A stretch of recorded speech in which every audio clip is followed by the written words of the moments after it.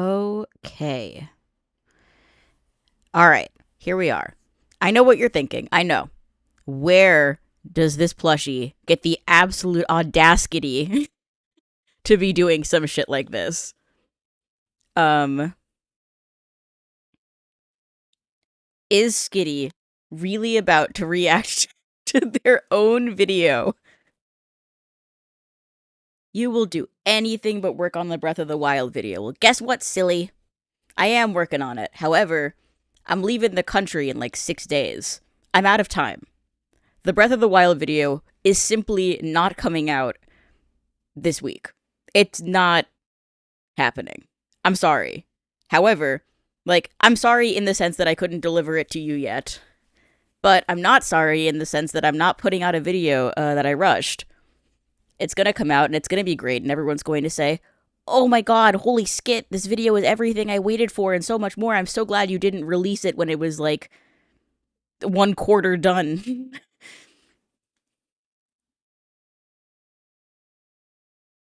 um, so, in lieu of uploading the video everyone actually likes, or as everyone actually is waiting for, instead, we're going to react to the video that everyone already likes because there are various little tidbits about it that you maybe didn't know. So, I'm happy to give some insights. This is not the fabled Autistica. I've been saying for basically since the video came out that one day I'm going to release like the extended cut of this video where I talk about everything in this game that drives me crazy. Because that video is much, much longer. But I'm waiting for the Masterworks book to come out in English before I do that, because I would like to have... I'd like to see what they have to say for themselves. The book is out in Japanese, but I think, like, if I tried to do the translation myself, there would be questions about, like, well, what do they actually mean, and is the translation accurate? Like, I think it'll be much better to do that once we have the necessary information to, like, figure out what the hell was going on here. So, this is not the Autistica of the Totaka video. This is just me chit-chatting about it a bit. Oh, I saw a dono come in, but I did not see it pop up in the alert box. Whew. I heard it. Is it? It's behind the Chrome window. That's why. Well, thank you, Morku, or perhaps Morsu. I'm not sure. Or maybe it's more cow. Why would you just rush the video? I know a game that was rushed and wasn't accessible for free. Yeah, it's gonna get a heart from me. Um. So, what we're gonna do is we're gonna watch everyone's favorite video. We're gonna talk about it. I'm gonna share various insights. And then one day the Breath of the Wild video is gonna come out, and everyone's going to be like, "Wow, Skitty, you popped off." God willing. And the video will not come out until I am 100% sure that it is peak. Like, the video is going to be multiple hours long and it's going to be cinema, or so help me God. I'm so glad you're watching this video for the first time. It's really good. So yeah. The stream's probably going to be long because the video on its own is 3.5 hours. But, well, 3 hours, 25 minutes, 10 seconds, and 19 frames, but who's counting?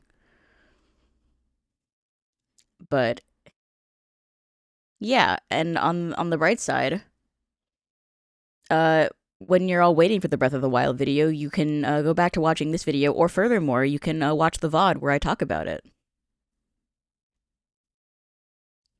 So, get your snacks, get some water.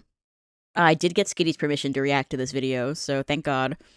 And without further ado, here's a little video you may have seen. Sorry, my face is blocking it. The video is called I Hate Tears of the Kingdom, which is based. Reach! Thank you so much for the 10. That is so very kind. It's me, I'm counting. W Skitty stream. So glad I caught it while doing school. Well, don't tell your parents. Am I gonna react to this stream in a year? Maybe. Anyway, let's let's begin, because you all know how this goes.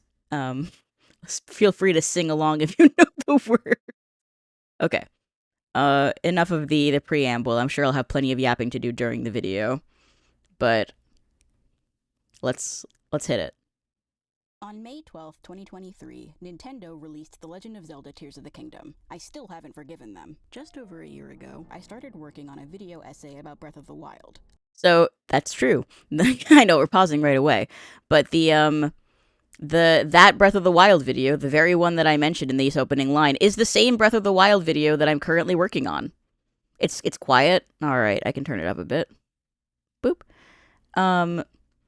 That it's the very same Breath of the Wild video that I'm currently working on. The notes document that I started with when I started working on the script for, the current project is the same notes that I've been using. I've been working on this video basically since 2022.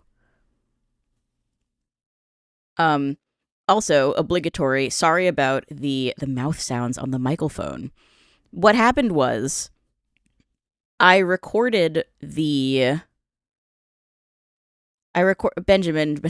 says, I applaud Skitty for being able to watch their video without cringing at their voice. Benjamin, I had to edit this video. Spent hundreds and hundreds of hours having to listen to my own voice. I have become very used to it.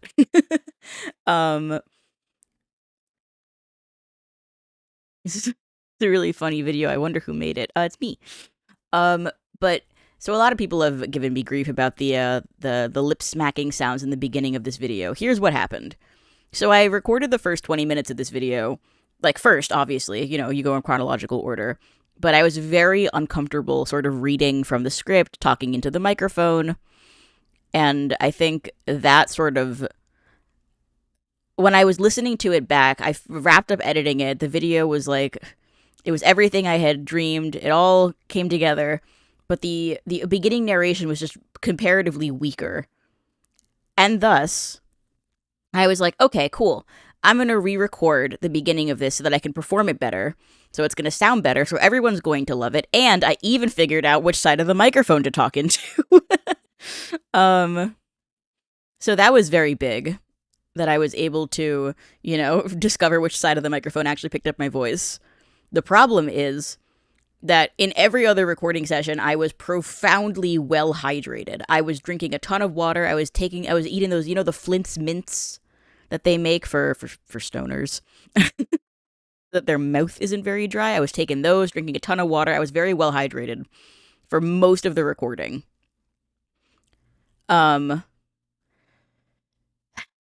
So the sort of sounds that people complain about were A, harder to hear because I wasn't talking into the right side of the mic, and B, were sort of softened by the fact that I was well hydrated. When I recorded this, it was far enough removed from the bong hits that I was no longer intoxicated, but not far enough removed that my mouth was not dry. My mouth was quite dry when I recorded these first 20 minutes, and I did not think about it that hard. Which I wish I had, because countless people are like, this video is unwatchable because of the lip smacking sounds, and it's like, alright, well, I'm sorry to hear that, but please keep watching it. I promise the audio gets worse / better.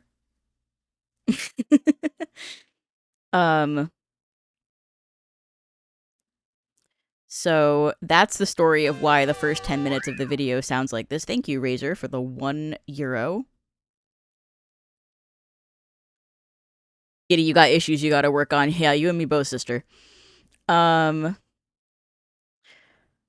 didn't even notice on your first watch. I think some people are... some folks, it doesn't bother them at all. Some people, it bothers them a lot, and there's a whole spectrum in the between.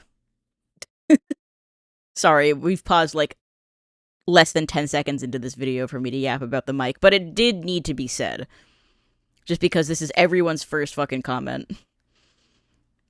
I'm almost certain people who comment that already hate the video, want Hughes to discredit you. I mean, it's possible, but, I don't ever want to assume that that's what people are doing. I would like to assume good faith, until people have proven to me that they are acting in bad faith, and then fuck them. This plushie's got claws. Alright. I know, it's never been done. That video, somewhere between a retrospective and a love letter, never got made. And while it's still something I'd like to make eventually, I'm not in a rush anymore. I guess I'm evidently still not in a rush. I promise I'm working on it. That initial sense of urgency stemmed from a fear that Tears of the Kingdom was going to be so good that there would be no reason to play Breath of the Wild ever again after it came out. That is not what happened. And now it feels like I can't make that video, not without talking about Tears of the Kingdom first. This is true, by the way. I'm glad that I made the Totaka video, because if I tried to make the Breath of the Wild video like I planned, I simply would not be able to. Because I would be so distracted by how much I hate this fucking game the entire time that it would simply be completely impossible. I would not be able to do it. The kind of fun thing is that, when other people react to this video, first of all, sometimes they don't fucking pause the video, they just talk over it. Point crow. But also, I know when I'm going to start and stop talking, so I can simply time my interjections not in the middle of my sentences. Anyway, my dream Breath of the Wild video exists in a world without Tears of the Kingdom. Because my dream Breath of the Wild retrospective exists in a world without Tears of the Kingdom. When I make that video, I'm going to be pretending that Tears of the Kingdom doesn't exist. And in order to do that, I need to have already said everything I need to say about this game. And I do have a lot to say, and I got 3.5 hours of stuff to say. I can turn it up a little bit more, but I got these big sensitive skitty ears. You have to understand, it can only be so loud or I'm gonna suffer. no small part because I love the game that it's at least ostensibly a sequel to. Since I started work on this project in earnest, more and more people have begun to come out of the woodwork to express their disappointment with Tears of the Kingdom, to the point that some people are quick to label the game's critics as bad faith, nitpicking, hating on something that's popular because it's popular, and I'll never deny that those people are out there, but I want to be very clear that the reason it's taken me over a year to Do y'all like this shot? This is one of my 2 Tears of the Kingdom mugs.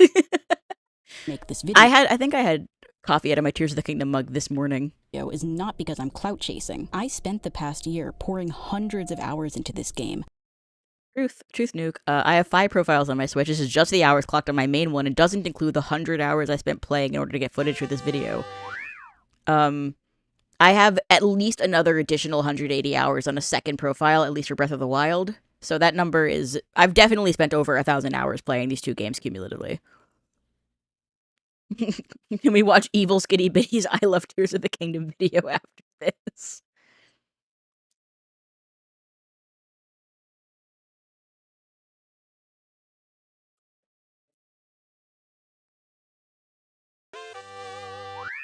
The reason Tears of the Kingdom is an unfinished rush mess that cost $70 is because it was made with a very Eastern philosophy.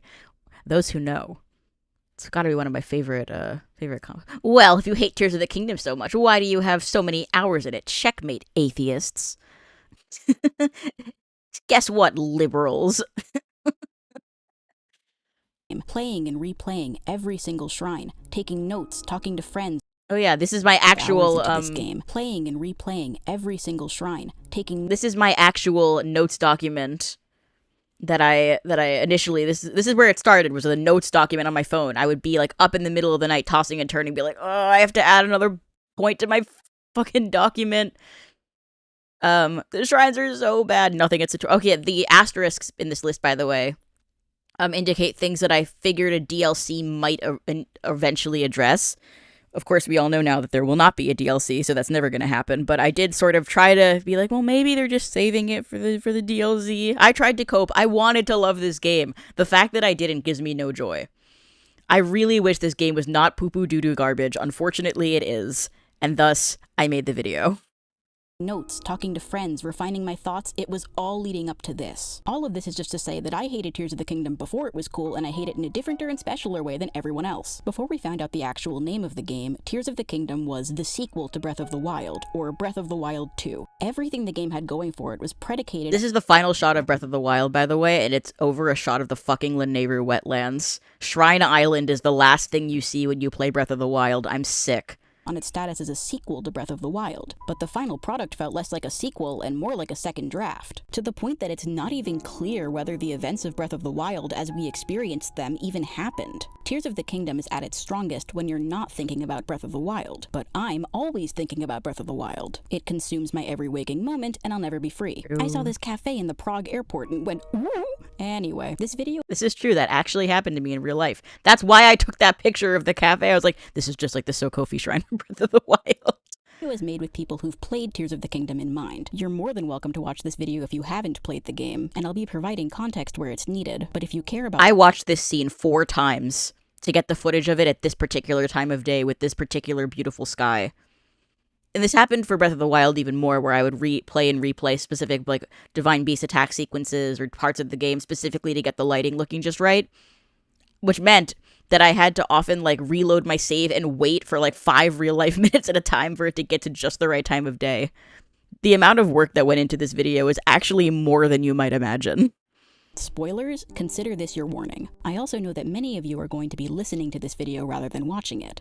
With that in mind, Hold the phone. Someone in the comments is saying misinformation. Anyone remember when it was said that Tears of the Kingdom was going to be darker like Majora's Mask? That was a mistranslation, and I am so sick of that particular tidbit being propagated. That's not what they said. What Aonuma said was that the trailer, the initial teaser trailer from 2019, was like dark, like Majora's Mask, darker than the actual game was going to be. Like, so what he was saying was that the trailer was darker than the game itself, not that the game was going to be darker than Majora's Mask. Oh, hello. Thank you for the 20. Fun fact, if you wear headphones and listen to Ganondorf walk around, you can hear his footsteps and how heavy they are. This is a reference to how hard they dropped the ball to his character in Tears of the Kingdom. Yeah.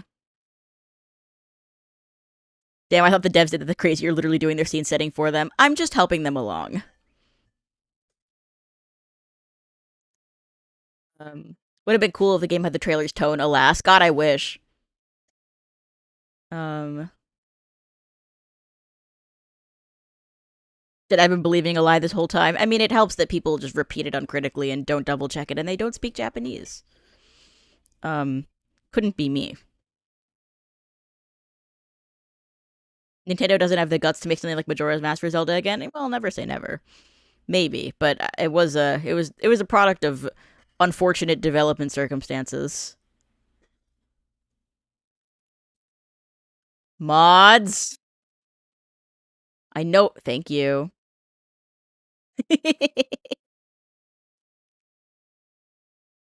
Damn. The 2 mods got there at the same time. Okie dokie. That timed out twice. Thank you, mods. I've got an army of delightful Brazilian moderators who are always on the case. My kings.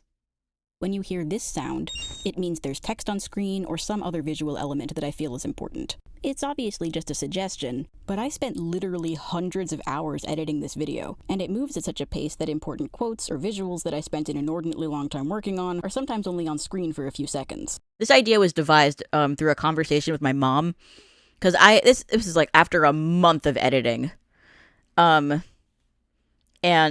I was complaining to her sitting at the kitchen table, and I'm like, you know, it's really frustrating that I'm working on this video, but like I'm a big YouTube viewer. I know that people are not going to watch this video with their eyeballs. They're going to listen to it like a podcast. It's 3.5 hours long. Most people are not going to sit down and watch this like a movie.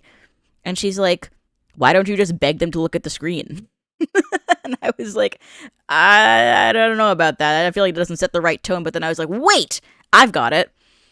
When I have a visual on screen, I can play a little sound and then they'll know to look at the screen. That way, people who are listening to the video won't have to miss out, and I won't feel like I wasted 2 months of my life painstakingly choosing the B-roll for every fucking shot in this video.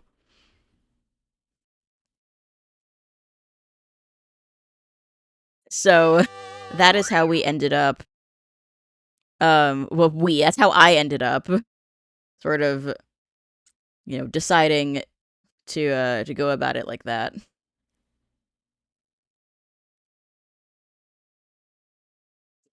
That's how we ended up with the beep sound.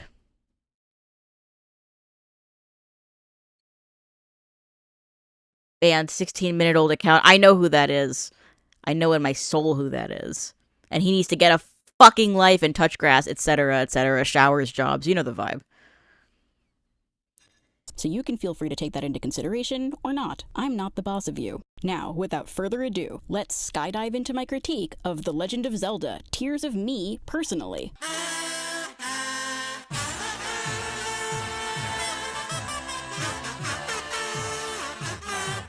Yippee! Secret stone? Demon King. Demon King? Secret stone. Ian, thanks for the 20. That voice again. I know why I am here. It's something only I can do. So you may notice his title is a bit different than the actual title of the video. I knew that the video was going to be called I Hate Tears of the Kingdom. I decided that like 6 months in advance. But technically the title of the essay is Tears of the Kingdom Broke Me, because it fundamentally did break me as a human being, and I've never been the same. So that's a fun little distinction if you're wondering why the title card here is different from the title card in the video. That's why. It was not like a late minute or like a last minute decision late in the game to change the title of the video to I Hate Tears of the Kingdom. That was always the plan. But the title of the essay is actually distinct. The more you know.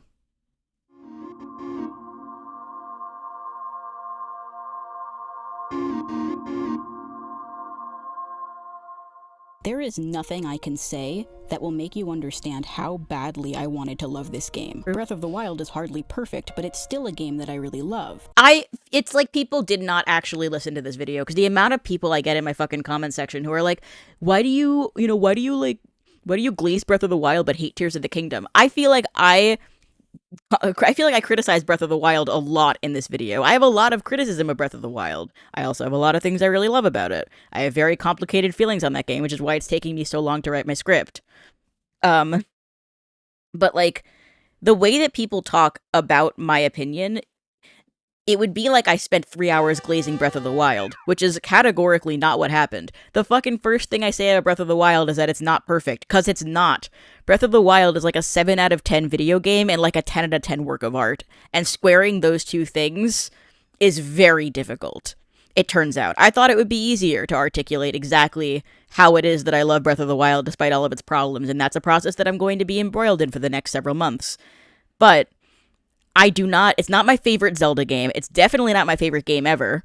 And I wish people would stop acting like it is. I'm definitely very, like, autistically fixated on Breath of the Wild, but it is not my favorite Zelda. It's not my favorite game. It's just a piece of art that I feel very strongly about. So let's, like, clear that up right off the bat.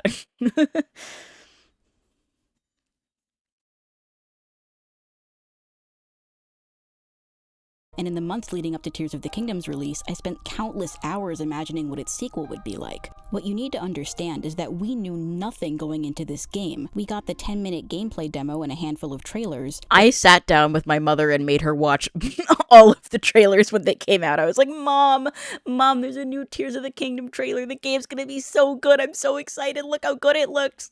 This game's shaping up to be my favorite game ever made. I'm so excited. Imagine if they take a game as flawed as Breath of the Wild and fix even some of its biggest problems. You will have a masterpiece on your hands. It will make Breath of the Wild look like a tech demo. Like, for real, though, and not in the way that Tears of the Kingdom copers pretend the game actually did, which it did not. But, like, how do you see a game as flawed as Breath of the Wild and take 6 years to make a follow-up to it? Wait, hold on. Why my chat just crashed? Is everything still... Yeah, okay. I'm not dropping frames. It's a Chrome thing.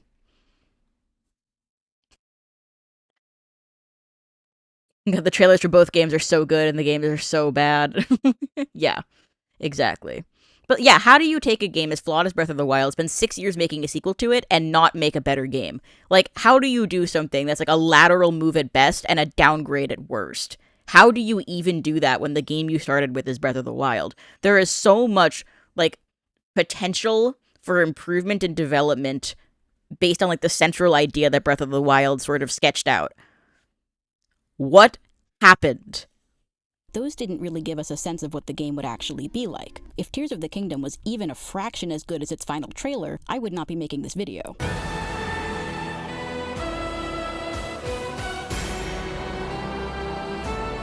True. Even the art book that leaked didn't spoil much of anything. My only takeaways from it were that this guy is named Rauru and that there was going to be cheese. This is underrated, by the way, that I knew this, that I learned this information.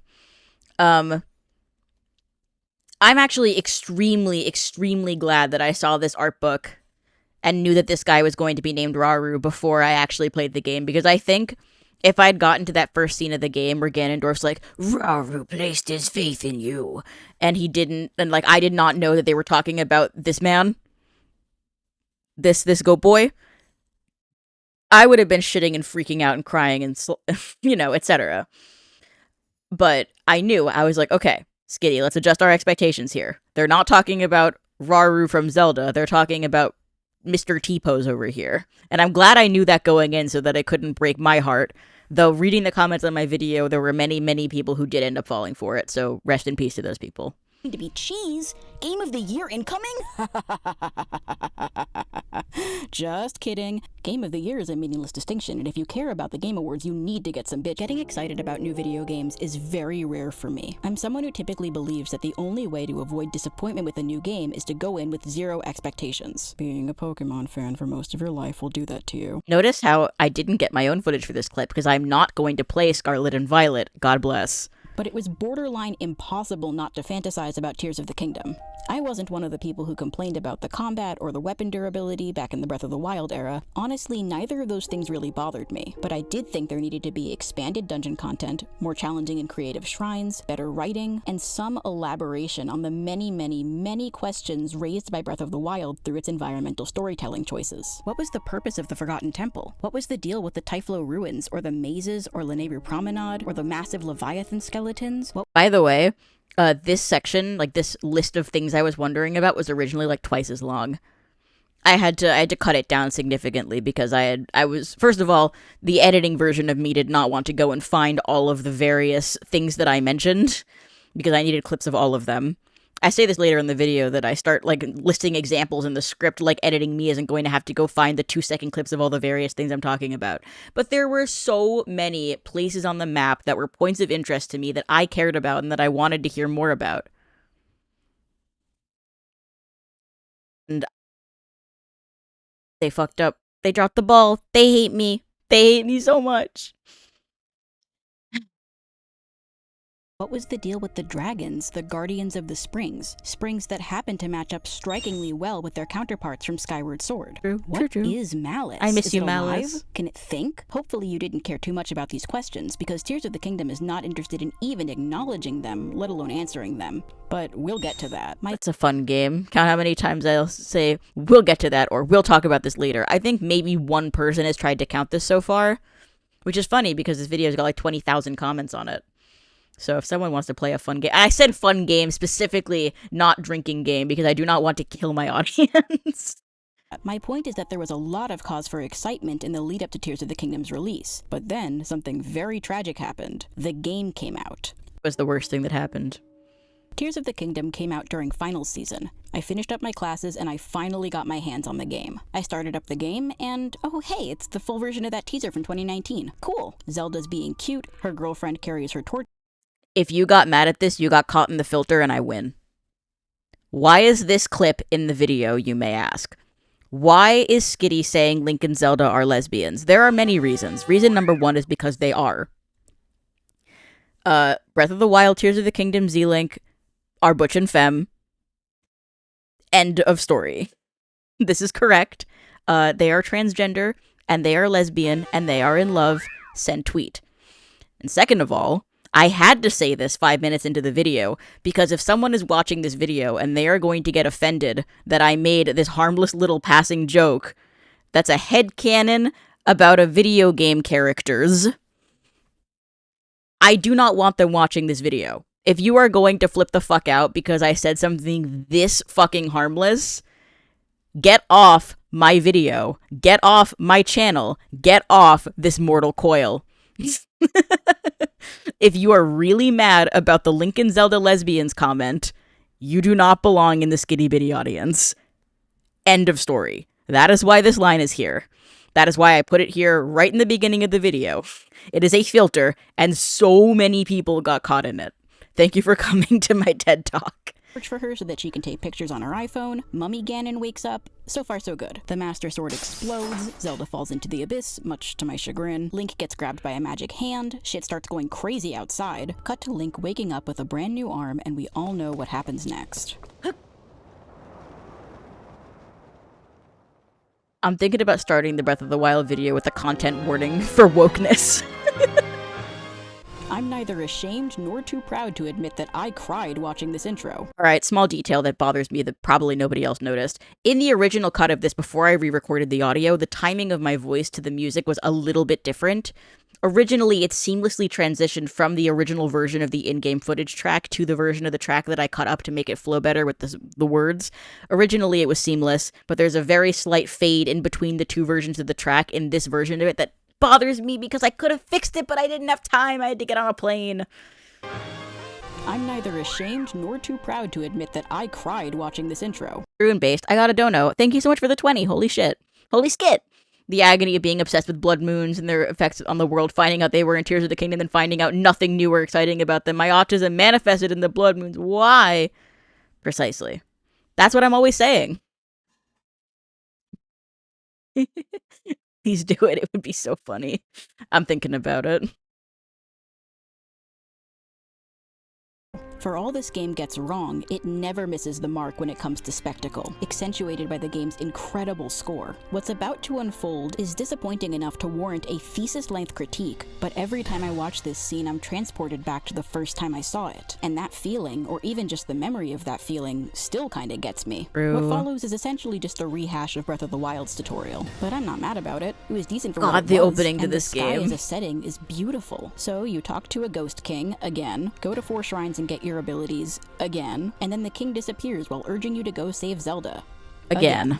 The Master Sword gets sent back in time, we see Zelda receive it in the past, and it is at this point that the game completely falls apart. Like, instantaneously. I do not know how they fumbled it this hard. Like, if they had just shown... Again. Wait, hold on. The Master Sword If they had just shown Link put the fucking sword in the glowy orb and didn't cut to Zelda receiving it, there would not be a problem here. Unfortunately, they decided to show us Zelda receiving the sword, so we know she's fine. She's got it. Whatever. I'll say this in just a moment. I don't have to, I wrote the script. I said the video already.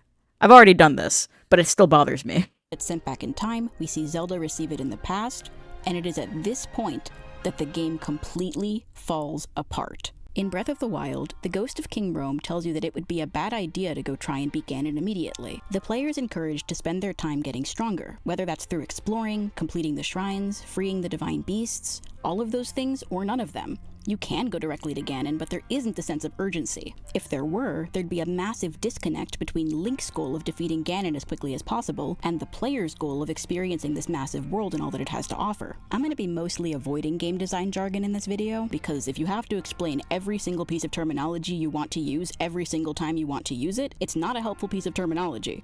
I do believe that this line got a slightly different version in the re-recording. I believe the original line was... if you have to explain the turn of phrase that some ivory tower gamer came up with every time you want to use it, it's not a helpful piece of terminology. Thought that was a little bit too intense for 7 minutes into the video. I didn't want all the game design students to get on my case, so I made it a little bit less angry. Having said that, yes, I do know that there's a term for that disconnect, and yes, I do know that it's called ludonarrative dissonance, so you can stop typing. I bring this up because the quest you get at the end of Tears of the Kingdom's tutorial is Find Zelda, a significant departure from Breath of the Wild's Destroy Ganon. The fundamental problem here is that Link, the character, wants to find Zelda as soon as possible, but you, the player, want to fuck around and build cars. What were they thinking? The pretense Tears of the Kingdom gives you for exploring Hyrule is investigating what happened to Zelda by visiting the same 4 regions you visited in Breath of the Wild, all of which are currently experiencing some sort of crisis. There isn't even a mention of defeating Ganondorf until after you've cleared the 4 main temples, and that means your only stated long-term goal for the majority of the game is to figure out where Zelda is. It's sure is a good thing that where Zelda is and what happened to her is not extremely easy to suss out early on, thus leaving you without any mystery or forward momentum for the entire game. It It would really suck if that's how they handled it! And what happened to her, which wouldn't be an issue except for the fact that the player already knows where Zelda is. We know instantly from this scene that she's fine. She's in the past, but Link doesn't know that. As far as he's concerned, Zelda's missing. She's possibly dead. There are real stakes here, personal stakes for Link, but the player's not worried about Zelda because she's obviously fine. Look, she's right there. But okay, I hear you. Maybe you didn't realize this scene takes place in the past, and there's no guarantee that this Zelda is our Zelda. After all, Zelda gets reincarnated all the time, so it's not impossible that we're seeing her distant ancestor here or something. And even people got really mad at my use of the word reincarnation there. It's like, actually, Zelda was only reincarnated from the goddess Hylia once, and the rest of them are just a single continuous bloodline. Okay, well, it's another incarnation of the character Zelda from the Legend of Zelda series. Jesus Christ, the level of pedantry in my comment section is going to send me to the fucking Squidward. Even if you know she's in the past, that doesn't explain how she got there or how exactly you're meant to find her. Unfortunately, Link finding out what happened to Zelda doesn't change anything. I'm remaining vague here on purpose because we'll get into this when we discuss the story. But for now, just keep in mind that the very premise of the adventure you're about to set out on is shaky at best and completely worthless at worst. There we go. Hi there, it's me during the editing process. You may notice that my mic sounds pretty good for someone who's never made one of these here videos before. It's so buttery. I sound so good. The bad news is that I figured it out hundreds of hours into the editing process, and I need to get on a plane in a few days. I wanted to have Skitty in one of the plane windows, but it was too small and you couldn't see her, so I put her on the plane.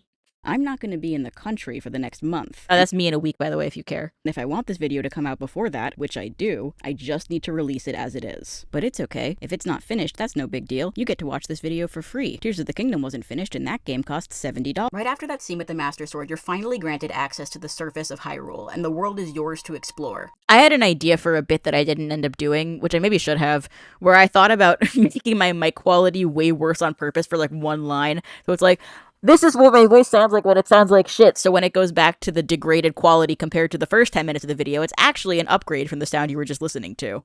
I ran out of time to put that in, but I thought it would have been funny. Sort of. You're still missing your paraglider, which Breath of the Wild gave you at the end of the tutorial. And given the emphasis this game places on vertical exploration, you're not actually free to explore the world until you manage to get your hands on it. This is one of the most baffling things about Tears of the Kingdom. It is what makes the game so much less replayable than Breath of the Wild. The fact that once you're done with the tutorial, you actually can't just go start Tears of the Kingdoming and you have to fucking walk on foot from Lookout Landing to Hyrule Castle and then back again is just like, what the fuck were they cooking? Like, do you technically need your paraglider? Like, no, you can do a challenge run without it, it's fine. But, like, the overwhelming majority of players are going to want the paraglider, because the paraglider is what helps you not die when you fall. Like, if, for example, you were being launched out of some sort of tower from a great height. Like, the damage that does to replays of this game is untold. Like, it's genuinely the most baffling design decision I could possibly imagine. Like, people are like, this is just Breath of the Wild, but better. And yet, if you hop into Breath of the Wild, you know what you're doing. You can be off the plateau very fast, and then the rest of the game has opened itself up before you for you to explore. In Tears of the Kingdom, no. You get off the GSI, and it's like, guess what? It's time for more busy work. Honey, it's 4 p.m. Time for your dick flattening. Go get your paraglider. So you land in the conspicuous new body of water, make a big splash, and make your way to Lookout Landing, your de facto base of operations in this game. Lookout Landing is a completely new settlement added to Tears of the Kingdom on top of what used to be the Sacred Ground ruins. And I don't have much to say about it. My first time playing this game, I didn't even realize this shelter area existed, and it didn't make any difference whatsoever. This location has the bare minimum amount of personality and identity, and talking to the people here mostly serves to fool you into thinking that the characters in this game remember who Link is. Overwhelmingly, when you meet an NPC in Tears of the Kingdom for the first time, even if you already met them in Breath of the Wild, they act like this is the first time you've ever met. And there are weird exceptions to this too. Hudson remembers you because you helped him build Terrytown, but in order for Hudson to have built Terrytown, Link needs to have bought the house from Bolson first, who doesn't remember Link. I've gotten a lot of nitpicks about this. Like, Link is just some guy who bought a house from Bolson once. He doesn't remember him, and it's like, the cope here is off the fucking charts. Like, this, you're making real-world explanations for a fictional world that someone wrote. There is no excuse for this. Like, they have met. And, like, a writer who was focused on continuity and immersion, or like a writer who was credited in the script at all, if there was a script for this fuck-ass game, would have done some fucking line here about like, oh, you look kind of familiar. I feel like I sold a house in Hateno Village to you at some point. Like, even if you grant that Bolson and Link were never besties, like, they've still met. And I get the sense that Bolson doesn't meet a lot of people on account of his favorite activity is sitting outside your house forever. So, it's just... it's oceans and oceans of cope. And even if a character doesn't personally remember meeting Link, are we seriously meant to believe that they don't recognize the guy who saved the entire goddamn world, like, within the past few years? In a world that has a newspaper? In Breath of the Wild, people were still discussing the champions 100 years later, but people don't recognize Link? Is he Tony Hawk? Even new players know that this is a sequel to Breath of the Wild. Tony Hawk. So the fear of alienating new players isn't a good enough reason to have almost everyone treat you like a stranger. But, okay. You arrive at Lookout Landing, and you're immediately given the runaround. Purah gives you a recap of the events you literally just experienced that's so unnecessary it would make Persona 5 blush. Then she sends you... I love Persona 5 slander! You're just gonna have to deal with tidbits of it from time to time. I'm never making a full Persona 5 video. I don't want to replay that fucking game ever again. Don't ask me what I hate about it. It's too fucking long. I'm not interested in getting into it. But I do love a little bit of Persona 5 slander. It's just what you need to get through the day. Over to Hyrule Castle to talk to a handful of other characters who really don't matter, and then you go back to Lookout Landing, at which point she activates the new Sheikah Towers and then finally hands over the glider. This whole sequence was pretty shitty and boring, but I held on to hope. I'd been looking forward to this game for 6 years, and I knew exactly where I wanted to go first. Typhlo Ruins. In Breath of the Wild, Typhlo Ruins was a location that absolutely captivated me. It was shrouded in complete darkness, filled with animal statues and architecture reminiscent of the 3 massive labyrinths, which were themselves a huge unsolved mystery. In the final Tears of the Kingdom trailer, we got a few seconds of footage showing the area with the lights on, and that was it. I knew I had to go there. This was my actual reaction when this trailer dropped. Me, crazy. Typhlo Ruins. I think it's funny that I misspelled ruins, but spelled Typhlo fine. First. So I did. I made my way north until I arrived at the ruins, and what I found there was a Skyview Tower. This shit still makes me sad and mad and full of tears. This is truly my Tears of the Kingdom. This moment, like, I didn't yet realize. I was still in the coping mode. I was enjoying the pretty colors and how good it feels to move Link around. This was not the moment that got me to immediately realize that I was in for the most disappointing experience of my entire life, but a part of me died when I got to Typhlo Ruins and there was nothing there. No story, no secrets. There weren't even any monsters to fight, and no, the constructs don't count. Before you try to tell me that actually there is content there, in a sense you're technically correct. You can come back here after you finish the 4 main temples and do some absolutely asinine tasks to reveal, like, a handful of gemstones, and like what, an amiibo item from Breath of the Wild, and some exposition written on a slab? This is I cannot believe that the fucking culmination of the Typhlo Ruins quest is a fucking slab that says Secret Stone Demon King. I hate this game! Far cry from something like an involved puzzle or story section or even a shrine. This did not do it for me, but I was still determined to find something interesting, so I headed west. It wasn't far from the ruins to the North Lomé Labyrinth, and throughout the trailers I'd seen the mazes inexplicably floating in the sky. That had to be something, right? So I made it to the labyrinth and I was disappointed but not surprised to find that the layout of the maze hadn't changed between the 2 games. Having played Breath of the Wild to death, I quickly dropped into the maze and found the shrine immediately. Even if I hadn't, by the way, there are pine cones conveniently placed in a line throughout the maze so you don't get lost, which is kind of the whole point of a maze, but I digress. There was a terminal to activate, and when I did, I received a new quest telling me to explore the sky level of the maze. At that point, I hadn't explored the sky at all yet, so I bookmarked it in the back of my head for later and pressed onwards, but my disappointment was growing. My next stop was the Forgotten Temple. At the risk of sounding like a broken record, in Breath of the Wild, this place was super interesting. I was so excited. I wanted it to be good so bad. I explored it with whimsy, joy, and wonder. I wanted it to be good so fucking bad. It gives me no joy that this game ended up being so dog water. I wanted to love it so bad. took clear design inspiration from Skyward Sword, complete with a massive goddess statue, somewhere that you'd expect to be a site of great significance, but it's hidden away at the bottom of the game's deepest canyon. On top of that, the place was filled with guardians, and the Breath of the Wild art book Creating a Champion confirmed that the royal family of Hyrule had placed them there intentionally. It took me like 10 minutes, The Wild maybe art book longer. Creating a Champion confirmed that the royal family of Hyrule It took me like 10, 15 minutes to get this stupid highlighted text effect. Uh-oh, I'm gonna get sued by Illuminati for plagiarism. had placed them there Those who know. intentionally. So what were they there for? What were the guardians guarding? It was one of many areas in Breath of the Wild that was disappointing because there was nothing there, but that still presented some interesting questions for the sequel to answer. I arrived at the temple and, as I had anticipated, the guardians had been cleared out, along with the rest of the Sheikah tech in the world. In its place, though, was nothing. Maybe there was a handful of low-level monsters sitting around a campfire, or like a Korok, but certainly nothing that even came close to filling up the massive, now empty room. And they are massive, by the way. This place is fucking... It's huge. It's fucking huge, and there's nothing in here. They couldn't even, like, put, like, I don't know, some fucking Zonai people in here, or someone. People are always saying, like, the world in Tears of the Kingdom feels so much more alive. But, like, where are the people? There should be at least some guys in here, no? Maybe some guys in your giant fucking room? Maybe these fucking shrines are off to the side. They couldn't put it in the same spot from Breath of the Wild because reasons, so they just had to be like, yeah, let's put it over there. Why not? I hate it. I really, really do. Come to think of it, why is it... I mean, they had to put it here so there was something in the halls. It would have made more sense to put it beyond the big door. But they couldn't do that because then there would be actually nothing in the Forgotten Temple instead of, like, nothing and then this thing off. This is fucking throwing off the feng shui here big time.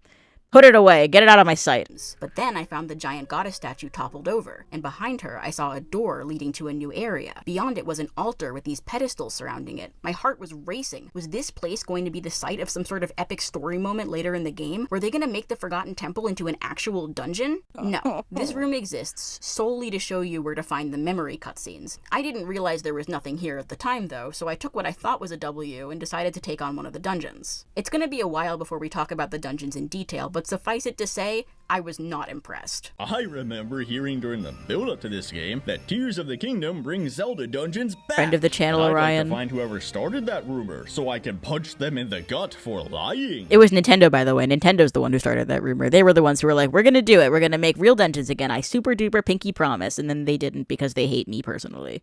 I was beginning to feel nervous. The Great Sky Island had been a fun take on the Breath of the Wild gameplay formula, but if this is what the rest of the game was gonna be like, I might be in for a rough time. I made my way over to the Hebra Sky Maze that wasn't too far away from the Wind Temple. I interacted with the terminal, the giant door slid open with some vague words about a test of wisdom, but the thing that got my attention was the mention of the Ruler of Owls. What was that? Was I finally going to discover something of substance? And see, Ruler of Owls implies there's Ruler of Dragons and Boars, like the Triforce from Zelda.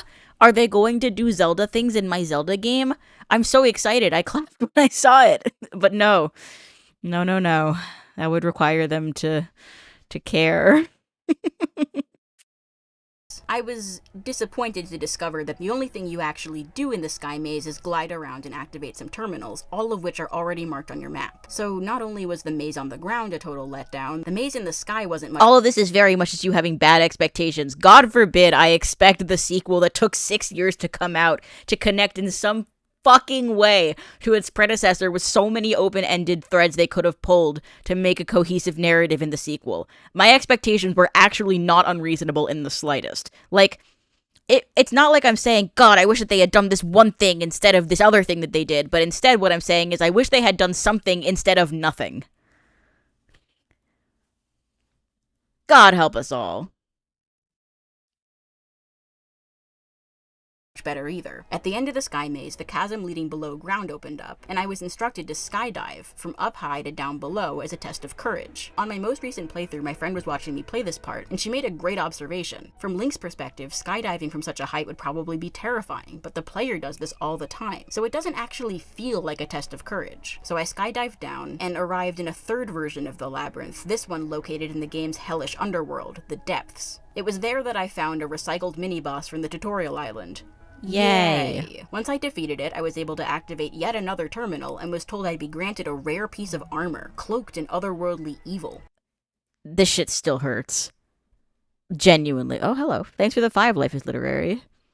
One thing that still gets you, they could easily have had Skyward Sword connections, maybe with their Sky Islands, like Skyloft. No, they forgot. They forgot about that.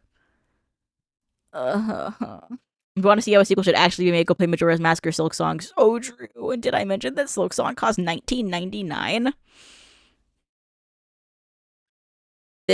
God. Oh, hello. Salix, thank you for the $50. Holy shit. When I played Breath of the Wild, the bone in my gamer brain grew 10 times its size and I was awakened. Tears of the Kingdom came out during the lowest point in my life. And I loved it so much, probably because my brain was covered in muck and slop, so I just accepted the awful game. And by the way, that is actually valid. Like, if Tears of the Kingdom came out during a tough time in your life, if it gave you comfort when you were hurting, if it did something for you that you needed, then it doesn't matter if I think the game sucks, because it did something for you personally and it made you happy, and genuinely, I do not begrudge the joy in your heart. Like, it is totally acceptable to love Tears of the Kingdom for whatever reason that you end up loving it. My issue is not with people who enjoy the game. My issue is with the people who incessantly defend the game, and defend is in quotes because they rarely actually pull up examples of, like, counterpoints to any of the things I talk about. They just kind of are like, no, Tears of the Kingdom is good because of all of the examples that I won't give you. The pedestal with the treasure chest rose up from the ground. I went to open it and... Are you kidding me? This can't be serious. They cannot be serious. The payoff to all of this is recycled DLC armor from Breath of the Wild? I'm not angry enough in this clip. I should be screaming. Like, I feel like screaming every single time I think about this. So in fact, you know what? We'll give a more impassioned version of this rant when past me is done with it. I could forgive the underwhelming ground maze. I could forgive the underwhelming sky maze. I could even forgive the recycled boss fight. But this? This is my reward? Armor that you can't even upgrade? If they were gonna recycle armor from Breath of the Wild, which is already lazy on the face of it, why not the Barbarian armor? That would have made sense. You got the Barbarian armor from the mazes in Breath of the Wild. Phantom fucking Ganon from Ocarina of Time? What does this have to do with this maze, with the Ruler of Owls, with anything? Worst of all, this was just one piece of an armor set, meaning the other 2 mazes would reward me with the other 2 pieces. That's by far the worst part about this, by the way. I hate literally everything about this. The Phantom Ganon armor makes me so angry still, and the game came out like more than 2 years ago. Like, this shit makes me want to bite my fucking fingers off like baby carrots. I hate the fucking Phantom Ganon armor. What is it doing here? What? They were like, we need to put something in our fucking mysterious big side. Like, this is one of the big ticket side quests in this game. Like, this game does not give you a lot of optional shit. There's no, like, optional dungeons for you to discover or anything. The closest thing you get, like, structure-wise, is doing the maze trios. So the fact that you finish one of them, and the fucking chest appears out of the ground, and it's like, surprise, look at these fucking pants! Look, Ocarina of Time reference! Remember Ocarina of Time? Sure you do. I'm fucking sniffing my own farts so hard right now. I love Ocarina of Time, don't you? Remember when Ocarina of Time? Remember when Phantom Ganon? Don't ask what this is fucking doing here in the Zonai maze. Don't ask what any of this is doing here. Just don't think about it. Just don't think. Turn your brain off. Smooth brain, smooth brain. Didn't you like fighting the Flux Construct again? You hope you liked it because there's like 1,000 more in this game. I hope we like fighting the Flux Constructs. I hope you liked walking around the maze and then flying around the maze and then walking around the fucking dimly lit hallway that we're masquerading as maze number 3. Fight the mini boss, get the chest. What's inside? Fucking disappointment! There is nothing for you in this game. This game says, fuck you. And you know what? If you did go through that maze in all of its boringness, if you went through the ground maze and the sky maze and the this part, and you got to the end after all the various slow-moving text and the fucking vague lore nonsense about the Ruler of Owls, you open this chest, it's the Phantom Ganon pants. It's like, well, this just means the other 2 mazes are going to give me the fucking Phantom Ganon shirt and furthermore mask. the entire motivation to engage with this big ticket content is completely erased the moment you open this chest. The fanfare, the pedestal that rises from the ground, it says you get otherworldly armor. Yeah, the other world is Ocarina of Time from 1998. Do you remember Ocarina of Time? Reference! Don't you love it? Take these pants, and don't you dare upgrade them. Take these pants and don't dye them in the shop. Don't worry, these are definitely the best stealth option in the fucking game. The armor bonus is so good, there's definitely nothing else in the game that gives you that bonus and can furthermore be upgraded. No. I hate these pants. I hate these pants, and I hate this set, and I hate this quest, and I hate this game. I am going to make every copy of Tears of the Kingdom remotely detonate, so if it's in your Switch, get ready. I cannot possibly overstate how disappointed I was by this. This moment radicalized me. I knew in that moment that this game was the worst case scenario for a sequel to Breath of the Wild. And as you can probably tell by the length of this video, I mean that in just about every way imaginable. From here on out, I'm going to be breaking down all of my issues with Tears of the Kingdom in the hopes of finally getting some closure with this game. They aren't making DLC for it apparently, so hopefully once this video is out, I'll have all of this out of my system.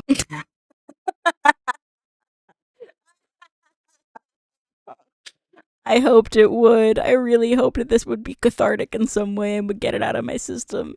And it was, in a sense. I suppose it was cathartic. I am glad that I was able to share all of this with the rest of the world and furthermore permanently damage this game's reputation on Twitter arguments for the rest of time. That makes me very happy. But it did not heal my soul. That is permanently damaged. I won't have to think about the game ever again, and I can go back to playing Breath of the Wild in peace. Chat, did you know that Skitty Loaf? Did you know that Skitty Loaf? Don't think about Tears of the Kingdom. Tears of the Kingdom bad. Look at Skitty Loaf. So bitty, so skitty. That's me if you care. Back to playing Breath of the Wild in peace. Okay, I lied a little. Before I can start ripping into this game, I need to address something. In the Mystic Wolfie, thanks for the 10. Here's some money to go towards the detonation of every Tears of the Kingdom copy on the planet. Delcatty's in chat.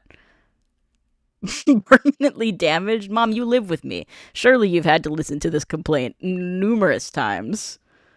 I lied a little in the sense that I said I was going to start talking about the game. First, I had to read off this list of things that people seem to have conveniently ignored. They're like, I can't believe you hate everything about this game. I can't believe you hate fun. I can't believe you never gave this game credit where it was due, even though I have a whole section for doing that.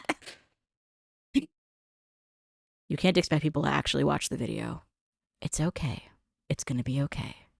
Minute-to-minute experience, yes. Tears of the Kingdom can be a fun game. It's fun to run around and build silly contraptions. It's fun to fly around on the Zonai plains. It's fun to walk around on the dragons. In fact, here's a handful of other things I liked about this game.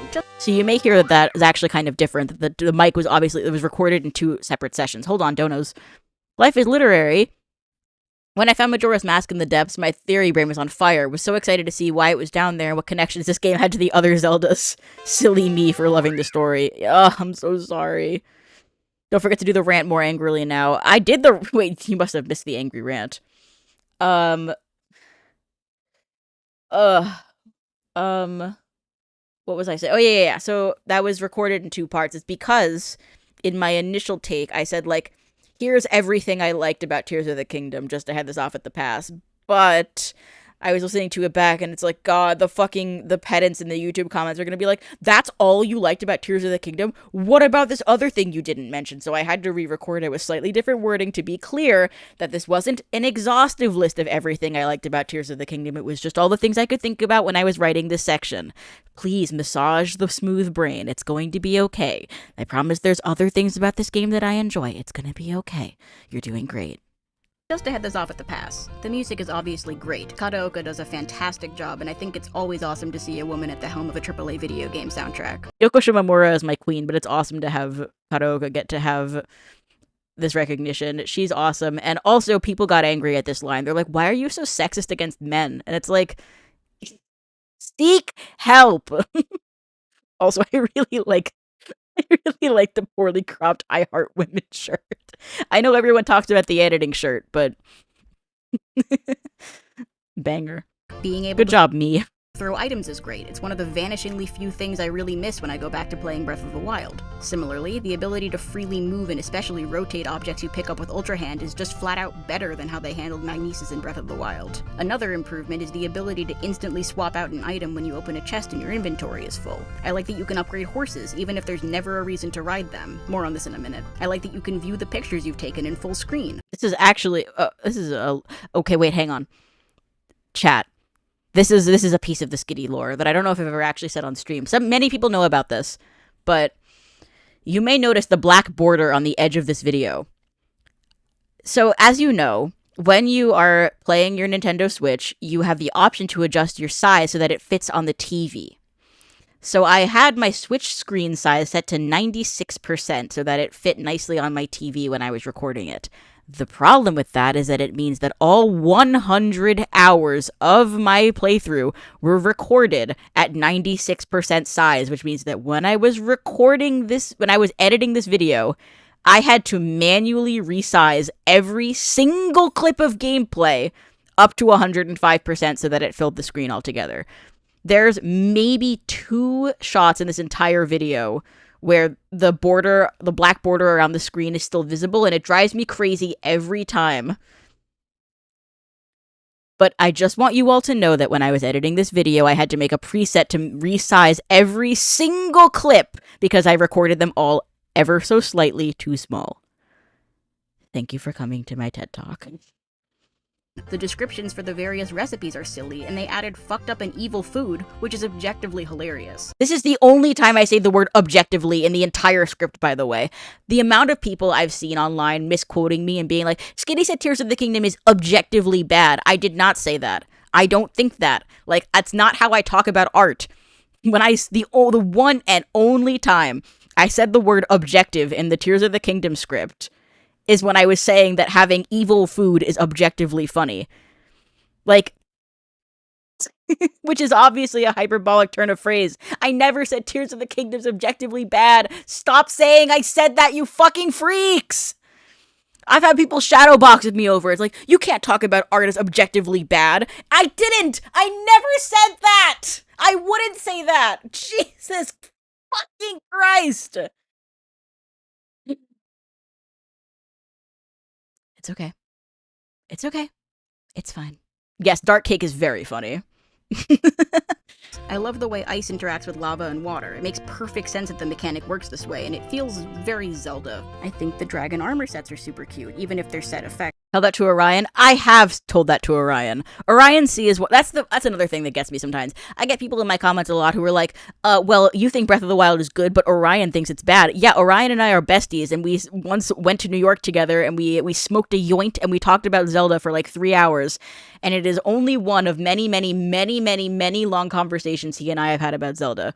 I think playing Tears of the Kingdom has actually softened his opinion on Breath of the Wild a bit, because he sort of understands it more as like a tragic case of wasted potential, and also all of the things he talks about in his video.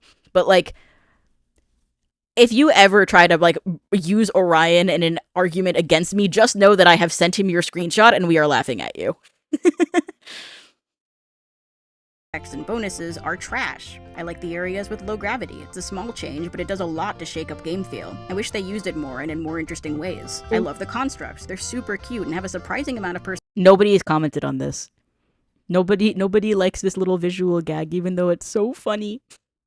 Nobody appreciates my genius. personality. Skydiving is executed pretty much perfectly. It's exhilarating and satisfying, even if I'll argue in a few minutes it pretty much ruins the world design, but I'm getting ahead of myself. Proving Ground shrines are great, especially compared to the resource-wasting snooze fest Test of Strength shrines from Breath of the Wild. Speaking of shrines, the shrine names come from real-life places in Kyoto with their names scrambled. Check out this map. I think that's sick. I love the final Shout out to Chubby Bub, friend of the channel, whomst made that map. boss in the ending sequence, even if I don't feel like it's earned in context. I like that Raru's a goat dude and he's got goat mannerisms. I love the shot composition in the cutscenes. I love this shot a lot. I love the fruit. I love the teapot. I actually did like a fucking study where I tried to like extrapolate what the rest of this teapot looked like from this one scene. I really love how these cutscenes look. Mwah, mwah, mwah, mwah. aesthetics. I love the costume and character design. Hey, did I mention that this game's pretty? Like, really fucking pretty? In a win for gay people everywhere, Zelda is taller than Link in this game. You either understand what I meant here, or you don't. Like, the amount of grief that this fucking line has generated in my comments section is beyond measure. I knew that would happen. I was prepared for it. It's still funny. People are like, what do you mean Zelda being taller than Link is a win for gay people? What could that possibly mean? Meanwhile, the gay people in my audience are like, yes, this is a win for us. It makes perfect sense. Yeah, and see, in the chat, you can see people are either like, I don't get it, or I completely understand it. I'm a short he, him, MB, and I love this line. Exactly! Zelda's taller than Link in most games, isn't she? That is correct. I don't understand this line logically, but I understand it spiritually. Exactly! You either get it or you don't. And, like, exactly. The short kings, and that's the thing. Maybe the line should be amended a bit, because I think, like, the gay people and furthermore the short kings, because, well, as long as you're normal about it. If you're like an angry style short king who's really angry at the gods for making you vertically challenged, like, first of all, me too, and second of all, it's gonna be okay. The short kings and the gay people have joined in a holy union to fight against our enemies, which are people that are taller than 5'8". If you do this, you can pick a whole bunch of apples really, really fast. My point in going through this list is just to say that I don't think the game is all bad, and it's lazy to write off my criticism by saying, oh, well, it's just not for you. I really wanted to love this game. I've loved the Zelda series for as long— Everyone's like, when are you gonna face reveal? But I did face reveal. That's a real picture of me in real life. I do not— Do I still look like I did when I was 9? No. I don't look anything like this these days. But that is a real picture of famous YouTuber Skitty H. Biddy at the age of 9 years old. I was serving a little bit. It's giving non-binary. It's giving, you know, etc. Thank you, past me, for my life. long as I can remember, and despite my issues with it, I love Breath of the Wild. You don't remember this picture? This is what happens when you don't watch the video. Second, I thought you were that tall. Maybe I am. Generate what famous YouTuber Skinny Bitty looks like at 24. I doxed myself before Delcat. I didn't dox myself. You don't know what my name is. I'm Skitty Bitty. What do you mean this picture of you at 9 doesn't still look like you perfectly? Yeah, I hit puberty a bit. Just a little, though. My face went no rupee sound for Bitty Skitty. That was on purpose. If you're looking at the screen, you get to see a real-life picture of my face, and if you're not, then you miss it.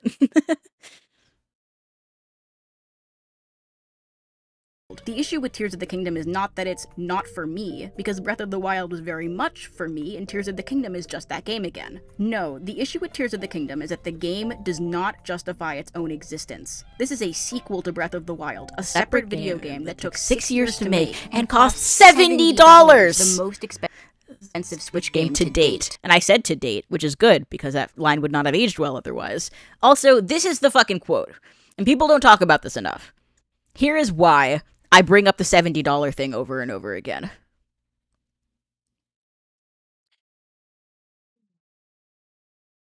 It's not just that the game costs $70. It is that Doug Bowser specifically said that the game is $70 because the price point reflects the type of experience that fans can expect when it comes to playing this particular game. It's $70 because the game is just that good. And so when I see some shit that reminds me that the game is not in fact that good, I'm brought back, I'm flashbanged with the mental image of Doug Bowser glazing the $70 price tag. He says, no, it's fine, actually. That is an improper use of the term glazing, by the way. That's the wrong word. I'm sorry. My apologies. The Skitty Bitty HQ will do a better job to make sure they are choosing their words intentionally, because that's not what that means. The glazing is what the Totka fans do. Doug Bowser is really just, you know, what he is doing is gassing the game up by saying that the price of the game indicates the quality of the experience. So, whenever I'm complaining about the quality of the experience, I think about this. The good things about Tears of the Kingdom are, in fact, good. Image relevant, by the way. This game is so fucking pretty. Oh, I want to eat it. But are they 6 years good? Are they $70 good? I know for a fact you hide on the silo and snack on vegetables. Premium side quest, by the way. Keep these questions in mind as you watch this video. If you love Tears of the Kingdom, great. I love My Sims Party. Enjoying a video game does not make the video game good. I think this line also, like, frankly triggered a lot of people. Like, what I said here is the words that came out of my mouth, which is enjoying a video game does not make the video game good. Too many people interpreted that as me saying, even if you like Tears of the Kingdom, it's still objectively bad, which is, first of all, not something I ever said. And second of all, what I actually meant is what I said, which is that the fact that you enjoy a game is not actually indicative of, like, anything besides your enjoyment of it. Like, you can enjoy a game that, for example, has super unpolished controls and isn't fun at all, but you can still enjoy it because you like playing it with your friends and giggling at how goofy it is. That's why I picked My Sims Party as my example, is because I actually very much like and look forward to playing this game with my friends. It's very silly. It's good shit. Is the game well programmed? Does it have a robust single player campaign? Like, is it a good, it's a good game, but it's not a good Zelda game.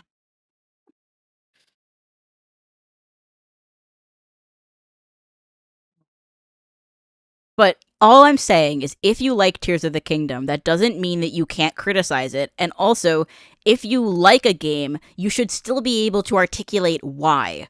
And you should be able to criticize it. Like, I liked this game is not actually a rebuttal to any sort of criticism. That is all that I meant when I said this. I'm not saying that you're wrong if you like the game. All I'm saying is that liking the game is not enough to prove anything other than the fact that you liked it. I'm not trying to take your love of the game away from you, and while I'm definitely a hater, I'm not just a hater. If I didn't care about this series, I would not be making this video. Long disclaimer out of the way, let's get this show properly on the road. There is a non-zero percentage of you that are watching this video without having played Tears of the Kingdom. The music in I'll this take game this is so opportunity to good. explain what Link's main abilities are in this game, which will also give me a chance to talk about some of the problems with them. Ultra Hand is the signature ability of the game. It allows you to pick objects up, rotate them, and stick them together. This is what lets you build stuff. It's a cool idea. Being able to manipulate almost any item in the world gives you a ton of flexibility, but as we'll discuss, this game doesn't really do anything interesting with it. It's also super janky. Nerl said it best when he said that for every 10 seconds of doing cool shit, there's 10 minutes of trying to get a wheel to stick in the right place. Fuse is the ability you will likely use most throughout the game, as it allows you to attach monster parts, materials, and even bits of the environment to your weapons and arrows, making them more powerful and also more durable. This only works to a point. Fusing something to your weapon doesn't repair it or anything, it just adds some attack power to it and maybe a few more swings if you're lucky. Also, despite its widespread use in combat and just general play, you almost never use it to solve puzzles. Needing to This is a clip of the Ijo-O shrine, by the way, this one here. This is the only Fuse-centric shrine besides the Fuse tutorial. The only one. Use it to solve puzzles. Needing to use Fuse to make a fire arrow does not mean it's a puzzle that uses Fuse, it's just a puzzle that uses a fire arrow with extra steps, and I do mean extra steps. Ascend is pretty simple. If you're standing under a ceiling or overhang, you can jump up and swim through it. This totally changes how you think about enclosed spaces like buildings or caves, and it's a mechanic I'm actually pretty fond of for the most What? Skitty likes something in Tears of the Kingdom? Really? part. Far too often the game will cut to this stock animation of Link swimming through the void in order to have enough time to render the world on the other side. I've also heard that that can be a little camera trick so you're not passing through objects, though I think actually passing through objects has a sort of charm to it.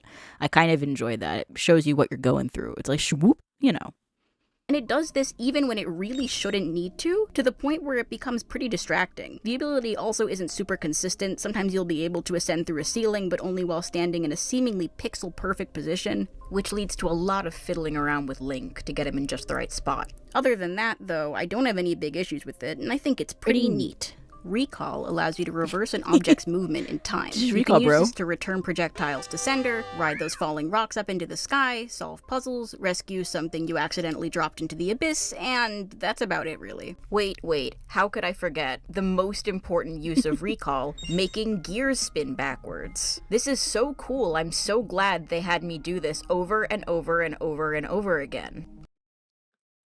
That wasn't even all of the various spinning backwards on cogs footage. Those were just the ones that I could pull up. And by the way, the only reason I knew how to get all those clips so easily is because I have all the fucking shrines memorized. Like, so there's something wrong with my Brian, I fear. Recall is incredibly powerful, but also criminally underutilized, and a lot of the puzzles in this game are seemingly set up without taking recall into account. It's very easy to use Ultra Hand to move a platform up for a second, then lower it back down, climb on, and use recall on it.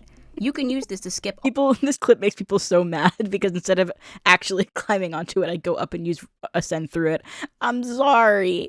I'm just a little skitty. all sorts of puzzles, which I've seen a good number of people praise, actually. But I maintain that if you peel all the stickers off of a Rubik's Cube and stick them back onto the cube looks completed, you didn't solve the Rubik's Cube! The last ability is the only one you don't get as part of the tutorial. It's called Auto Build, and it allows you to save things you've built to a submenu and easily recreate them. This is a very solid idea with some absolutely awful implementation, something we'll talk about in the next section. When you're building with Auto Build, Link can pick up and use items in his immediate vicinity. If you're building something that calls for an item or material that isn't right there in front of you, you can use Zonite, one of the game's currencies, to generate the needed materials from scratch. These materials you purchase with Zonite are colored a solid green and can't be moved or adjusted once they're placed. They'll just disappear if you try. By the way, those who noticed, I'm in the Lanayru wetlands in this clip.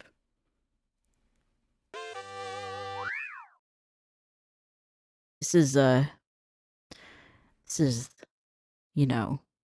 You try. You can also only save 8 Oh, nobody. Thanks for the 20. Thank you so much. builds to your favorite section, which is really not that many. It would have been nice to be able to upgrade your capacity for custom schematics, especially in a game that everyone seems to insist is about creativity. This was a memory thing. It's insane. Did they? I actually don't know. Did the Switch 2 version increase the number of auto build schematics that you can carry at a time? Because if it didn't, I may have to crash the fuck out. Because really, 8 auto build slots, it's not enough. Also, for obvious reasons, you can't use auto build in shrines. I think this is a decent batch of abilities with some major sticking points. Apparently this game was finished a year before it was released and they spent the final year on just polish. And I honestly find that hard to believe, because this game shipped with a user interface and control scheme so unpolished that I genuinely can't believe people playtested this and then allowed it to be released in this state. Spoiler alert, that's what the next section's about. Yeah, the year of polish is actually a mistranslation. It was the year of Polish because they just watched the fucking Polish cow video for 8 hours a day. Breath of the Wild was designed with the Wii U in mind. This is the necessary starting point for any discussion of the user interface in these games, because the Wii U's main gimmick was the gamepad. This thing is like the result of illicit breeding between a Wii Classic controller and an iPad. So true, It was an absolute What the fuck was nightmare I to develop cooking? games for, but honestly, when it worked, it really worked. The Wind Waker and Twilight Princess remakes on the Wii U integrated the gamepad for real-time inventory management, and if Breath of the Wild hadn't had its gamepad features nuked from orbit, the Wii U version of the game would probably outclass the Switch version, which is probably why they made that choice. Tears of the Kingdom's user interface is just an updated version of the Breath of the Wild user interface, which was already outdated when the game released on the Switch in 2017. Rather than overhauling it for the new game, they left most of the menuing unchanged, and in some cases they made it worse. Quick selecting weapons and items was quick and snappy in Breath of the Wild, but there's a brief pause before the menu comes up in Tears of the Kingdom, and I'm not sure why. People have pointed out that this is probably because of all the glitches that you could do with the quick menu in Breath of the Wild, like skew clipping and stuff. But, like, adding a delay that makes the game feel worse is a band-aid solution that actually doesn't improve anything. It actually, like, they couldn't figure out how to get rid of skew clipping, so they just made the game feel worse to play. Awesome trade-off. In Breath of the Wild, you could also use the L, R, ZL, and ZR buttons to scroll through the quick menu, and for some reason they took that out for Tears, which makes no sense considering the amount of scrolling you'll be doing in this game. Which brings me back to Fuse. First of all, there's no way to set types of arrows like in previous Zelda games, or even like in Breath of the Wild, which means you'll be making every single fire arrow, bomb arrow, whatever, every single time you want to use one. You made this video a year ago. Guess nothing else gets views. That's correct. This is the only thing that I ever do that gets any views, and thus I am going to milk it dry forever. No, it's actually because I'm working on another very long monolithic video, and people who are chomping at the bit for Skitty Slop are probably quite interested in hearing what I have to say about this video that they've all seen 100 times. So here I am. Your list of items is just a single continuous hotbar of everything you've ever collected, and there's no way to fuse stuff from the menu. In order to fuse something to your weapon or shield, you need to take out the item you want to fuse, drop it on the ground, switch to the weapon or shield you want to fuse to if you're not already holding it, activate fuse, and then press the weapon or shield button every single time. This is especially bad during combat because fusing mid-battle is extremely clunky, especially since there will almost always be monster parts or weapons or plants lying around that you can end up fusing to your weapons by accident. You understand maybe you don't. I don't know. I feel like people don't appreciate the effort that I go to sync up the clips, not only with my speech but with the music in the background. You notice it if you're looking for it, but like, look at this. Time. This is especially bad during combat. He hits me right when I say the word combat. The video is it's actually a secret music video. The whole thing is just one giant edit. Combat, because fusing mid-battle is extremely clunky, especially since there will almost always be monster parts or weapons or plants lying around that you can end up fusing to your weapons by accident. I don't understand how this is considered acceptable. Link can eat hundreds of apples and an entire raw chicken in the menu, but he can't fuse his weapons there? This system discourages players from experimenting with fuse because of how much scrolling you'll have to do to find new items to use. With over 250 material types in this game, this is in no way a sustainable system, especially without some sort of favorites tab to pin specific items for easy access. A thing that they could update and add to Echoes of Wisdom, but not Tears of the Kingdom for some reason, even though there are way more materials in Tears of the Kingdom than there are Echoes and Echoes of Wisdom.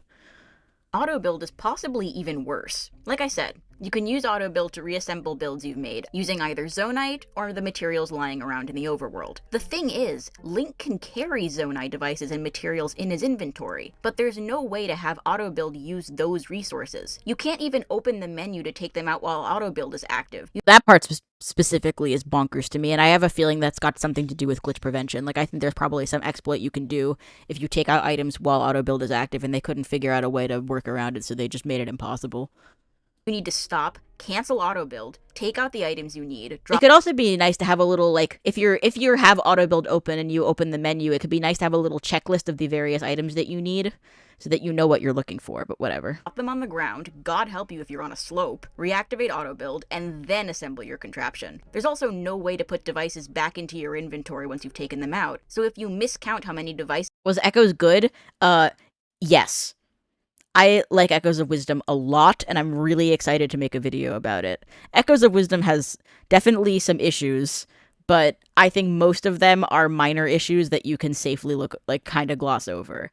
I think, like, again, I'm going to talk about all of this at great length someday, definitely after the Breath of the Wild video, but I really loved Echoes of Wisdom. I think, like, if you go in with, like, normal expectations, listen, the biggest problem with Echoes of Wisdom is that it is a Switch game, and the Switch is both a handheld and a console. If you approach Echoes of Wisdom as like a 2D Zelda game in the 2D Zelda lineage, a la Link's Awakening, Link Between Worlds, the Oracle games, Phantom Hourglass, Spirit Tracks, if you are approaching it like that, and you're playing it in handheld mode, you're looking down over this adorable little Hyrule diorama, and you're having fun doing Zelda stuff, like, it's not groundbreaking. It's not pushing the series to new heights. But it is a solid, adorable little game that I definitely think is worth playing. I think Echoes of Wisdom is great, and it is in many ways a step in the right direction. Echoes of Wisdom, they could never make me hate you. You need for a build, the extra ones will just go to waste. This also feels like nobody playtested it. It may seem like a small thing, but every aggravating design choice works to harm the overall experience. For example, and this isn't related to Link's powers, but I do need to talk about it because it drives me crazy. Visiting stables in this game allows you to accrue pony points in order to get rewards. This is a cool system, but the stable... You shill, you just like women. Yes! Guy won't just give the rewards to you. He tells you there's a reward available, then you need to walk around to the side counter and watch him take his sweet time moseying on over to talk to you again, and like, why do this? It's the same guy. Just give me the reward. You already have it. You're going to give it to me. Why are you doing this? Why are you like this, Tears of the Kingdom? Why do you hate me? Then there's the stuff that was annoying in Breath of the Wild and didn't get fixed in this game. The scope and the camera, for example, are still separate features when they should really have been integrated. He has to take off his stable hat and put on his reward hat.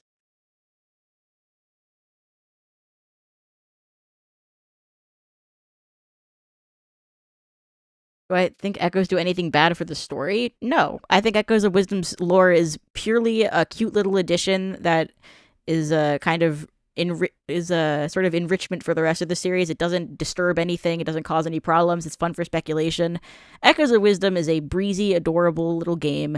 It is bite-sized and delightful. If you go into it expecting a fucking generational masterpiece, you will be disappointed. If you go in expecting a fun little game that you can play and have fun with, and then it's over and you're like, oh yeah, I had fun with that game. That is what it says on the tin. You play Echoes of Wisdom, you're like, I'm going to be hanging out with this little lemon buddy and creating my various tables. And it's great.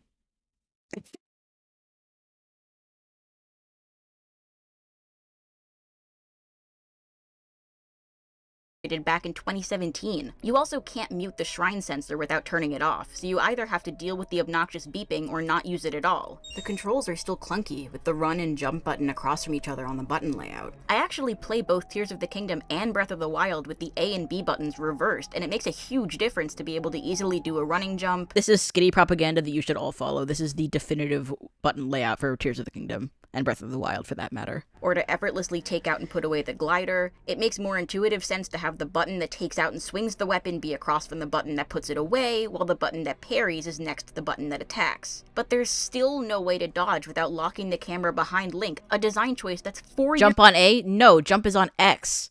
Silly. Years older than I am. It's still way too easy to accidentally push the left analog stick too hard while running or fighting and have Link crouch, rendering him slow, vulnerable to attack, and unable to dodge. People were like, oh, this is a skill issue. Like, I wasn't talking about me, dipshit. Like, people don't understand that, like, me noticing when a design detail is clunky or when the control scheme has some problems with it that are unintuitive. It doesn't mean that I'm bad at the game or couldn't get used to the controls. Like, I could, and I did. I just think that they were not thought out super well. Like, the fact that there's a very easy switch that you can make to the controls to make the game play a lot better is evidence of what I'm saying. Like, it's not a fucking skill issue, because I can still play the game just fine. Like, I'm not saying, this makes the game hard and unplayable. I'm saying, this is suboptimal and maybe should have gotten a bit more playtesting. God damn, people are stupid. The Blood Moon cutscene is skippable, but only if you press X and then plus, information that's never properly conveyed. Great Fairies still make you sit through their endless flavor texts, still tell you about set bonuses for the 100th time, and there's still no way to see what materials you need to upgrade your armor without going to visit a fairy fountain. Tears of Jump is B, because that's where it was on Kingdom Hearts on the PS2. Based. Kingdom also lets you upgrade your horses, which is a cool idea except for the fact that it's got the same problem as the armor system. If you want to see how many cooked meals you'll need to give to Melania for him to upgrade your horses, you have to go talk to him. And then there's the sages. The fucking sages. In case you haven't played the game, please understand that the A button, the one used to interact with everything in the game, also activates all 5 of your sage abilities as long as they're standing next to you. If a whole bunch of materials are lying on— Kissa says, I always forget about the horse fairy. I never forget about Michelle from Hello Happy World. Every time I see your profile picture in chat, I'm teleported back to being 16, and I'm like, fucking Bandori mentioned! The ground and you're mashing the A button to pick them all up, it's not at all uncommon for Tulin to blow them off a sky island and into the abyss, or for Yunobo to light them on fire. This is equally bad in combat, where the sages are never where you need them to be when you need them to be there. It's very easy to hop on Minoru's back by— So, another thing about this video, the development side. I did not collate my fucking footage. That's the biggest mistake I made in the process of making this video, is the fact that I did not take my footage and edit it and, like, label it so I knew where the various clips were, which means that every time I needed some fucking 3-second clip of an example, I had to scroll through my over 100 hours of footage to look for, like, 3 seconds and then do it again 8 seconds later. That's why the video took me, like, 3 months to edit.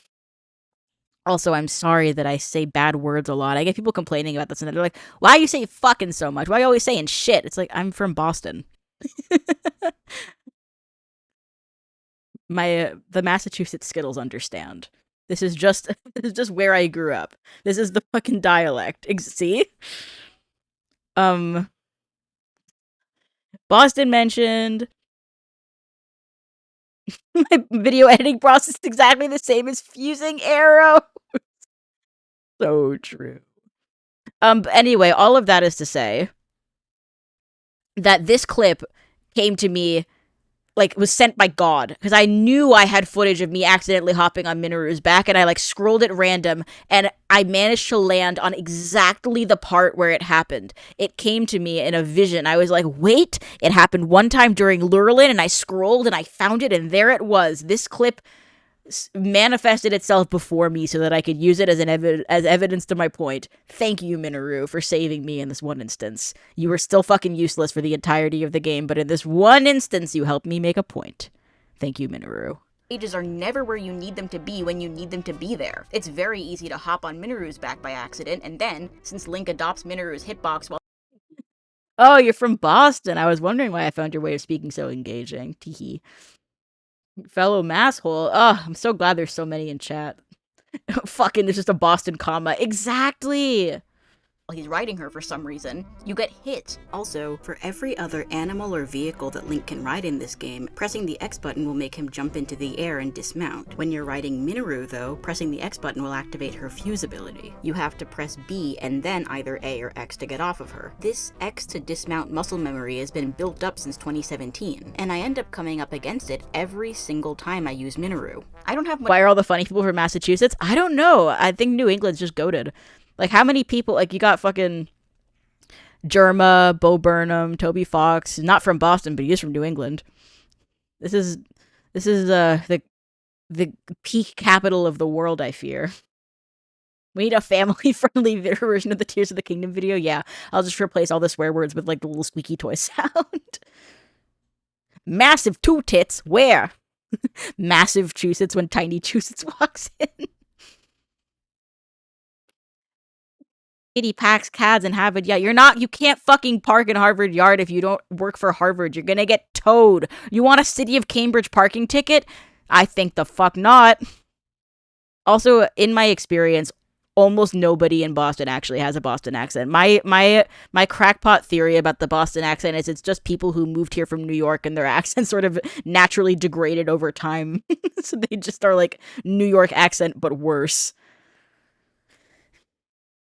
Much footage of this, not because it doesn't happen, but because it's so annoying that I just never use the sages. It doesn't help that they take up a ton of space on the screen, and every time you climb or glide, there's a distracting flash as they return to your hand. If they're all out in combat, you'll end up running around chasing the specific one you want to use, when that's time better spent just attacking the enemy directly. The sages are not strong enough or convenient enough to justify having them out, besides Tulin, but even then he's often more trouble than he's worth. He'll often attack enemies and get their attention when I'd rather just sneak past— How long till Shrine Island rant? Like, it's 47 minutes in, so 17 minutes from now.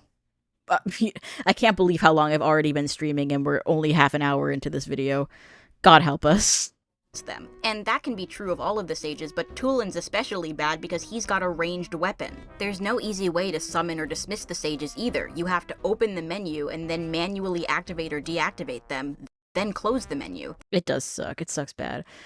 What would they say? The further out you get from Metro Boston, the stronger the accent gets. That's true. There's people down in fucking Saugus or Canton or Quincy or whatever who sound way more quote-unquote Bostonian than the people who actually live in Boston. You'll enjoy falling asleep to this stream? Yippee! I gotta turn on mid-roll ads, please. Please, I don't have a job. I don't have a job right now. This is all I have. One of my favorite lines coming up, the menu colors mumble. Sorry, famous commenter Walt. First of all, get modded, idiot. And second of all, that line is actually not until I complain about the Spirit Temple, which is a couple hours from now. So unfortunately, you are a fake fan, and it's time for the electric chair. This is the same Iron Boots bullshit that everyone hated in Ocarina of Time. It sucked then, and it sucks now. The only real improvement is the aforementioned ability to quickly swap new items from chests when your inventory's full. But given all of the things they didn't change, and all the new frustrating things they added, it's hardly enough for me to consider the UI and UX of Tears of the Kingdom up to Breath of the Wild standard, let alone better than it. But enough of this talk of UI and UX, let's get into the real conversation here. Let's start by talking about the open world. What changed, what didn't, and what probably should have. When it was confirmed early in Tears of the Kingdom's development that they were reusing the map from Breath of the Wild, I was actually excited about it. One of my biggest issues with the story presentation in Breath of the Wild was the wealth of locations that had some sort of story that was implied but never explored, never developed. Relevant. I mentioned a few of these already, like the mazes and the Forgotten Temple, but it's important to note that these points of interest were everywhere. There was untapped story potential around every corner. I wonder what the significance of the Rift Peninsula is. I still wonder! I wasn't worried about them recycling the world because I saw Breath of the Wild's Hyrule as fertile ground for this new story to grow out of. In Breath of the Wild, I rarely felt like my exploration was rewarded. At best, I'd find another shrine or a Korok seed, but that's at best. Let this be a lesson for all fake fans get modded. Show your ass without restraint. Listen, that's why there are so few mods. All my Skitty fans are real fans.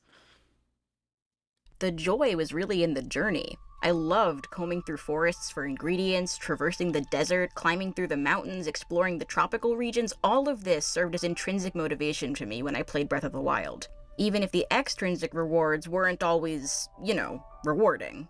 Tears of the Kingdom fares even worse than Breath of the Wild in this sense because at least Breath of the Wild was a new world with new content. I understand the appeal of using that world as a sandbox to build silly cars in, but that's Breath of the Wild nuts and bolts, not a mainline Zelda game. Breath of the Wild managed to get away with a lackluster reward structure because the joy was in the journey. Voltage, you're my favorite fake fan. Excuse from 6 years ago. It doesn't hold up now, and you're not doing nearly as much journeying in this game anyway. To explain what I mean by this, let's talk about how you get around in these games. A lot of ink has been spilled about the triangle design in Breath of the Wild. I'm gonna spill a bunch more in a few months when my video comes out. Look forward to it. That is, the relationship between walking, climbing, and gliding. The introduction of the paraglider meant that even if you climbed up a mountain and didn't find anything at the top, you still had the ability to survey your surroundings from that new vantage point, and then you could glide down to your next point of interest. For a good chunk of that game, the main method of gaining height was climbing, which was Who's my favorite Brazilian? You know it's Seikori? I don't know. I think Seikori's kind of a little weirdo. Don't tell him that. I'm joking. slow, but the time you saved by gliding down to your destination versus walking tended to balance it out. That's also why Revali's Gale was so satisfying to unlock, and also why it could be so game-breaking. Even Revali's Gale had its limits, though. You could only use it 3 times before you had to wait out a cooldown, and a single usage of it was powerful for sure, but it wouldn't eliminate the need for climbing altogether. Also, if you're doing wind bombs, because I was, when I go to get footage from specific places in Breath of the Wild, I often just wind bomb to get wherever I'm going. And I noticed while I was recording footage for this video that, even if you're literally glitching the game to launch yourself across the map, you still don't get as much vertical mobility as you do in Tears of the Kingdom. The severity of, doing a wind bomb is beyond anything you can possibly imagine. Very sorry, no, the severity of the Skyview Towers is so much worse than even wind bombing or BLSS. Tears of the Kingdom has absolutely no regard for the integrity, the sanctity of this terrain that they crafted by hand. Tragic. Especially when faced with taller cliffs or mountains. While you could wait 6 minutes in the middle of a climb up a cliff for the ability to recharge, that's almost always slower than just climbing up the rest of the way yourself. Movement in Zelda games, with a few exceptions like the Zora swimming in the original version of Majora's Mask, has never been particularly fast, and I think slowing the player down and forcing them to walk places, while occasionally tedious, does force them to familiarize themselves with their surroundings. And I'm saying this because Tears of the Kingdom... Well...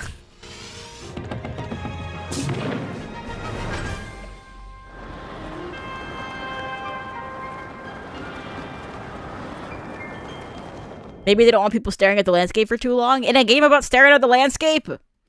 You might not initially realize how big of a deal this is. I'm not really sure what I can say to properly express the ramifications of the ability to launch Link a million miles into the sky. So let's try this. Tears of the Kingdom introduced these little coordinates in the bottom right corner of the screen, including one number representing Link's elevation. Are you the type of person to say the compass shouldn't exist on Hollow Knight? No. No! Those people are tryhards and freaks.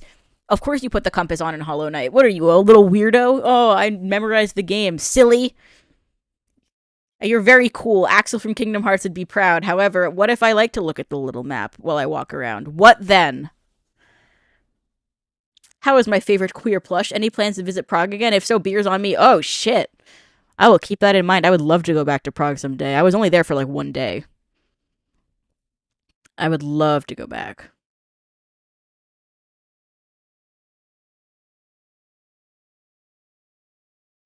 I love to figure out on my own, and that's your prerogative. But if people want to use the compass to navigate in the world, a game about fucking navigating, the game where they put the compass in on purpose, it's fine to use the compass. Look, I'm not going to get derailed on a Hollow Knight / Silksong tangent here, but like, the fact that people get angry when people use the stuff that the developers put in the game on purpose is bonkers. Like, when I see crest slander in Silksong, it's like, oh, if you use the Reaper's crest, you're bad. Or if you use the Wanderer's crest, you're bad. Or if you use the Beast crest, you're bad. Like, fucking, they're all in the game on purpose because the developers put them there. It's always, though, just explore and find new items to make the game easier, bruh, until you do that. And they're like, actually, it doesn't count. Like, God, you people are so fucking annoying. Stop smelling your farts and maybe you'll make friends.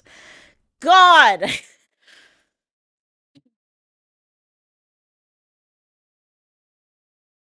Anyway. Elevation at any given moment. The highest point on Breath of the Wild's map was the peak of Death Mountain. Standing at that spot in Tears of the Kingdom gives a readout of about 900 units. So Breath of the Wild's map maxes out at a height of 900. Now, let's see what happens when we launch Link out of the Lookout Landing Skyview Tower, the base of which, for reference, is at an elevation of 25. 1,168 units. With the press of a single button, you're sent flying up higher than the highest point on Breath of the Wild's map. This isn't an outlier either, by the way. I found out while doing research for this video that the towers actually launch Link to different heights. That was my favorite part of when fucking Ratatoskr reacted to my video. He stopped at, like, flying up higher than the highest point on Breath of the Wild's map. He paused here to be like, actually the towers all launch you to different heights, whereas if he had pressed play and kept watching for even one more second... This isn't an outlier either, You would have seen this fucking I found screenshot. out while doing research for this video that the towers actually launch Link to different heights. There are 15 Skyview towers around the map, and only one of them has a launch height that maxes out below that 900 unit maximum from Breath of the Wild. And I suspect that this tower being comparatively weaker than the rest has to do with its proximity to the Wind Temple. If it launched Link as high as the others do, it would invalidate most of the Rising Island chain, one of the most widely praised portions of the game and something we'll talk about more when we discuss the dungeons. This world was simply not designed with this amount of vertical mobility in mind, and it shows. It's not just the launch that's the issue, though. It would be problematic enough on its own, but there's another element of this game that takes this from damaging to utterly disastrous.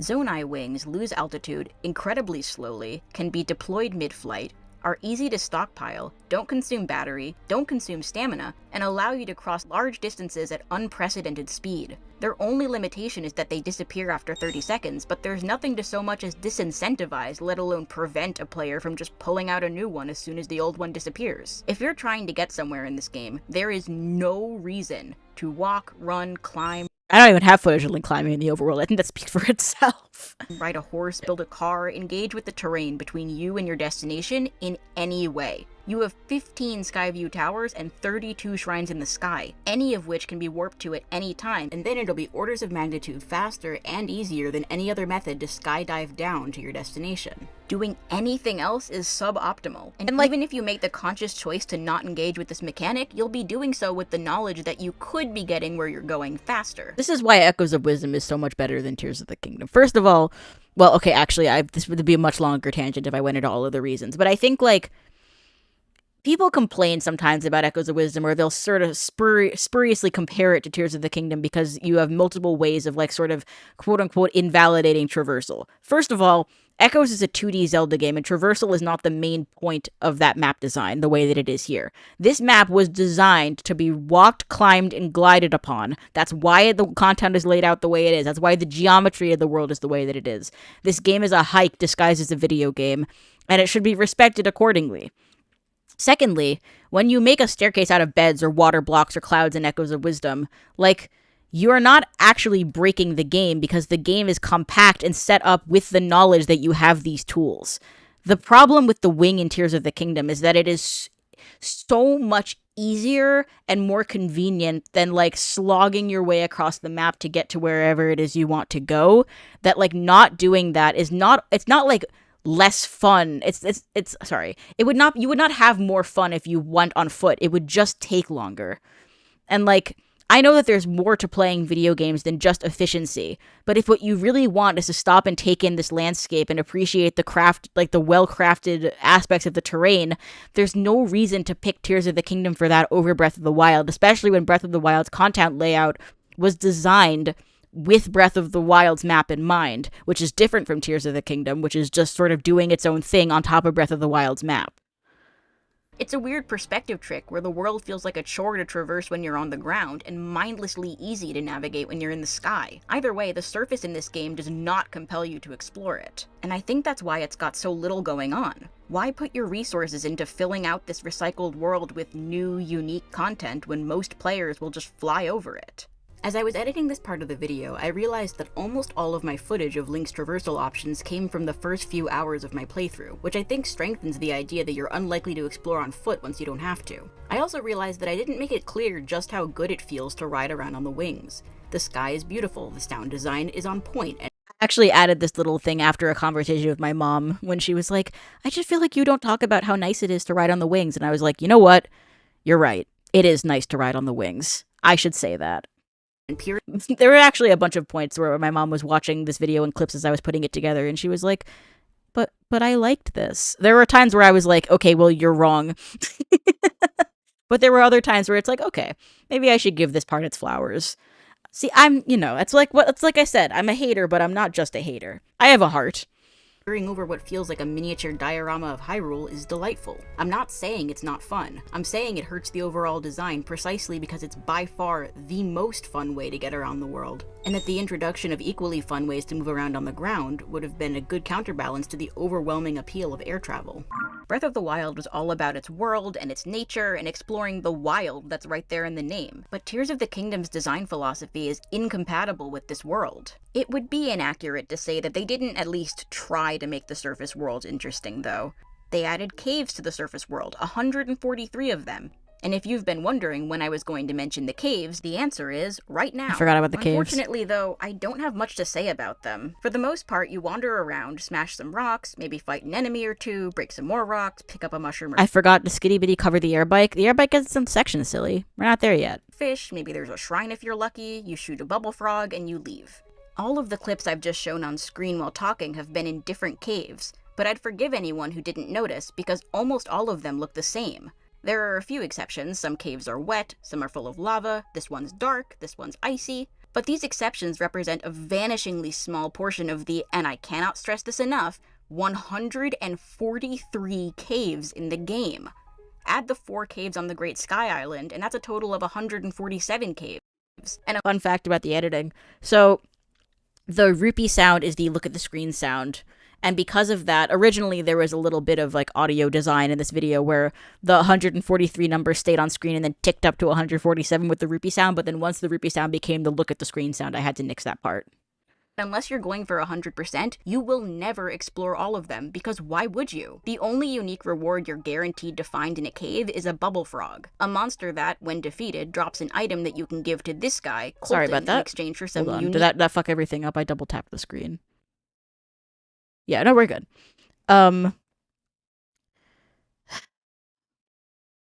It's kind of funny, when I'm listening back to this part, you can very clearly hear me start to lose my voice, because I recorded all of this basically in one sitting, and I was tired at this point.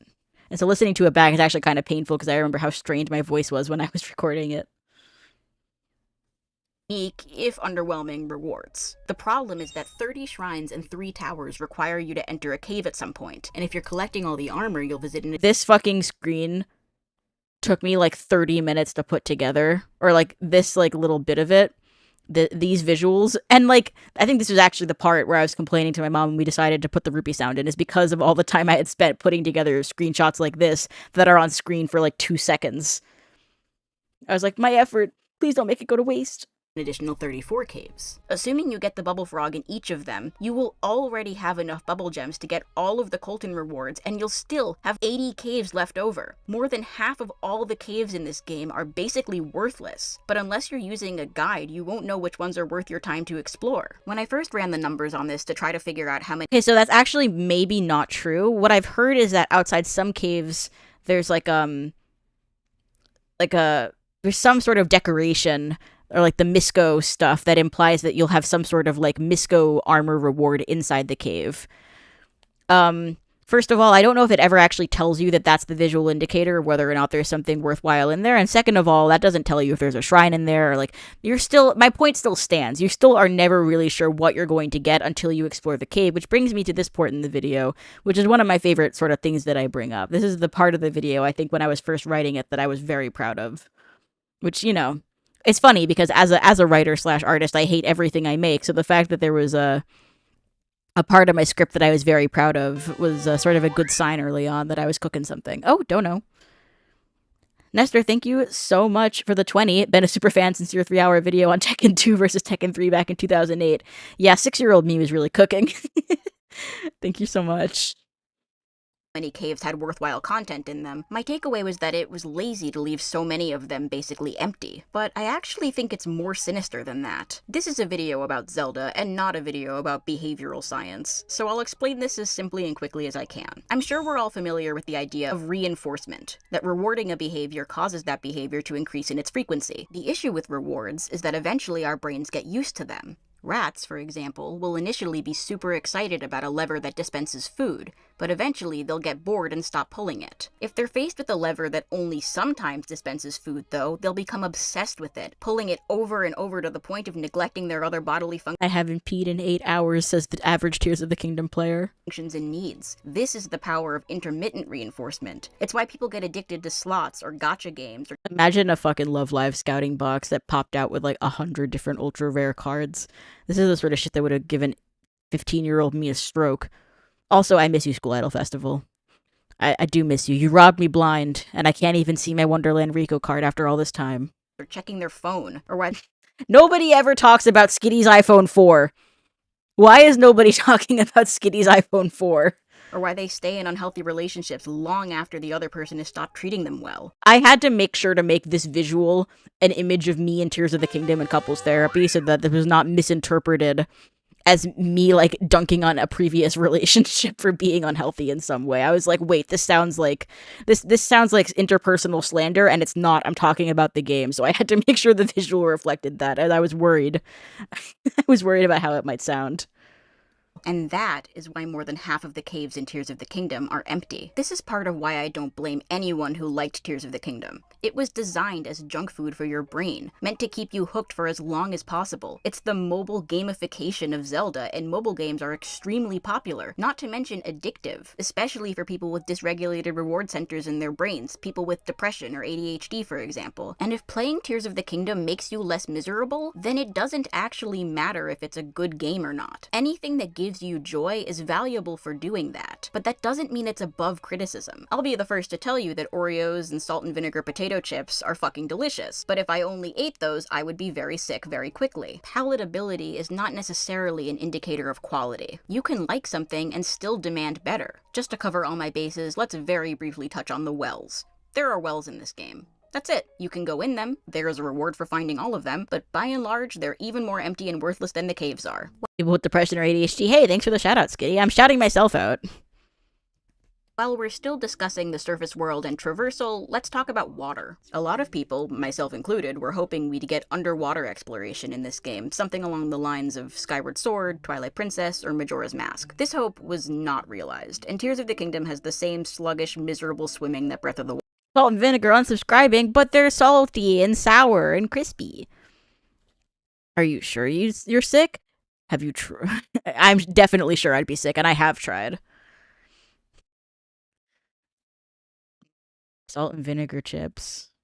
Wild did. Credit where credit is due, though. The ability to make a little boat out of almost anything makes exploring the surface of the water a breeze. Get it? A breeze because of the fan?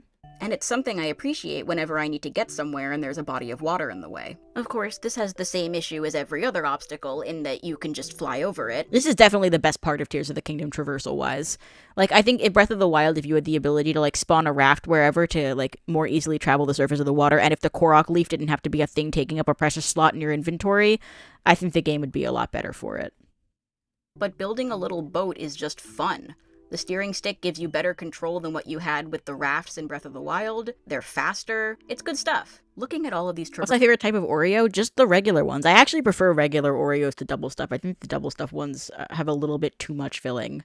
I'm sure that that's a hot take in some sense, but I like the cookie. I like the saltiness of the Oreo cookie with like the darker cocoa powder.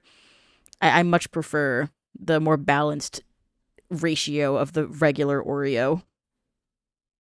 Thin Oreos for me. Thin Oreos are also really good. Versatile options, though, I can't help but wonder why stamina is in this game at all. You can bypass it in so many ways, whether it's by landing on a hoverstone, taking out a wing, using food, or even with a fourth example that I can't think of. In Breath of the Wild, stamina So was a true, meaningful me. restriction because you needed it constantly while moving around the world. It dictated I didn't say my favorite part of the Oreo is the saltiness. That's not what I said. It's a part of the flavor profile that I really appreciate. Salt and chocolate are good combination. They complement each other well. And especially the salty that, you know, meshes well with the sweet. It gives it more depth and complexity of the flavor, which is a funny thing to say about an Oreo, but it's true. I'm not saying Oreos are salty. I'm saying the cookie has salt in it and that you can, you can taste it if you're looking for it. It's not my fault that you're not savoring and sampling your various Oreos. Forgot all American food has some salt in it. All fucking food has some salt in it. It came free with your preservation of food.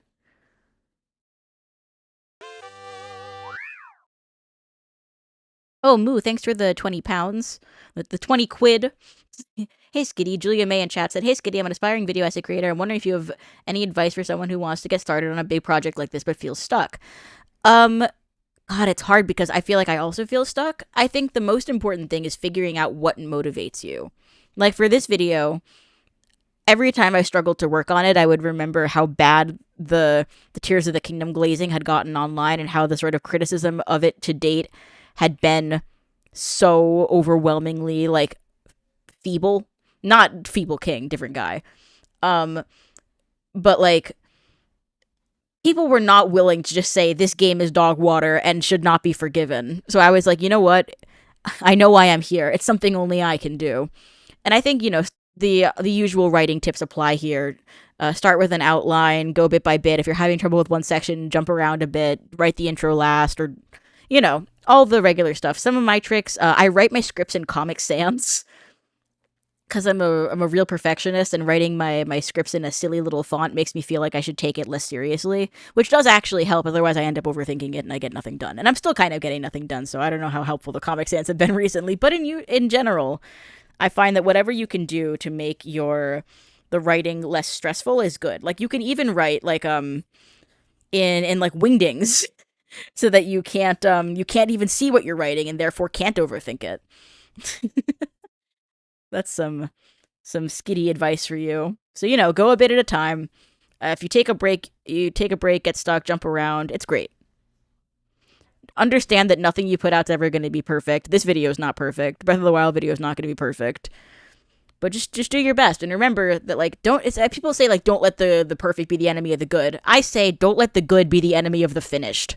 The perfect video essay that exists in your head is worse than the decent video essay that actually exists.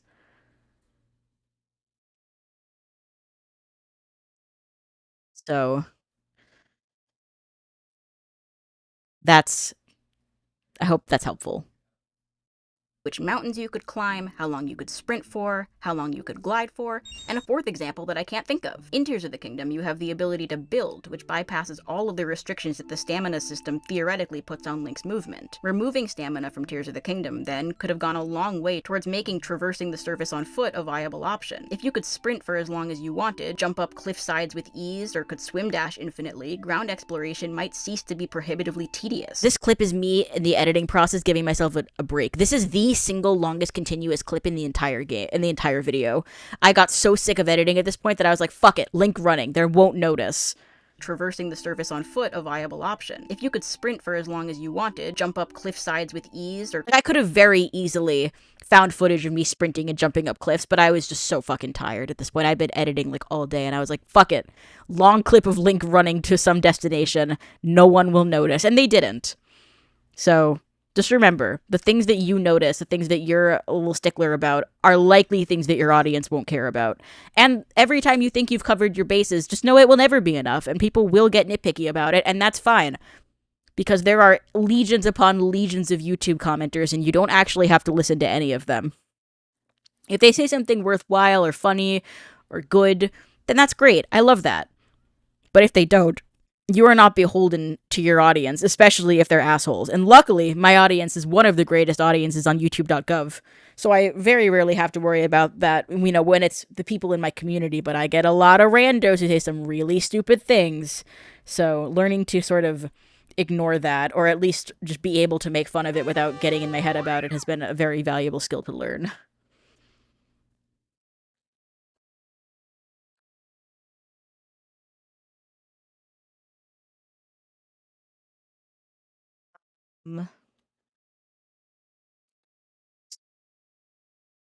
I know it's been a bit since Echoes Wisdom was mentioned. Thanks for the 5, by the way. What do you think about their decision to ruin the coolest name ever with Prime Energy? I think it's kind of funny.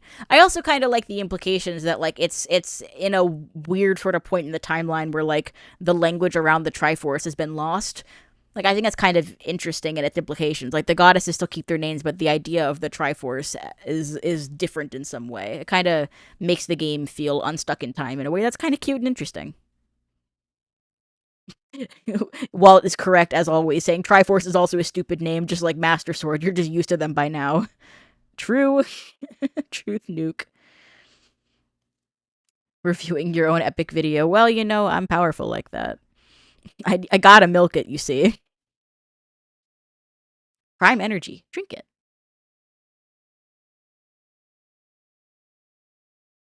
Could swim dash infinitely, ground exploration might cease to be prohibitively tedious. In lieu of stamina containers, the player could upgrade their battery at the goddess statues, which would serve the dual purpose of preserving anyone notice that? Containers, the player could upgrade their battery at the goddess statues, which would serve the dual Takamashiri Shrine mentioned.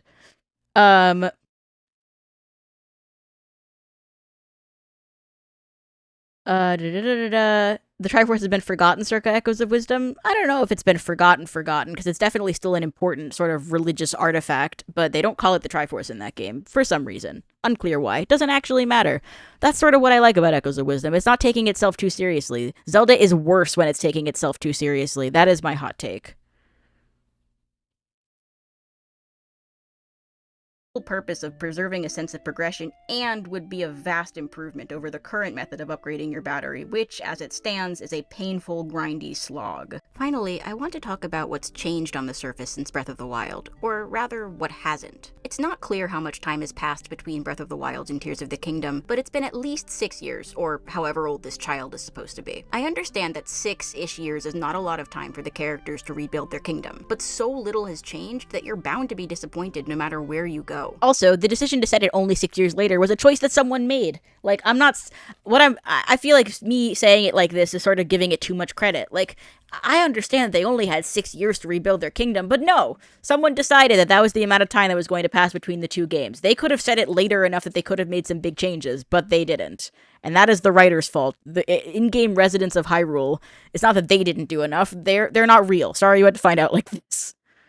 More signs of development, like an active effort to rebuild Castletown or some of the other ruined villages in Breath of the Wild, would have gone a tremendously long way towards making this world feel like it's actually healing. I love you, Twilight Town. The fact that you can't help build new homes for people in a game that's about building stuff is cuckoo bananas. It's crazy. The only time you do anything even remotely similar to that is in Lurelin Village. But here you're not constructing new homes as part of an effort to recover from the calamity, you're helping repair houses that were damaged by pirates. You're just restoring the village to how it was in Breath of the Wild. So aside from Lookout Landing, there's nothing new here. I have some other issues with the surface world that have more to do with the shrines, characters, and side quests, but those are best saved for their respective sections. In the meantime, there's something else we need to talk about.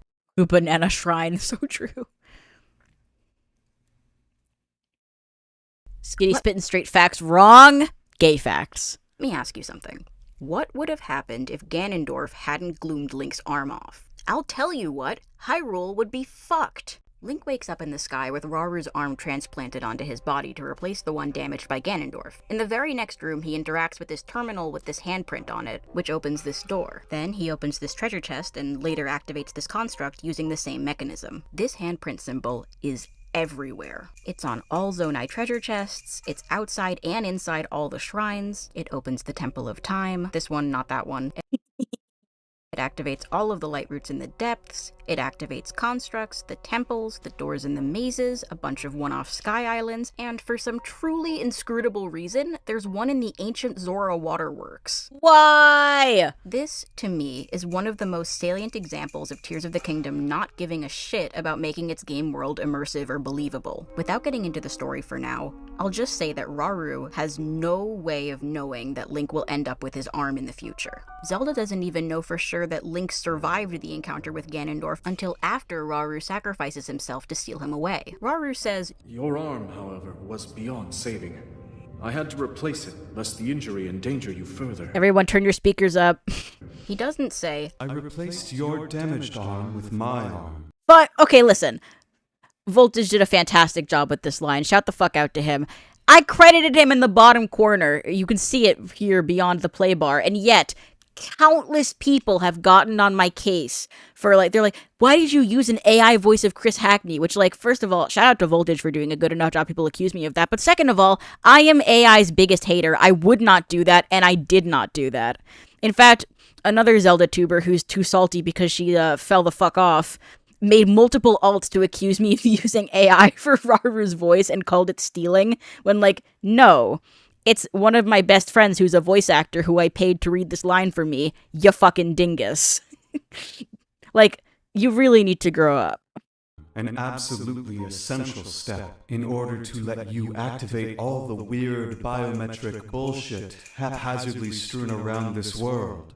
and it does seem to be a biometric thing. Toro complains that he can't open a Zonai chest, the author of these journals talks about not being able to activate this terminal, and we see Koga trying and failing to activate this construct in the abandoned Lanayru mine. But Link activates it no problem, and when he does, the construct says authorizer verified. So there is some sort of verification system, and if Rauru added Link to that system at some point, we certainly didn't hear about it. If Link hadn't gotten his arm taken off, he would have woken up on the Great Sky Island, walked into that room, tried to activate that terminal, failed, starved to death, and the game would be over. No, he would just do cog skip, idiot. In contrast, Breath of the Wild has you use the Sheikah Slate to interface with the shrines, towers, and divine beasts. In that game, it made sense, because all of the technology was made by the same group of people, and all of it was made with the future in mind. The Sheikah shrines were created to test a hero in the future and prepare them for a confrontation with Ganon. The divine beasts were created as weapons to fight the Calamity. You can argue that this is contrived, but at least it's internally consistent. The Sheikah tech was also deliberately placed, and it's coming. It felt like part of the world. This shrine in Rito Village has its own dedicated platform, this one in Zora's Domain has its own little room, and this shrine looks out over Kakariko Village. There's a little ring of trees planted around this shrine in the Tabantha Snowfield, and I know you remember Magda planting her flowers around this shrine because the internet turned that character beat into the least funny meme possibly ever. Sure does suck when there's an overplayed meme in the Zelda community. It would be a real shame if 20 seconds from now I said something I would come to regret. In all of these examples, though, the shrines feel like shrines, places that people visit that are part of their lives in some way. People would rightfully be upset if Tears of the Kingdom recycled the shrine placements from Breath of the Wild, but these locations just feel empty now. Here it comes. The new shrines don't feel nearly as thoughtfully placed. Fucking Shrine Island doesn't have a shrine on it. No shrine on Shrine Island, and this game costs $70. I'm going through all these examples to illustrate the difference between a world inside a video game and a video game world. Keep this distinction in mind as we move forward, because this video game world issue rears its head throughout Tears of the Kingdom, from start to finish, and it's one of the many ways in which this game fails to successfully act as a follow-up to Breath of the Wild. Awesome. I'll be right back. I have to skitty be right back itty. I have to run to the rest room. So, everyone behave. And I'll be right back. Oh, nobody. Thanks for the 5. I practiced that shit. You have any idea how many times I've had to hear that line? I'll be right back. Give me just a sec. Go away.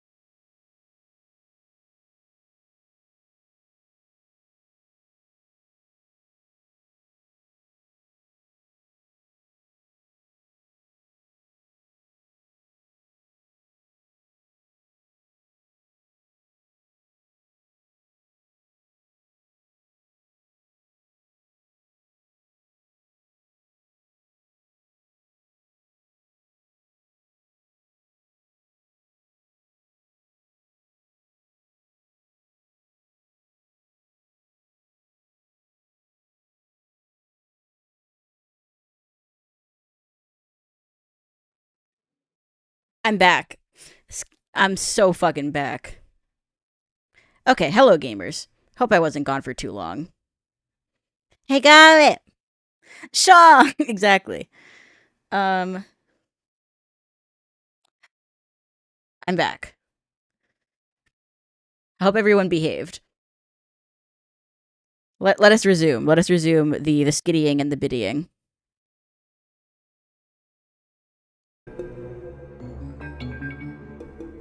My ex-girlfriend and I briefly got back together on May 12th, 2023, and I'm sure she'd be delighted to know that that relationship was only the second worst sequel to come out that day.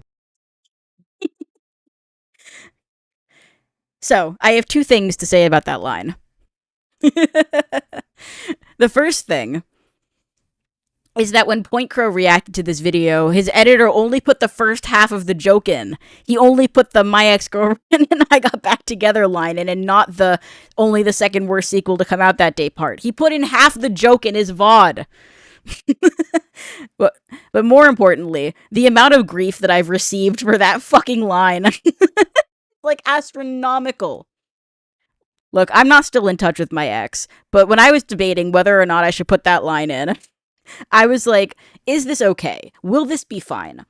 And my thought process was, I don't think anyone's gonna see this video, but if they do, if this makes its way back around to her, she's got a sense of humor. She will think, this is a funny line that Skitty wrote, and it's actually a dig at Tears of the Kingdom and not a dig at me. And I don't know whether she's seen this, but I know her friends have. Because I've been given a significant amount of grief from her fucking minions. I have not spoken to her in 2 years, but I sure have gotten a lot of grief over that one line about her. So, wherever you are, just know that, like, I hope my ex knows, if I could say something to her, is that I truly wish her well. I hope she's doing great wherever she is. I hope everything is going well in her life. I have nothing against her. If she wants to reach out to me, I'd happy to hear from her. Happy to talk.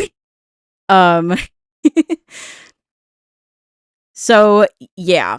There's no real animosity on my part whatsoever. I thought the line was funny. That's why it's in the video. It's not that deep. God bless.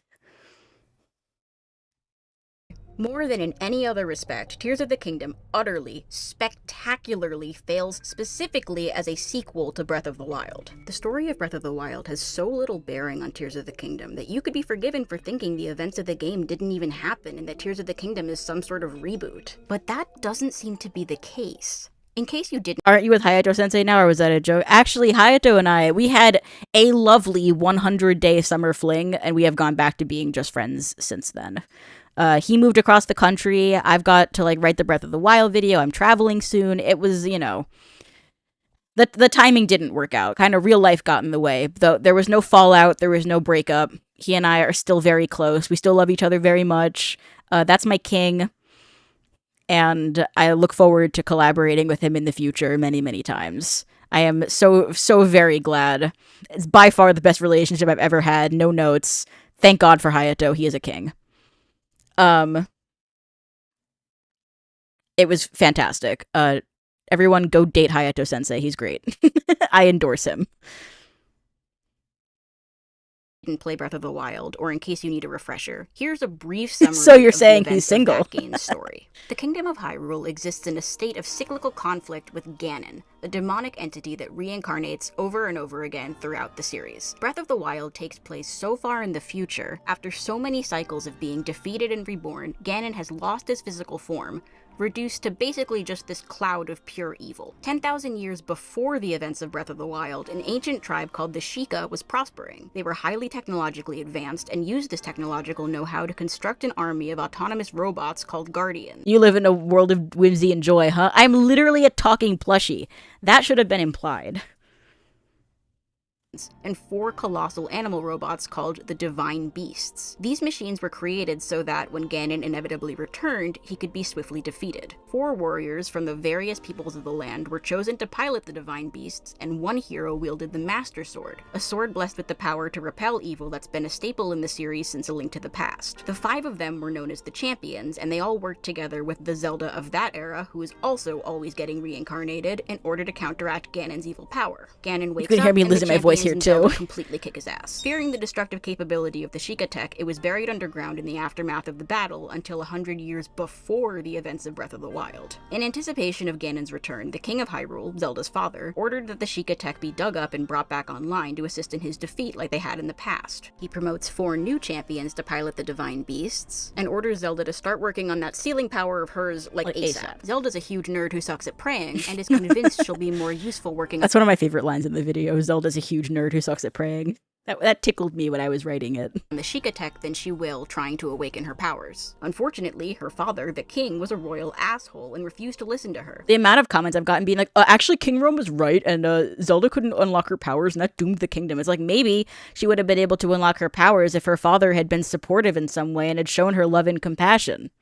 That's the fucking implication of the story of Breath of the Wild. I'm sorry you played the game with your eyes and ears closed, but it was specifically his inability to support her and to understand her needs that led to the emotional block that meant she couldn't access her powers. I'd like to see King... This is a stolen observation from famous YouTuber Nehru. Shout out to him. He's like, I would like to see King Rome out in the fucking white dress in the freezing waters of Mount Lanayru. Then I'll give a shit about what he has to say about Zelda's powers. Until then, fuck this guy. Father of the Year? I think the fuck not. He told her to stop fucking around with the robots and go back to praying. Link, who was chosen to wield the Master Sword, was instructed to accompany Zelda everywhere, both to protect her and to ensure she was making progress towards her goal. Zelda initially resented Link both for the way he was so effortlessly able to slip right into his role as the hero, and for seemingly acting as a second pair of eyes for her father. Eventually, though, she came to understand that Link didn't have any more of a say in his destiny than she did in hers, and that understanding brought them closer together. Despite Zelda warming up to Link, she couldn't get her powers to awaken, and eventually... God, I love the fucking final trial music so much. I'm like enjoying it.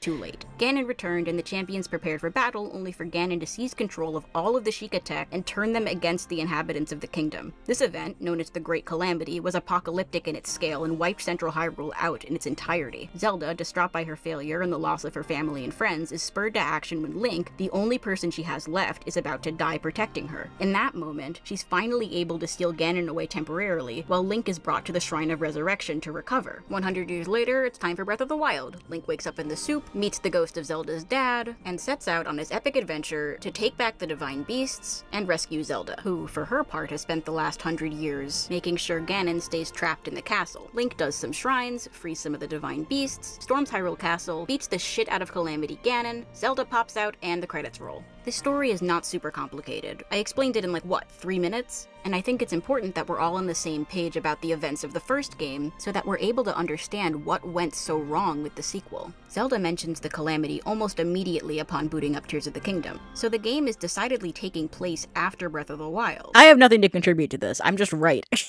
So true, correct, asked Skitty. Pop off. but this line of dialogue is the first and last time the Calamity is mentioned for almost the entire game, and the one and only time it's mentioned in the main story. This NPC in Rito Village refers to this rock formation as Va Meadows Perch, a reference to the divine beast from Breath of the Wild. And there's a side quest where you sit in on a class at the Hateno's school about the Calamity. I don't know why the fuck Simon insists on talking about the 10,000-year-old Calamity and not the 100-year-old Calamity that Link was there for. Like, he mentions it at the very end of this questline with like a throwaway line. It's like, oh yeah, by the way, there's another Calamity 100 years ago. Given how old the Sheikah were, it's not even impossible that Simon was around for that Calamity. Why is he talking about this like it's some distant historical event and not a thing that happened within like living memory? I hate this game! But that's what? 2 things? And you're not guaranteed to see either of them. But these are just details. Let's talk about the giant mechanical elephant in the room. What the fuck happened to the Sheikah technology? This was on everyone's mind going into this game. If you made it through this game without wondering where all the shit from the last game went, you either didn't play Breath of the Wild, or you're lying. The game's director, Hidemaru Fujibayashi, said in an interview that the Sheikah tech just up and vanished one day. It's worse than that. Not only did it just up and vanish one day, something they doubled down on the Zelda notes, by the way, but specifically the part, like, the people have simply assumed the reason behind the disappearance is likely to be related to ancient Sheikah technology, and it seems there is no one who has tried to explore the matter further. Not only did it all disappear, but no one cared. Trust me, guys. God. This is the sort of shit that makes you want to throw your Switch in the fucking dumpster. What the hell do you mean there's no one who wanted to look into it? We know of at least 3 or 4 different Sheikah researchers who are in this game. Like, there are obviously characters who would be candidates for trying to figure out what happened to the Sheikah tech, and the fact that it's never brought up is, like, it's beyond stupid. Like, the inability to connect this most essential aspect between the 2 games is so mind-blowing to me. What were they cooking?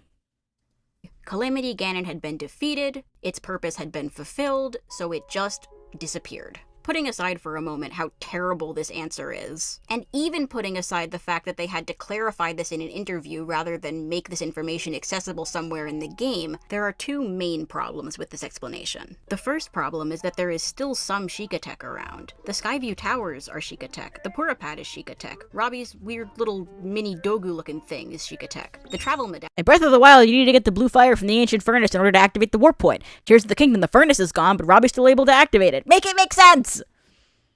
Medallions are Sheikah tech. It didn't all disappear, and we know that because we see it. We interact with it. It's still there, at least in some capacity. The second problem is that we know the Sheikah tech was used during the battle 10,000 years before Breath of the Wild. We see it depicted in this tapestry, and we know it was stored underground after that battle. It's been used before without disappearing, so why would it vanish after the events of Breath of the Wild? It's not because Ganon is gone, he's right there. The answer, of course, is that nobody cared enough to think this through.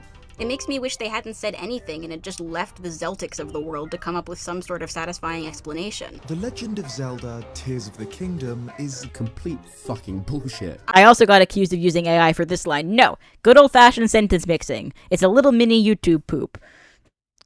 Go nuts. I'm frustrated by how they handled the Sheikah tech, and I think the explanation given sucks, but it is an explanation. And since the game isn't getting DLC, that's basically— When I release the Autista cut, I'm just gonna get Zeltic to record that line for me. Zeltic has been in a Skitty video, and if you haven't seen Skitty Works at Brandburger, you should put it in your Watch Later playlist. Where the conversation ends. But there's another lapse in continuity that I don't see people talk about as much as the Sheikah tech, and it honestly bothered me way more. I am, of course, referring to the decision to replace Malice, this evil purple goop, with Gloom, this evil red goop. On the surface, this doesn't seem like a big deal, but I assure you, it is. This shit bothers me so much. If you have no idea what I'm talking about, it's probably because the English localization of Breath of the Wild failed to make it clear just how important the Malice was. So, let's back up for a second. In Skyward Sword, the earliest chronological entry in the Zelda series, the main villain, Demise, swears that he will return and places a curse on Link and Zelda, ensuring that his hatred will be born and reborn again in every generation. The purpose of this curse is to contextualize Ganon's repeated appearances throughout the series, but even the word curse isn't necessarily accurate. and it removes this scene from its context. The internal name for malice in Breath of the Wild is actually grudge, more in line with its original Japanese name, onnen. This word is used primarily to refer to grudges that persist after death, and it's the same word that Demise uses when he curses Link and Zelda at the end of Skyward Sword. Malice connects Breath of the Wild to the rest of the series and reinforces the overall mood of the game. We see it all over as a reminder of the corrosive nature of Demise's hatred. I love Malice, it looks so fucking cool! The ways in which, even now, thousands of years into the future, it poisons the world. Look at the nodules and the little weird stringy lines. Wait a minute. Just look at what it does to Naydra. Hell nah, they gave my girl Naydra endometriosis? Is Malice not endometriosis? That's what it looks like. That must be what it is. No wonder Naydra was all sad like that. She had terrible cramps. There's a thematic resonance to Malice that's always been very interesting to Glad you checked the Japanese original. No one does that. I speak Japanese. Yippee! me. So the first time I heard someone refer to this red substance, which we'd seen in the trailers for Tears of the Kingdom and all assumed was Malice, as Gloom, my jaw was on the floor. Gloom's Japanese name is Shoki. Getting needs to collaborate with Chugga Conroy. We've met multiple times, actually. We keep running into each other at PAX, and we've met enough times that he's like, oh, I remember you from previous years. I don't think he knows I'm famous YouTuber Skitty Bitty now, but maybe one day.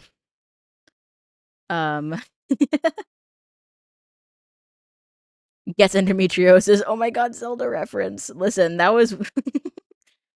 yeah.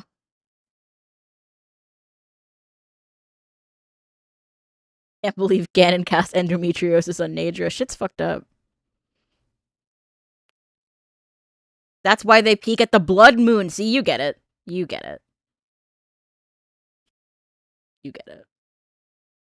Roughly miasma, and seems to just generally have some vague negative effect on people's health. This is a downgrade of astronomical proportions, but it actually gets worse, because look at what happens when you beat a boss in Tears of the Kingdom. What the fuck? That's definitely Malice. Look at the seized construct, the difference is even more clear here. That is Malice. But like, why?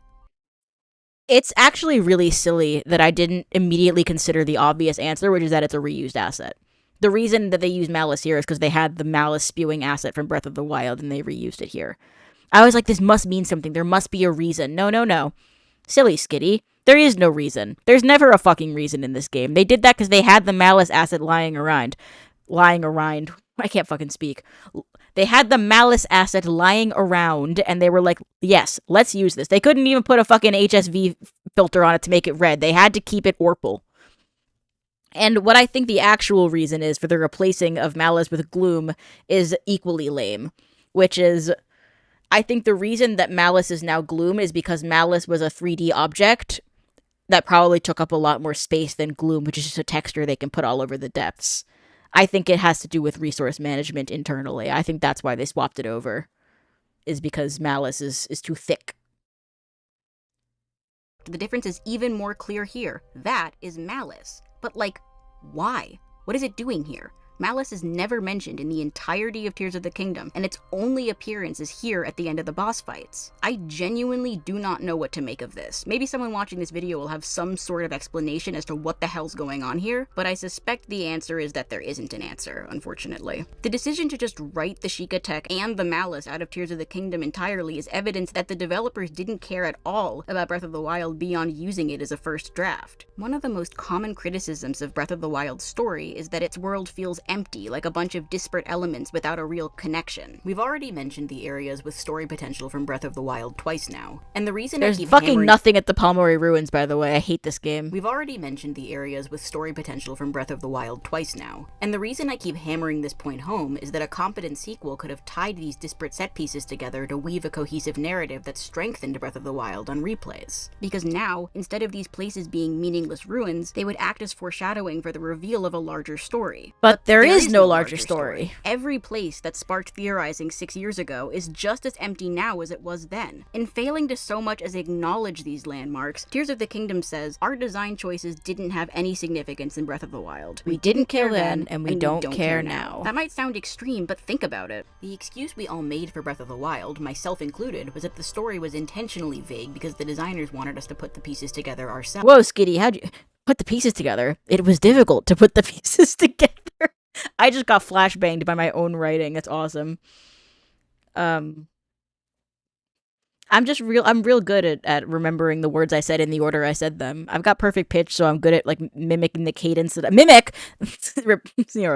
it the same way I said it the first time. God, this shit hurts my soul.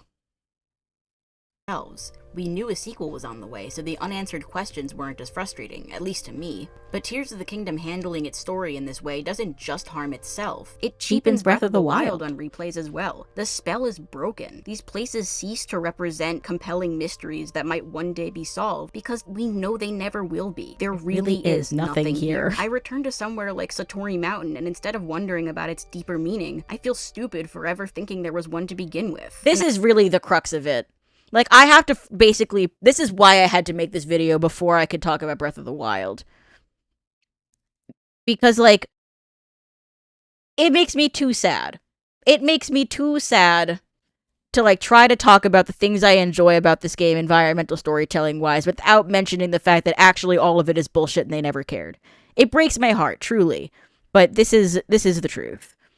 It's that this is why I had to make this video, because, like, I can speculate, I can dream of a sequel, but they have shown their ass so fully. And that makes me a very sad plushie. When I'm in a quoting Skitty competition and my opponent is Skitty. Yeah. Skitty should just quote the entire video from this point on. There will be one segment where I will do that. And if the real skitheads probably know which one. And I know I'm not the only one. Even the bigger creators who literally make content about Zelda for a living are releasing videos about how Tears of the Kingdom disappointed them. When you've disappointed the professional Nintendo fanboys, Zeltic Pog, you fucked up. Big time. Tears of the Kingdom does not present itself in a way that suggests any sort of respect, either for its predecessor or for the people playing it. And I think that's most evident in the way it handled Breath of the Wild's most compelling mystery, the one most central to pre-release theorizing, the one brimming with potential. That's right. It's finally time to talk about the Zonai. Scattered around Breath of the Wild's world, I had to stop taking my testosterone to record the script because I kept having embarrassing voice cracks while recording it. It was bad. It was real bad. I was like, all right, we need to like even out the voice a bit so that I can have it be nice and buttery and not constantly cracking while recording. And also it was making my throat all scratchy and making it more difficult to record. I was like, all right, gender, you can wait. Well, I'll deal with you later. were ruins that shared a unique, distinctive architectural style. The identity of the people who built these structures was one of, if not the biggest, unanswered question from Breath of the Wild. There was the Thundra Plateau, a strange monument in the Ridgeland region with a constant thunderstorm pouring down on it. There was the Typhlo Ruins, the forest maze full of animal statues shrouded in darkness. There were 3 massive, imposing labyrinths at totally different corners of the map. And there were, of course, the Zonai Ruins, home to the Spring of Courage in the Faron region. The Faron region in general was full of these stone animal statues, some of which were identical to the ones found in the Typhlo Ruins. It could have been so what good. What was most fascinating about them was that they always depicted the same 3 animals: the owl, the boar, and the dragon. The dragon is associated with courage, as evidenced by the Spring of Courage. Owls are associated with wisdom, both in the Zelda series and in real-life mythology, and the pig represents Ganon and his attribute of power, as evidenced by his, big pig. These animal motifs seem to suggest that whoever built these statues knew about the Triforce. Something that's very interesting, given that this was the first game in a very long time to not mention the Triforce at all. The choice of these specific animals is noteworthy for another reason. Hee Skitty's about to come in here with the art major information. When I was taking my semester course on Buddhist art and art history, I was like, my mind was fucking blown when I learned about this. I was like, just like Zelda! This is just like, I'm pointing. I'm fucking soying out. I'm like, holy shit! It's Zelda! So I was sure I had to add this into my... Actually, my final project for my Buddhist art class was an analysis of, like, Buddhist imagery in The Legend of Zelda. Maybe I'll remake that into, like, a video essay. Maybe that'll be a short little thing. I don't know if people would be interested in that. Maybe it could be a Patreon exclusive. I could do my silly little Buddhist art and Zelda video.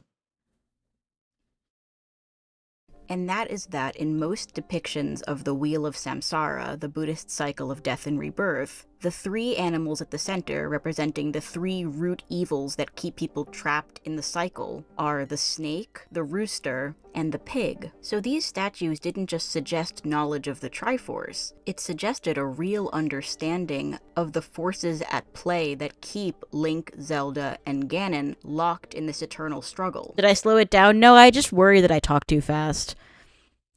And I kept stumbling over my words when I was trying to record this, so I had to stop and slow down and say it a little slower. Yeah. Please, not Patreon exclusive. I promise you can pay me the $3 one time and then never again. Oh, maybe I'll put it on me. We'll see. We'll see if I even decide to make that. But you wouldn't pay $3 for the Skitty Buddhist art video. Okay.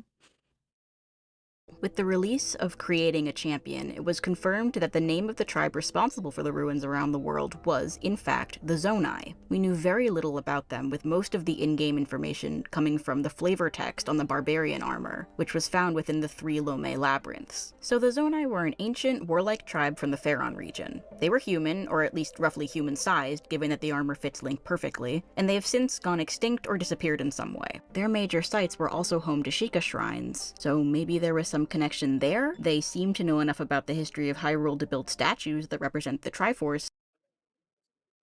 I remember when everyone was theorizing about Tears of the Kingdom being a story about ending the cycle started by Demise. Yeah, you would think that on account of the logo.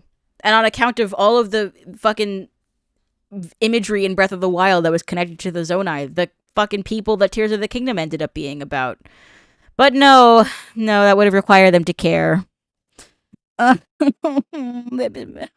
Skitty, so sad Skitty. But that was all that we knew. Some people were doubtful that the Zonai even existed, or at the very least doubted that they were going to be important in any way. But then, in that fateful 10-minute gameplay preview, Eiji Aonuma picked up a strange item, and we all lost our minds. The Zonai were real. The game was about them. The community had been speculating since the very first trailer that the Zonai were involved with the game's story to some extent. Kotka was such a good game before it released. So fucking true. But this confirmed that we would finally be learning more about this mysterious group of people that vanished long ago. To its credit, Tears of the Kingdom doesn't bury the lead. Zelda's off talking about how the Zonai were real and also the Hylians fucked them within the first 5 minutes of the game. Is there a shrine on Shrine Island? And how much did this game cost again? Thank you, Wizarding, for. There is no shrine on Shrine Island. And this game cost $70. Thanks for the 5.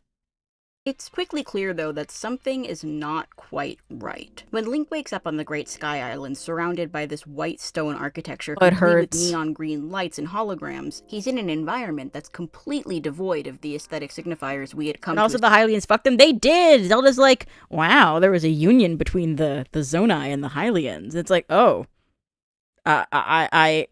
Sure enough, I suppose. I guess that's right. I guess that there was a union. And Rauru and knew Sonia, and then they begot no children because they forgot to write them into the story. Send tweet. Associate with the Zonai. None of the sparse information we got either in Breath of the Wild or Creating a Champion mentioned or even implied that the Zonai were another high-tech ancient civilization. And why do this? Why have a second ancient civilization?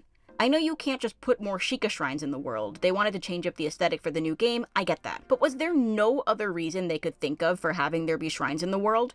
Did it have to be another technologically advanced ancient civilization? The shrines could, for example, ditch the technology thing altogether and just be magical in origin. And that seems to have actually been the plan originally. The battery meter was apparently supposed to be a magic meter, something that's nearly ubiquitous throughout the other games in the series. But the devs opted to model the Zonai devices after real-life electrical appliances. The reason that they did this, at least according to them, was so that people would look at something like a Zonai fan and intuitively understand what it was, how it worked, and how to use it.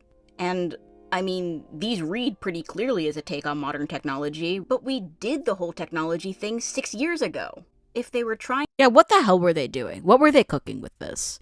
Yeah, we'll do ancient technology again, but not the same ancient technology from the first game. And the fact that they divorced it from that means we can't even have, Pura and Robbie doing cool shit with the Zonai tech. Was this game just created by, 1,000 different people who didn't communicate with each other even once the entire time this was happening? There are so many, It's not Edwin making the mimic. It was not difficult to put the pieces together. I can do it, and I'm some fucking dingus with a microphone. Nintendo, call me. Onegaishimasu. Please. Trying to create magical items that took visual inspiration from real-world electronic devices, I think they failed. These don't read as magical to me at all. This is just high-tech nonsense in a high-fantasy world. But okay, fine. The Zonai were a technologically advanced race of furries who descended from the heavens. The convergence theory, the idea that the curse is beginning to rot and all the timelines are metaphysically coalescing, is the biggest example of just let the fans be right that Nintendo ignored. Well, it can still be true in our hearts. Just wait for the Breath of the Wild video. I'll have all sorts of cool things to say. Thanks for the 10.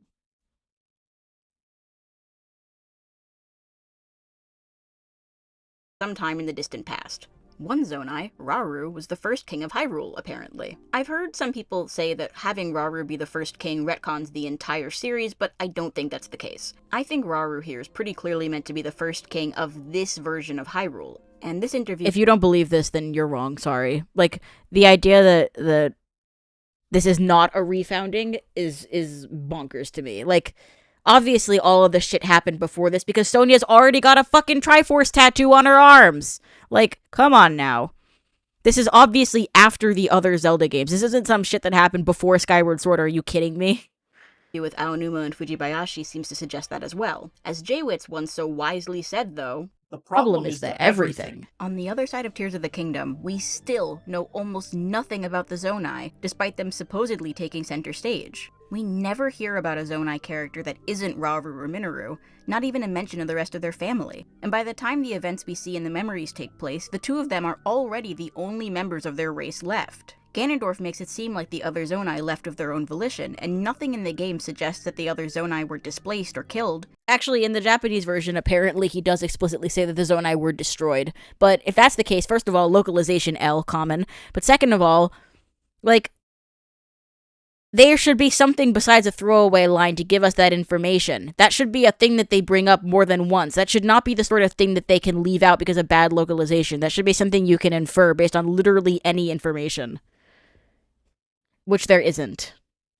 So where did they go, and why? The answer is that there isn't an answer, and if you're tired of hearing me say that, imagine how tired I am of saying it. The Zonai also built these funny little guys, the Constructs, to maintain and protect the kingdom, or something. So for as much as I love how cute they are, they pile on even more questions about the events that took place before this game. For starters, we see these broken down Constructs all over the Sky Islands, and there are some in the depths as well, and you have to wonder, what determines which constructs fall into disrepair and which ones remain intact by the time— I love saying you have to wonder about shit that nobody is wondering about. This is why Big Joel and I are energetically aligned.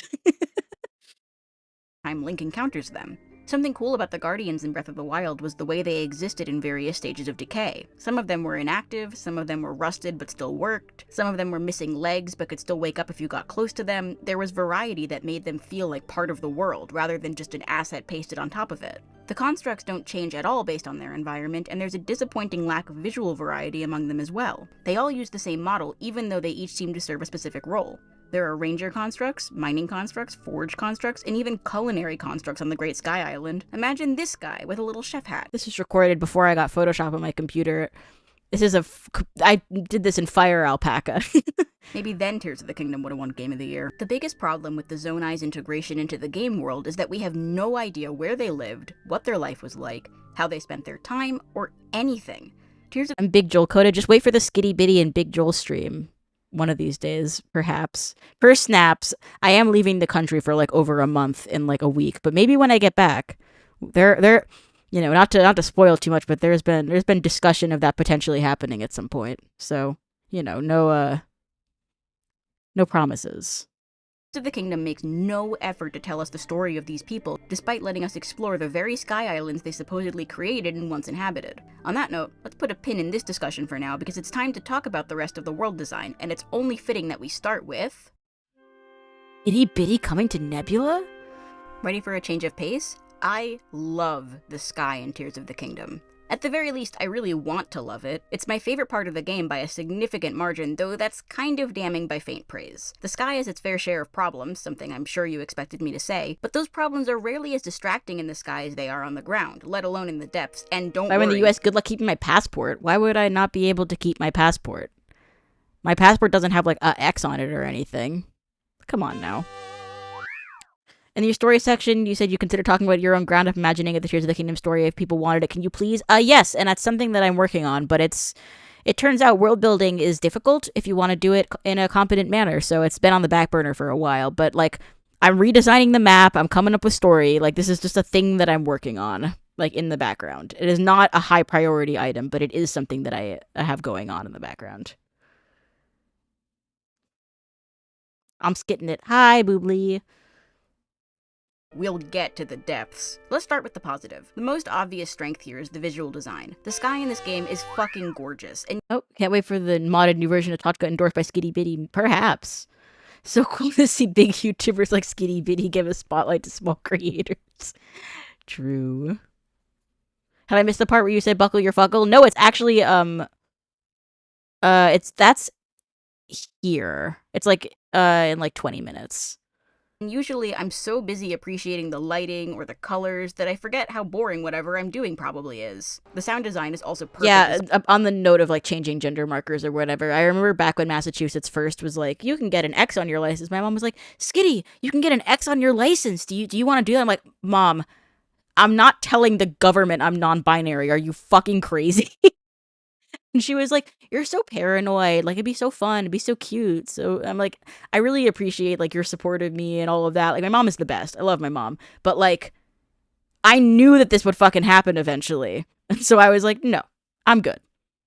I'm good. My gender is between me and the Lord. Thank you very much. Not me and the government.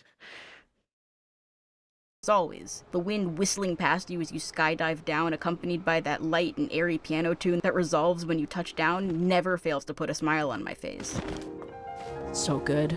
In its strongest moments, the sky evokes that lonely yet serene feeling I loved so much in Breath of the Wild. The Great Sky Island's only inhabitants are the constructs, who've been acting out the same routine for thousands of years. Tasks that have long since ceased to mean anything as the civilization around them is gone. The area feels not only ancient, but also unstuck in time, fittingly floating untethered in its own world. A lot of people compare the Great Sky Island to the Great Plateau, and I think structurally that comparison makes a lot of sense. I mean, it's a comparison I made earlier in the video. The biggest difference between the two, though, is that the Great Plateau is a condensed version of the wider world, like a preview of coming attractions. The end of the tutorial is the beginning of the rest of the game. I've been reminded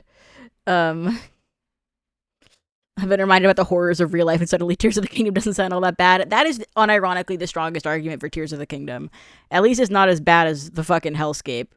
There's one commenter who occasionally crashes out when I mentioned that real world politics might be affecting people's lives in an adverse way. He's like, I hate this toxicity. You can never just keep things positive. You have to complain about the state of the world. It's like, brother, like, I'm sorry to hear you don't have object permanence, but, like, the struggles in the world don't go away while you're watching a YouTube video. Like, it's okay for me to bring up the fact that sometimes things are hard. Like, please. The Great Sky Island, on the other hand, is the first and last time— I don't think I ever say this in the video, by the way, so I want to say it here.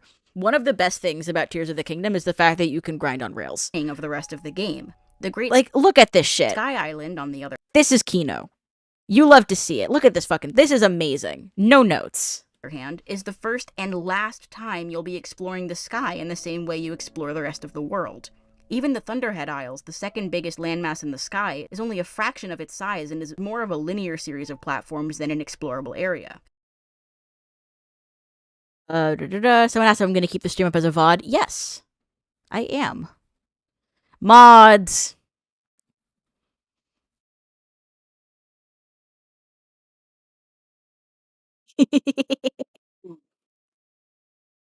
There are also 2 dungeons in the sky, both with a short lead-up section, so that's 4 major points of interest in the sky, one of which is the tutorial, so it's really more like 3. Everything else you'll do in the sky will be on these disconnected random pieces of geometry. I can't get shit from Boobly. Fine, I'll do it myself.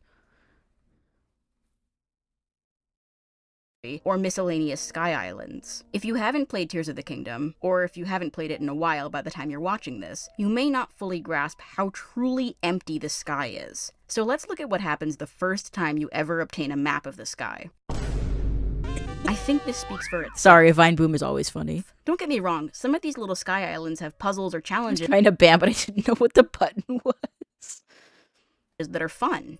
I liked this mirror puzzle, I loved skydiving and then snowboarding down Mount Lanayru. The dive ceremonies were a fun demonstration of Link's mobility, as was maneuvering around the lasers on Zonite 4 Mod, send that guy to shit your ass shrine.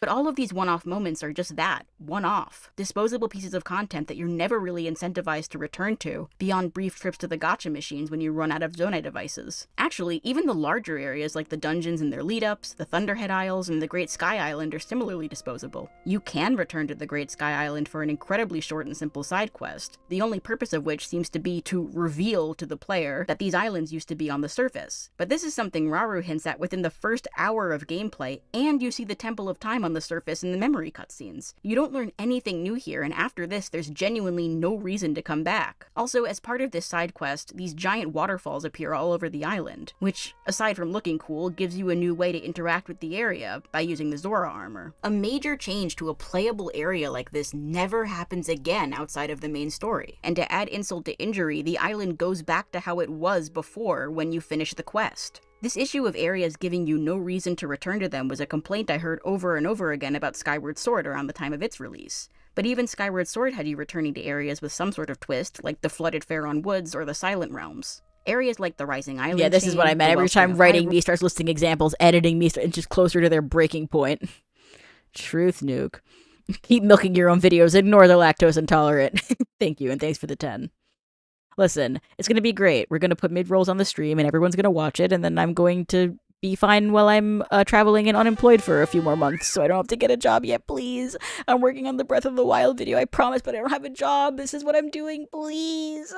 Please, just let me milk my own video a little bit more. I promise it's going to be worth the wait. Lightcast Island, the mazes, or the aforementioned Zonite Forge Island, on the other hand, are truly disposable, with the game never— I have premium, sorry. Don't apologize. Premium pays out even more than watching the ads does. asking you to go back there. And these are the larger pieces of content on offer. A truly baffling number of Sky Islands are just these X-shaped platforms devoid of life, characters, significance, or any sort of identity. It's thank here you, that we Reach. return to the idea of a video game world. The reason these platforms are here is so the developer of this video game could put shrines on them. We don't get a sense that people lived here. Link is the only one who's ever up here, and like, why? The Rito can fly, the Zora can swim up waterfalls, human characters can ride in hot air balloons. Speaking of the Rito being able to fly, the floating Sky Islands by Rito Village hang lower down than some of the actual terrain on the ground. Like, there are Sky Islands that are below the 900 unit maximum. There is absolutely no reason, like logistically speaking, that NPCs can't get up onto the Sky Islands. It is just laziness. This world in Tears of the Kingdom, it feels so alive. Hyrule is healing. It's so vibrant. Except there's a Zonai research team who never researches the Zonai. What's wrong with you fucking people? I hate Tears of the Kingdom, and I hate all the fucking people coping on its behalf. It's dog water, and I'm tired of pretending it's not. Phew. My apologies. I'll regain my composure. Hell, I could even imagine the Gorons using a cannon or something to launch themselves up into the sky. You're telling me that this game has a dedicated Zonai research team, but not a single one of them has tried to go up to the Sky Islands? The place with all of the Zonai stuff in it? We see researchers down in literal hell, but they're not going to go explore the fanciful realm above the clouds? What, are you crazy? Are you fucking kidding me? These design choices reinforce the sense that this world exists solely for the— No, I was never pretending it wasn't shit, but there are many people who are. And thus, I'm tired of those people pretending it's not dog water. The player to traverse and then discard. It's sad, because the stuff to do up here is among the better content in the game, but there just isn't enough of it to justify the damage that having this amount of vertical mobility does to the overall world design. But my issues with the sky mostly boil down to— Jaden C. Yeah. Bro overdosed on copium. was more content, or I wish the content was better. I don't hate the sky at all, and I hope it's an idea they revisit in the future. You know what I do hate, though? The sky mine. Hey, quick question. What the fuck is this? Absolutely nothing about this series of disconnected platforms so much as suggests that mining operations took place here. There's the one floating rock at the top with some ore on it, but there are no minecarts, no mining equipment, and no constructs. In a game with mining constructs. I repeat, there are no mining constructs mining in the sky mine. This is actually so egregious that I can't help but wonder if they planned to do something with this and then ran out of time? Or forgot? Enthusiastic, thanks so much for the 20. Intermittently rewatching the crash out. Shh, it's fine. Read nothing into it. Intermittently rewarding the crash out. True. It's so strange that this game took 6 years to be made on a recycled engine with reused assets, and it still feels this unfinished. We don't even have to wonder what a mine in the sky would look like, Because there's already one on the Great Sky Island. Now that I think about it, there are no Forge constructs on Zonite Forge Island. There isn't any Zonite there either. With how many times this game asks you to stick fans on minecarts, you'd think the Sky Mine would be a slam dunk use case, but it's just more nothing! Starview Island, the huge sphere with the fairly simple but fun mirror puzzle inside, was a nice piece of content to discover, but what purpose did it originally serve? We know the Great Sky Island was lifted into the air and was originally part of the service world, but what about the other islands? Who built those? And when? The sky should be the most interesting part of this game, but it's so bare bones that the whole experience just feels cheap. The sky honestly feels unfinished, and during the writing of this video, I came across a series of interviews with the game's developers that actually confirmed that, yeah, it kind of was. Apparently They said we'd made the sky messy by adding too many islands.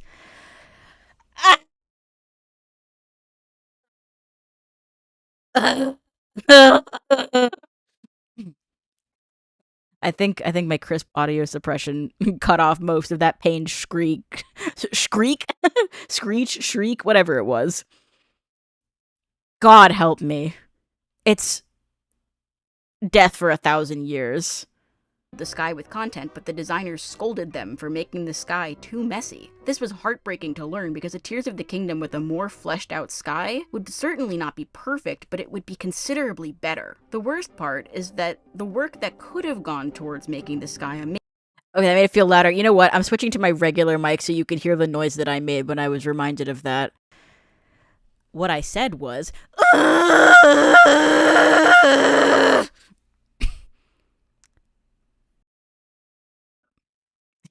I hope that clears it up. Amazing seems to have been directed elsewhere.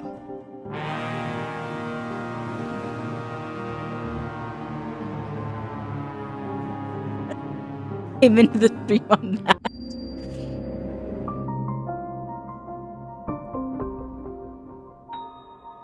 This is my favorite part of the video editing wise. We're running it back, sorry. Better. The worst part is that the work that could have gone towards making the sky amazing seems to have been directed elsewhere. It's so good.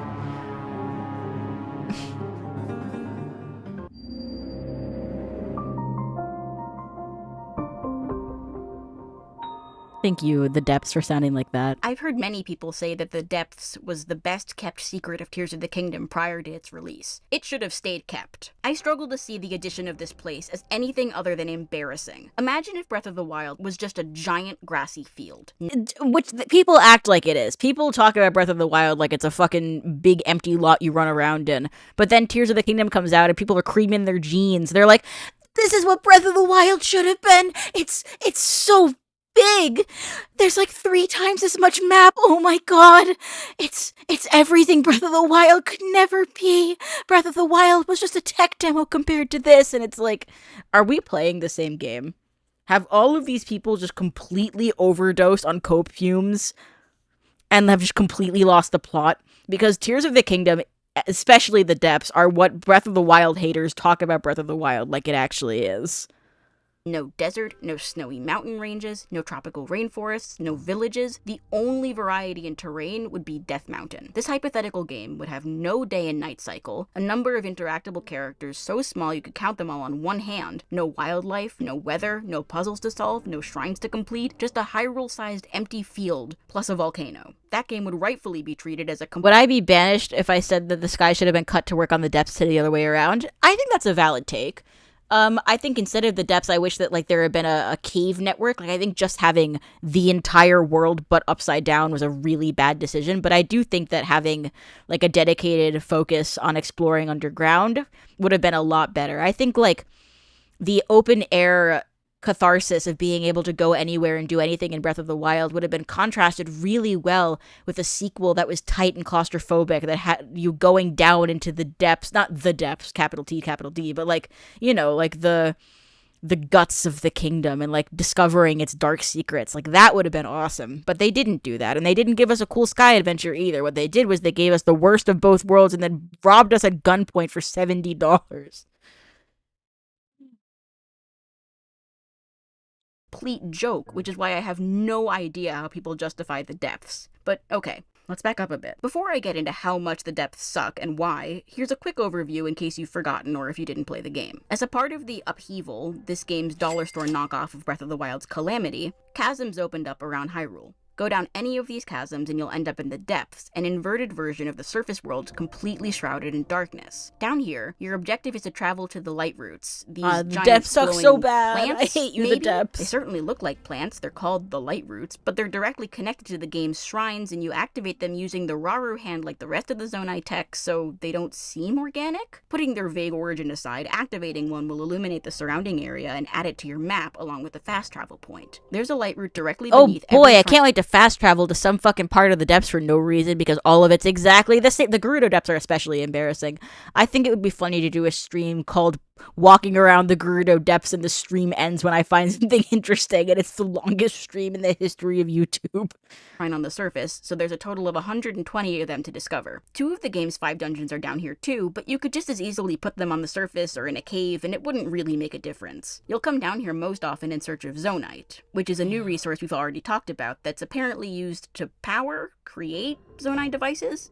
It's not clear. But aside from the mining cave on the Great Sky Island, it can only be found in the depths. The thing that's always bothered me about Zonite is that its inclusion feels completely unnecessary. We already have a glow-in-the-dark blue-green ore in this game, the Luminous Stones. These serve no purpose in this game beyond feeding them to these weird dinosaur creatures in this one area on the surface so they can poop out more valuable gems. Yes, really. I struggle to understand why they felt the need to introduce a second blue-green glowy rock, but I also don't understand why they felt the need to introduce a second ancient civilization, so at least they're being consistent. If you haven't played Tears of the Kingdom, it's hard to properly convey just how little there is to do down here. People criticized Breath of the Wild for being too big and empty, but at least Breath of the Wild had shrines to complete, people to talk to, ruins to explore, towns to visit, side quests to do, different biomes to run around in. You get the idea. The depths have none of those things. Look how different the Faron region looks from the Gerudo region, which looks different from the Akkala region, which looks different from the Hebra region. In the depths, it all looks exactly the same. This issue is exacerbated by the solid walls that correspond to bodies of water on the surface. You can stand on top of a mountain on the surface and see a landmark all the way across the map, but the presence of these walls means that even with all 120 light roots activated, you'll never be able to see one side of the depths from the other. It's visually exhausting to be down here. Alright, this is another part of the video where I don't really have anything to contribute because past me is just spitting facts. I don't feel the need to substantiate this with my own commentary. This whole thing is my commentary. I made the video. It was difficult to put the pieces together. Let me cook. Depths are big, empty, stupid, ugly, etc.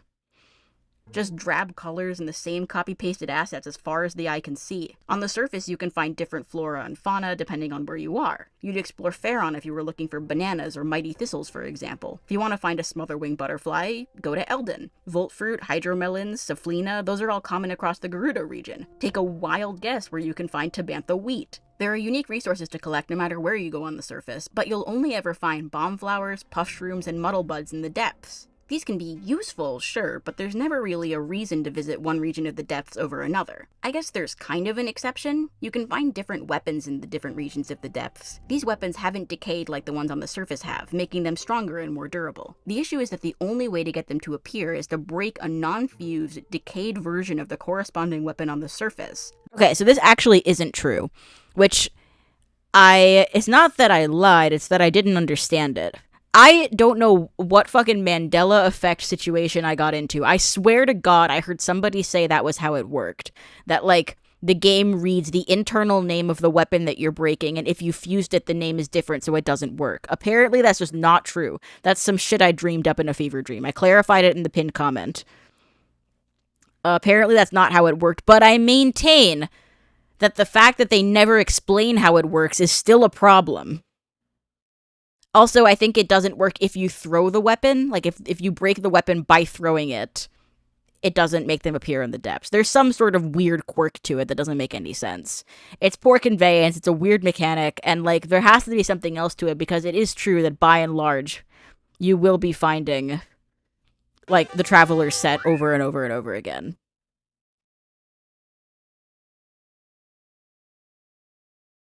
So, I'm not sure what to make of that. October related question: have you played Stand to Pee yet? It's probably Slay the Princess. No, I haven't yet, but I do have it on my Switch.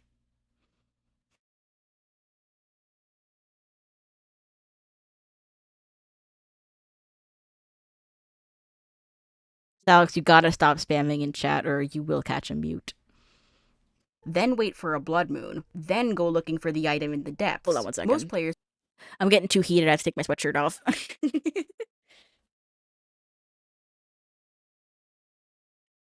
Oh, I hate this game. Oh, it's so dog shit. Garbage game. Fucking hate Tears of the Kingdom. Like fucking Jesse Eisenberg, fucking Facebook movie bullshit. Okay. What was I saying?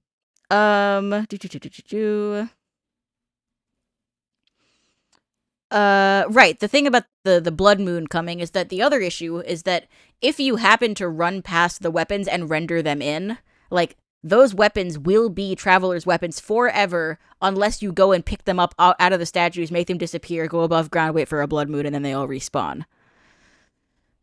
So, like, your best bet is to just not explore the depths at all until you've broken some more significant weapons, because then that will add those weapons to the pool that the game can decide to spawn. If you do any exploring in the depths in the early game, you will just be unknowingly spawning the default weapons everywhere. And then you'll have to go and pick them out of the statue's hands using Ultra Hand one by one so that they can eventually, hopefully, spawn better ones when the blood moon comes. But there's still no guarantee of that. You might just get unlucky. I hate this game. Will fuse every single one of their weapons with some sort of material to make them stronger, since it's completely impractical to use weak, fragile weapons when you can prolong their lifespan and increase their damage just by fusing them to whatever materials you have lying around. This means that for many players, the pristine weapons on offer in the depths will only ever be the Traveler's Sword, Spear, and Claymore, the weakest set of weapons and the default regardless of what region you're underneath. The treasures in the depths don't typically have any real connection to their corresponding surface locations either. I think that's how that works. I'll put a big asterisk. I'm sure that the data miners can probably confirm or deny that, but I'm pretty sure that's how that works.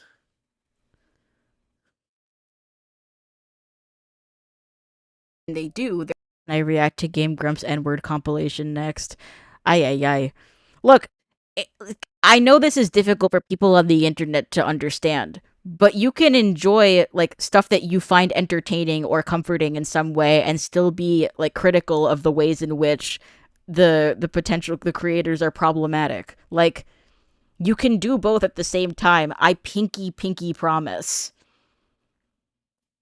Like, almost everyone who has ever made anything entertaining has probably done or said something unsavory. It is entirely possible to enjoy something and still be critical of it when they do something that is, like, unsavory or problematic. It is so fucking shrimple. Just engage with the things you like critically, and it's fine. Like, anyone being, like, super duper, like, purity testing about, like, the content that you watch or what you enjoy or whatever. Like, it's one thing if you're, like, repeating the Game Grumps N-word compilation out loud. It's also one thing if you're, like, ignoring that or being like, they never done anything wrong ever in their entire lives. But, like, as long as you have a healthy balance of understanding when some things happen that are not okay, and, like, understanding that those things are wrong, there's actually not any, like, you're not going to be fucking corrupted by enjoying a funny meme from the Game Grumps. Come on now. Let's get so serious. Also, as an online creator, it's you know, okay, listen. Two things are true. I'm sorry to say that. That's a cringe fucking thing that people say all the time. But two things are true. Number one, cancel culture is not real. Holding people accountable for stuff is fine and good and often necessary. And there is a point past which, especially as a creator myself, the concept of being held eternally accountable and, like, being hounded over stuff that I did and said 10 plus years ago is actually a nightmare to me. Like, past a certain point, you've got to understand that people say and do things that they will later not agree with. Like, it's okay to make mistakes and furthermore to, like, acknowledge them and move on from them and grow as a person. Like, just because the internet freezes you in a moment in time and preserves it there does not mean that these people are actually stagnant. I do not know the Game Grumps. They have not invited me on their show, but me enjoying their videos because they are, you know, a fixture of my childhood and sort of my media diet. First of all, doesn't mean that that's all I watch, and second of all, doesn't mean that I, like, endorse everything they've ever done or said. I've gotten a surprising number of comments about this that are like, I can't believe you include clips from the Game Grumps when they've done and said things in the past that are so problematic. It's like, there's a clip of JonTron in here who's done and said way worse things and also was a Game Grump at some point. Like, you don't have to make excuses for these people, but you also don't have to, like, hound people who enjoy their content and be like, did you know they did and said something problematic one time? Like, yes, I did know that, and I think that that's problematic. But, like, sometimes people do and say shit that's not okay. Like, there's literally not one person that is perfect, and that is not to downplay or understate the potential harm of using language like that. It's obviously not okay. And also, like, fucking, if you ask them now, like, do you think it was okay that you said the N-word a bunch 10 years ago, they'd probably be like, no. I don't think it is a good use of the time to speculate on what's in these people's heart of hearts. Ultimately, this shit's entertainment.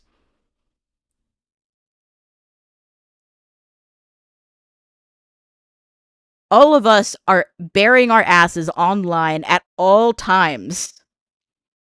We are going to say and do shit that we regret. What matters is how people respond to those things. And, like, accountability is important, but, like, online harassment is not okay. I think it is important to approach these things with some fucking amount of decorum and nuance. I know that might be a hot take. But yeah. So that's my take.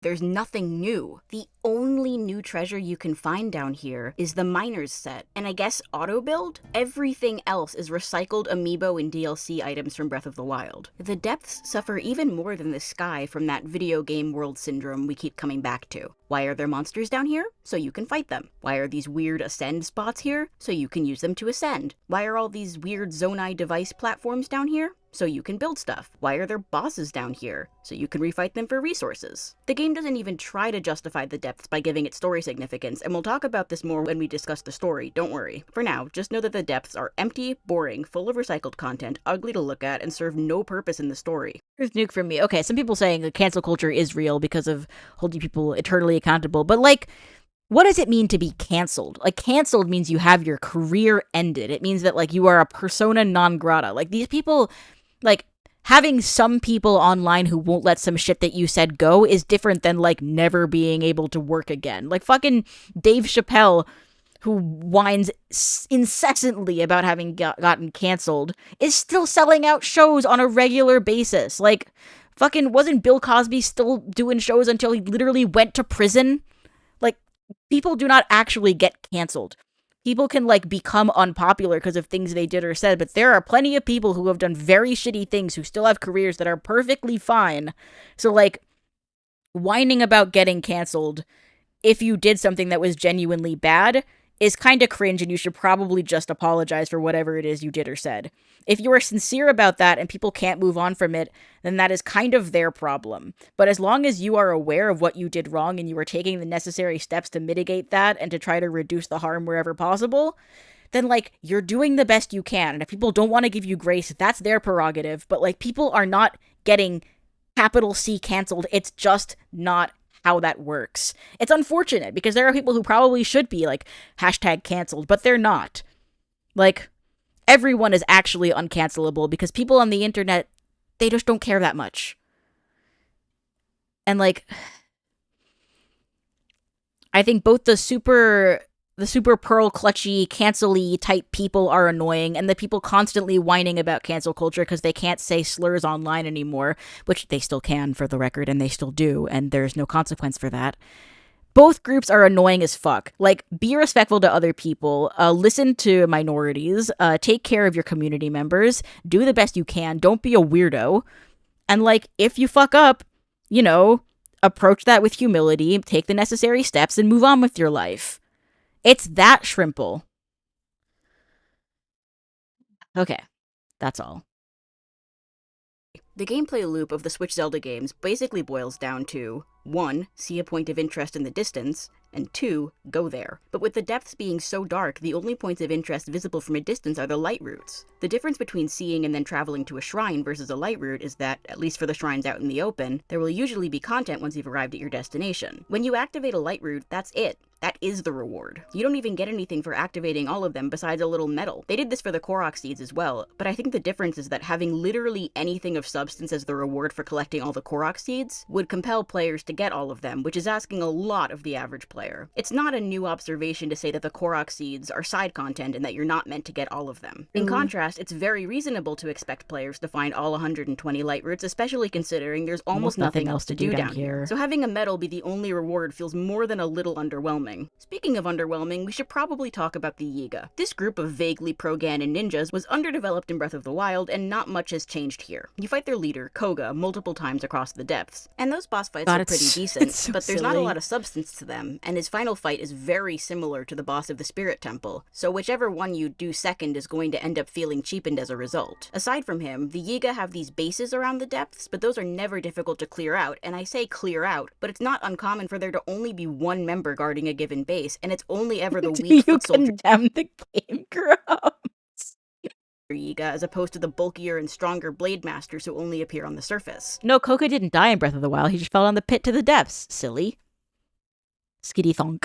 Once you've defeated whatever singular enemy is guarding the place, you're given some crystallized charges for upgrading your battery, and you're also given a schematic that's saved to your auto-build menu, letting you assemble the vehicles the Yiga use. The other place you can find schematics are at the various abandoned mines located under major settlements, including Terrytown for some reason. Terrytown was built from the ground up within the past decade, so what the hell's an abandoned Terry mine doing in the depths? These abandoned mines each have a forge that you can activate to purchase crystallized charges for upgrading your battery, and a construct that will give you a new schematic along with the parts you need to test it out. The schematics are a cool idea on paper, but there's rarely a good use case for them. If you're using auto build to summon a vehicle, Here we go. more often than not, that Who's vehicle asking about the will air be- bike? Has this ever happened to you? You've got a destination, but it's far away. Your light route is somewhere in the distance. Your sky island is out of reach. A body of water is sitting between you and your goal, and the hill you're climbing is too steep to drive a car. Don't you worry, there's a solution to all of your problems, and I do mean all of them. Introducing the air bike. Why spend precious time trying to get the wheels to stick on a wagon just right? Why chop down a tree to build a raft? For the low price of just 9 Zonite, you can be zipping around this world on 2 fans haphazardly smushed together. The air bike, the hover bike, the flying machine, whatever you want to call it, embodies everything I hate about this game all at once. That fucking bike that I hate. That fucking bike that I hate. That fucking bike that I hate. To be clear, there's nothing wrong with you, me, or anyone making the decision to use it. It's a very convenient build. But that's exactly the problem. I see endless praise for how Tears of the Kingdom allegedly encourages creativity and resourcefulness, or how the game rewards players who use their imagination to solve problems. If you search best Zonai builds on YouTube, you'll be inundated with videos with thousands upon thousands of views showing off these elaborate contraptions that you, yes you, watching this video on the toilet, will never build. You will— Shout out to my poop and Skittles. Get off the fucking toilet. You've been on there for too long. Your legs are gonna fall asleep. will never build these. Because why would you? The vehicles you build in Tears of the Kingdom have the same issue as all the rest of the content in this game. They are disposable. Die in combat? Goodbye, cool but impractical tank. Enter a shrine? Hope you didn't get too attached to that ATV you spent 15 minutes building because it's gone. The air bike is as popular as it is because the game rewards efficiency, not creativity. There are builds that go faster, or that are more visually interesting, or that serve more than one purpose, but none of them are as cost-effective as the air bike. Most of them won't be nearly as maneuverable either. And in a world where your rocket's wings and balloons will disappear after a minute or two, this device made of 2 fans and a steering stick has 30 minutes before the fans disappear, and that's a limit I've never personally come up against, since I will have moved on to the next thing long before that time runs out. It made sense to me to talk about this now, because the sky, and especially the depths, are particularly susceptible to being rendered irrelevant by the bike. You could fight your way through an area like the wrist mine on Pointless area. Fuck the wrist mine. Fuck the depths. I hate the depths. All my homies hate the depths. foot, or you could skip the area in its entirety by flying over it. Shit, you can fly over the entire depths, only stopping to pick up treasure chests or mine for Zonite, and you won't miss anything of value. The only times you'll be faced with a building task that can't be invalidated by the air bike will be when you have to move something heavy around, because the air bike will get weighed down and be unable to fly. In those cases though, the game will always give you materials to build the specific vehicle you need for the task, if not outright give you a pre-built contraption to use. My issue is not with the bike, it's with the game around it, a game that punishes creativity and rewards efficiency even when it means optimizing the fun out of the central gimmick. At this point, we've talked about the surface, the sky, the depths. We've talked a little bit about the Zonai and about the air bike, but from here on out, we're going to be talking about the dungeons, the shrines, the story, the characters. By the way, this is not in the script. This little interlude, this was ad-lib, and I'm about to say one of the most iconic lines of the video, and it wasn't even in the script. This is where shit gets serious. So get ready, buckle your fuckle, and prepare for impact. One of the most integral parts of the Zelda experience is exploring a game's dungeons. Making your way through unique spaces full of puzzles and enemies with a boss at the end and some item that you pick up along the way is honestly what Zelda's all about. That's why when Breath of the Wild released with a pittance of dungeons that many felt were too short and too simple, people were not happy. Rather than having temples or caves as settings for the dungeons, Breath of the Wild had the Divine Beasts, the 4 giant animal robots that were originally constructed to fight Ganon but were corrupted by his malice. Every beast worked in basically the same way. Sorry, I hear the fucking Morse code every single time I listen to the Divine Beast themes. I'm so excited to talk about that in the Breath of the Wild video. Oh, I love Breath of the Wild. They could never make me hate you. It could try. It can try. Divine Beast Defense Squad. True. Buckle your fuckle. Yeah, buckle your fuckle was not in the script. You needed to use your Sheikah Slate to adjust the rotation or position of the beast in order to activate a handful of terminals, culminating in a boss fight with one of 4 almost identical bosses. There weren't locked doors that you needed keys to open, the puzzles were pretty weak, and in general, they went by very quickly. And yet, despite their shortcomings, I kind of love the Divine Beasts. Having these giant corrupted animal mechs that move around the overworld that you need to board and take control of, it's sick, it's fucking awesome. What, are you kidding me? But I also understand why people were disappointed, especially considering the precedents set by previous Zelda games, especially Skyward Sword, the game that directly preceded it, which had some of the best dungeons in the entire series. I love you, Interviews ancient sister. leading up to Tears of the Kingdom's release suggested that the devs had basically gotten the memo on the Divine Beasts. Making a wide variety is pretty challenging. The 4 Divine Beasts were the dungeons in the last game, and they shared similar designs. This time, the dungeons are huge, and each carry their own regional look and feel, just like traditional Legend of Zelda games. We think they'll provide a satisfying challenge for players. I think it's telling that it's Satoru Takizawa who's giving this quote, the art director. Like, he's saying that he gave the dungeons their own distinct, like, aesthetic identities, but that's not the same thing as them having, like, good dungeon design. And a lot of people fell for it. They see the word temple in the name, and they see it kind of look like a Zelda dungeon, and they're like, oh, Zelda dungeons are back! I'm gonna fucking preheat! I'm sorry. I'm so sorry. But yeah, They look kind of different. They're not all the Divine Beasts again. They've got different bosses, but they're not better. People weren't happy with them, so they were going to do something that was more in line with what people had come to expect from the Zelda series. That is not what happened. The dungeons in Tears of the Kingdom are pathetic. With the exception of the Lightning Temple, they are all worse than Breath of the Wild's Divine Beasts. At least the Divine Beasts had cool integration with the overworld, a distinctive animal motif, and required you to think about three-dimensional space in some way, through manipulating their inner workings or their position. Tears of the Kingdom's dungeons have the exact same progression structure as the Divine Beasts, in the sense that all you do is walk around and activate terminals, but the mechanic of manipulating the layout of the dungeon in some way was scrapped altogether, and in its place is nothing. To make matters worse, you're returning to I hated writing this part of the script. I hate talking about the dungeons in this game. They're so dog water. They're just, I hate them. I hate this game. This was the part of the script that was the hardest for me to write because it was so fucking boring. The same 4 areas you explored in Breath of the Wild, talking to largely the same people and seeing the same sights as before. This time, Link is sent out by Purah to investigate 4 regional disturbances, hoping they'll connect in some way to Zelda's whereabouts. When you arrive in one of the 4 regions, you'll see Zelda doing something obviously evil or at the very least suspicious. And then in the process of chasing after her, you end up in the dungeon. As part of this process, you'll meet a returning character from Breath of the Wild who will join up with Link for the lead up to the temple as well as the temple itself. Once you've beaten the boss, your new friend will awaken as a sage of their particular element, and then you get the ability to summon them as you explore the rest of the world. Whatever problem was affecting the region goes away, and the player moves on to the next thing. But wait, what about Zelda? We'll talk about this when we get to the discussion of the story, but unfortunately this evil Zelda thing never goes anywhere. It's basically just a carrot on a stick to get the player to explore the dungeons, and so I guess now it's probably time to stop stalling. 970 viewers? Seriously? Damn. Everyone loves the skitter, I suppose. About them. The dungeon the game absolutely wants you to do first is the Wind Temple at Rito Village. Shout out to Captain Bergerson. The first draft of the script originally mentioned his dungeon video where he talked about like his justification for doing the dungeons in the specific order. And I cut it not because I do not like his videos. I love his videos, and he's a king and a friend of the channel. Everyone go subscribe to famous YouTuber Captain Bergerson. But just because it like the flow of it with the rest of the video was detrimental. Having said that, his dungeon analysis is quite good. I think he's more positive on the game than I am, in a way that I sometimes think is a little bit too charitable, but you should definitely go give his videos a watch. And he also has a fantastic voice. So if you're a Skitty fan, you love watching my videos to fall asleep, he's got a voice far more soothing than mine. Purah will not so subtly nudge you that way, and the ability you get as part of that quest is useful in traversing the rest of the world. A lot of people praise the lead up to the Wind Temple, the part where you climb up the rising island chain with Tulin, and it's praise I'm willing to agree on. The moment of flying up above the clouds as the background noise falls away Everyone and the should light washes like over this you, and then you skydive into the eye of the Sorry storm. about that. I keep accidentally double clicking the thing. I hope that nothing weird happens when that happens.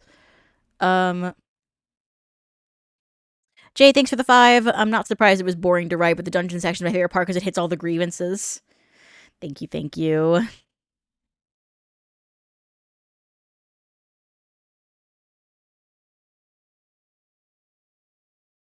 Your voice is way too grating to sleep. Okay.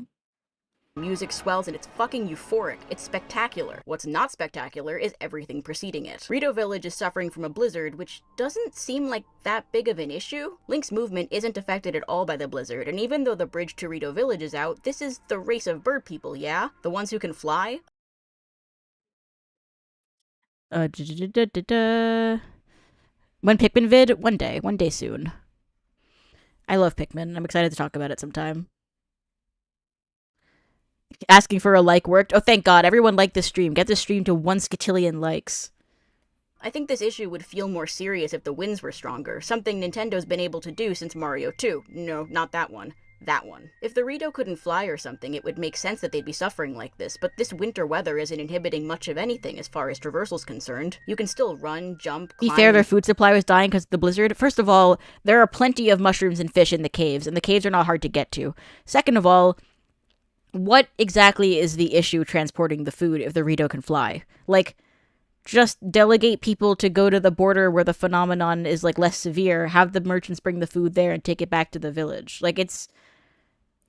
Even if they weren't living in a perfectly, like, abundant world where they could just go into any cave and get the requisite fish and mushrooms or whatever, Yeah, like Jay is saying, like, the Rito feathers are literally cold resistant. Exactly. Skill issue, just fly. It's stupid. Stupid with 2 O's. Next. Glide like normal, which I think ultimately hurts this sequence. It also means that Tulin's wind power that propels you forward is useful, but not necessary. If you needed his power to steady yourself while gliding in the blizzard, it would underscore the severity of the situation, make Tulin feel like a really helpful ally and not just like a kid you're babysitting. So you get to Rito Village and you wander around for a bit, talk to a handful of characters that don't matter at all, go looking for Tulin in this cave, and complete the Herculean task of getting his bow back from an enemy that dies in 1 hit. After you beat these incredibly basic enemies together, Tulin decides he now understands the value of working as a team. This is supposed to count as a character arc for him. We get a single scene with him between meeting him and this epiphany, and it's just embarrassing. Frankly, Tulin is barely a character. I like his design, I think he's very cute, He is but very in Breath cute. of the Wild, he was basically just a background character. Snoop Dogg says he's only ever been outsmoked by 1 person. Going into Tears of the Kingdom, I cared way more about the characters I remembered from the previous game. For people who didn't talk to every single NPC in Breath of the Wild, this kid is a perfect stranger, and 10 Yeah, the minutes only arc that Tulin has is in the Italian version. Or, no, in the French version. I guess it's a slightly different word in Italian. Tulin's arc is in the French version.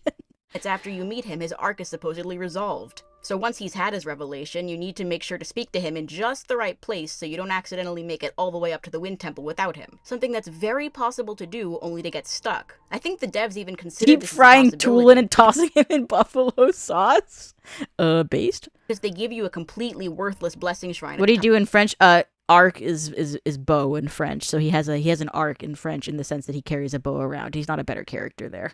Top of the climb, presumably just to use as a warp point back up, which makes no sense given that the Wind Temple has a warp point of its own, unless you consider the fact that if you get up to the Wind Temple without Tulin, you can't activate the warp point and will have to abandon all the progress you just made and go back down to retrieve him. Also, I know people really like this section for its atmosphere and music. Also, Tulin's parents, Teba and Saki, are a reference to Tebasaki, which is chicken wings, the food in Japanese, which is awesome. I think Tulin's actually after churip, which is also a type of yakitori, which is just fucking awesome. Shout out to the silly little names.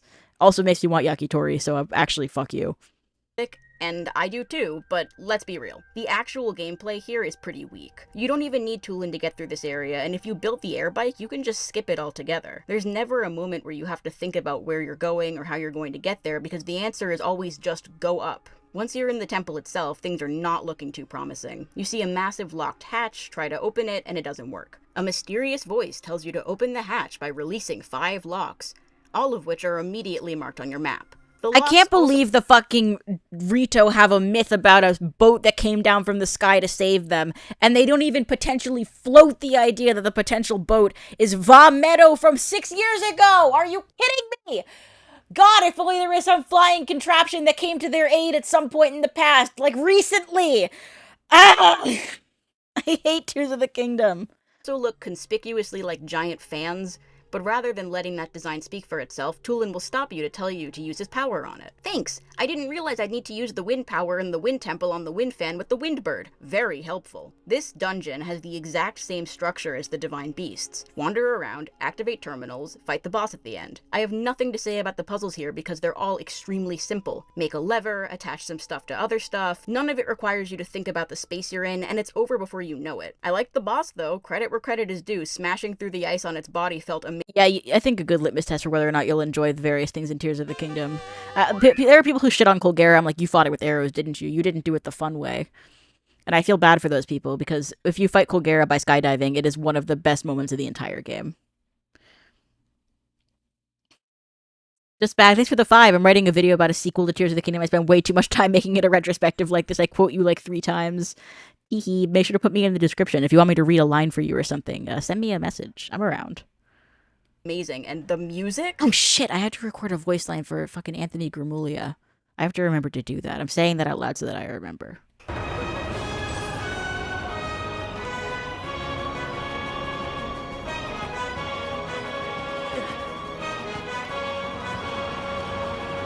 So, Colgera explodes, global warming returns to the village, and Oh boy. Tears of the Kingdom has these cutscenes when you finish the 4 main dungeons, and they are, without exaggeration, identical to each other. Here is how every single one of these cutscenes plays out. The Here we sage go. says their descendant's name. Tulin, My brave fledgling, You noble little rock. Sidon, my cherished kin. Riju, beloved daughter of the Gerudo. The descendant says, I know that voice. You're the one that's been talking to me. I know that voice. You're the one who's been talking all this time. The sage says, Yes, I am your ancestor from long ago. I served the first king of Hyrule. I was a warrior and a sage with control of element. Yes, I'm your ancestor from a time long past. I served the first king of Hyrule as a Zora warrior and a sage who called down lightning.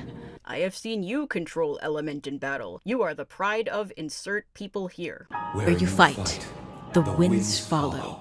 Impressive! Nothing less from my descendant. You are the pride of the Gerudo. The sage says that the boss the descendant just defeated was summoned by the Demon King in order to stop them from finding their secret stone. That Monster you defeated. The source of those foul rocks. It was a servant of the greater evil, the Demon King. The monster's true purpose was to prevent you from Obtaining that stone. My secret stone! The descendant says, Secret stone? Demon King? Demon King? Secret stone? Secret stone? Demon King? Maoto Shiseki datte. Demon King? Secret stone? The sage says that they will explain everything and that they need to tell you the story of the imprisoning war. This is a lot to Learn all of a sudden. I know. Then listen carefully to what I have to say. It concerns the imprisoning war and the events that shaped our people's destiny. The sage then tells the exact same story beat for beat. In the time of Hyrule's founding, the Demon King appeared and sought to destroy anyone who opposed him. Rauru, the first king of Hyrule, along with the sages, rose up to oppose him. In order to do this, Rauru gave the sages secret stones, objects that amplified their powers. The sages faced the Demon King in battle, stronger than ever thanks to their secret stones, but were no match for the Demon King. In the end, Rauru sacrificed himself to seal the Demon King away, and the descendant goes, So that was the imprisoning war. and the sage says, Sometime later, the Sage of Time came to visit, and the destiny of our people was clear. Some time later. The Sage of Time, one of the 6 sages. Came to visit me, and she set the Gerudo on our destined path.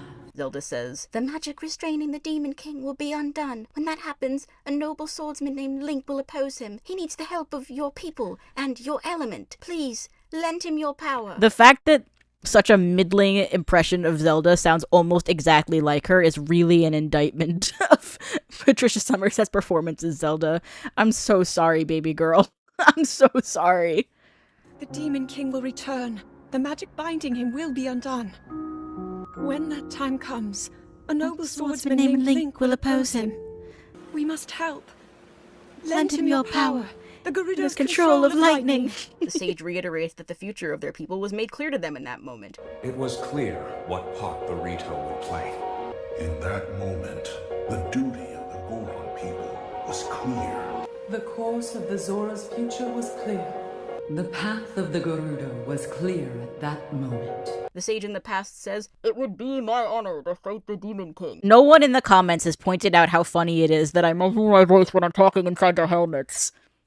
Not even one person has said, Skitty, it's super funny how when you're reading the sage's voices inside their helmets, you muffle your voice so you can tell that they're talking inside the big mask. I thought it was funny. Sneef. I swear, when he returns, my descendant will awaken as a sage. It will be an honor to defeat the Demon King. I swear to you that when the Demon King returns, the Rito Sage of Wind will awaken once more. I'd like nothing more than to smash the Demon King. I swear that when the Demon King returns, the Sage of Fire will awaken again. It would be our honor to aid in defeating the Demon King. I swear to you that when the Great Evil returns, the Zora Sage of Water will awaken once more. We wish nothing more than to eliminate the Demon King. I swear to you that when the Demon King Oh my god, bro, I can't believe this game exists. Says, you may have saved insert town here, but the Demon King is still out there. You've saved Goron City. However, the Demon King still remains a threat. Then they tell their descendant to fight the Demon King with the swordsman Link. Fight the Demon King alongside the swordsman Link. This is absolute insanity. Once you've seen one of these cutscenes, you've seen all of them. There is zero variation between them, and I genuinely struggle to understand how the people working on this game found this to be even remotely acceptable. Beyond being repetitive, these scenes are so weak. These ancient sages all wear masks, so we don't know what their faces look like, and more egregiously, they don't even have names. These scenes could have shown us an ancient version of the Rito, Goron, Zora, and Gerudo societies, and helped us better understand what life was like in the distant past. But instead we get a copy-paste job that's so lazy, and I firmly believe it will haunt this game's reputation long into the future. These scenes are also completely pointless because they all amount to fight alongside Link, but they've been doing that. We literally just beat a whole dungeon together. Remember? They made a cutscene that goes, "My cherished descendant, go do the thing you are already doing," and then copy and pasted it 3 times for good measure. So after the Wind Temple, Tears of the Kingdom wants you to do the Fire Temple. I've seen some people say this temple isn't that bad, and I've heard others say that it's actually their favorite, and I've got to ask, like, respectfully, what the fuck are you talking about? This has got to be one of the worst Zelda dungeons ever, and if the Water Temple wasn't giving it a run for its money, I'd say it's easily the worst dungeon in this game. The story kicks off in Goron City, where— Alex, I'm not reading that out loud. Thanks for the 5, though. everyone is hooked on this addictive new drug, what they're calling marbled rock roast. They've lost the motivation to work, and all they ever want to do is sit around and eat. Haha, I get it. They're stoners. Because they're rock people? Also an underrated joke, courtesy of Skitty H. Biddy, that people did not comment about nearly enough. It's fine. I don't care. Yunobo is back from Breath of the Wild, and his voice is as grating as ever. Stop flapping your rock chompers and get over here, Goro! He's not acting like himself, and he even tries to fight Link, but he's a total pushover, and much like Tulin, he gets his character arc over with before it's even begun. He was being controlled by an evil luchador mask given to him by Zelda. The one we never see from the front or close up, always in the distance doing vaguely evil things. That's my girlfriend, Princess Zelda. Once you've snapped Yunobo out of it, you take a short minecart ride up Death Mountain until you're at the summit. This giant monster appears, and you're meant to use a Zonai vehicle to fight it, which I know because the game spawns one right next to you, pre-assembled and ready to go. This boss fight's over very quickly, and seems like its purpose is mostly just to get the player used to using Yunobo's ability. It's a shame too, because I think this boss is way cooler looking than the actual boss of the Fire Temple, but I digress. You jump into the chasm at the top of Death Mountain and make your way down into the depths where the dungeon waits, and it's dog shit. Just like before, you need to open a handful of locks by going around and activating mechanisms that are conveniently perfectly suited to the partner you've got with you. This dungeon plays with verticality, or at least it thinks it does. It gives you all these minecarts to get— Yeah, there's actually, unironically, a lot of moments in the Game Grumps Tears of the Kingdom Let's Play where they make salient criticisms of the game. Like, by the time they're on, like, the 3rd or 4th Demon King Secret Stone thing, like, Aaron's just yapping over it, and Dan's like, come on, Aaron, this is important. He's like, yeah, I know it's important. This is the 4th time we're hearing it. And, like, when Aaron Hansen is able to pick up on all of the shit your game is doing wrong— well, listen, I'm not going to say he's never made a good criticism in his life, especially because, you know, I'm holding out hope that one day the Game Grumps let me come on their show so I can that's a joke, mostly. Call me. But all I'm saying is if the sequelitis guy can pick up on the shit that this game is doing wrong, you have definitely fucked up. But this is Tears of the Kingdom. Whether it's a hot air balloon, a rocket fused to your shield, Ascend, or especially the air bike, the content of this dungeon becomes trivial. The puzzles here aren't even good. Build a ramp here, ascend there, riveting stuff. This place is big, but there's nothing of substance to do here, so it just feels like a painful slog. I alluded to this already, but the boss didn't impress me either. It's a stun it and then hit the weak spot until it dies boss, which feels very Zelda, but less in a nostalgic callback way and more in a dated, formulaic way. Once you've beaten the boss, you watch the Secret Stone Demon King cutscene, and all the marbled rock roast disappears from Goron City at once. Oh man, they are in for a rough 2 weeks. Yeah, they're all fucking sweating and detoxing at the same time. The Water Temple's up next, and it's the same as all the others. Go to the place, talk to the people, watch a character have their entire arc in a single scene. If you're bored listening to me repeat this over and over again, imagine how bored I was playing it. Shout out to this puzzle though, where this Zora historian is puzzling over a broken monument that you have to repair with a missing piece that's 5 feet away.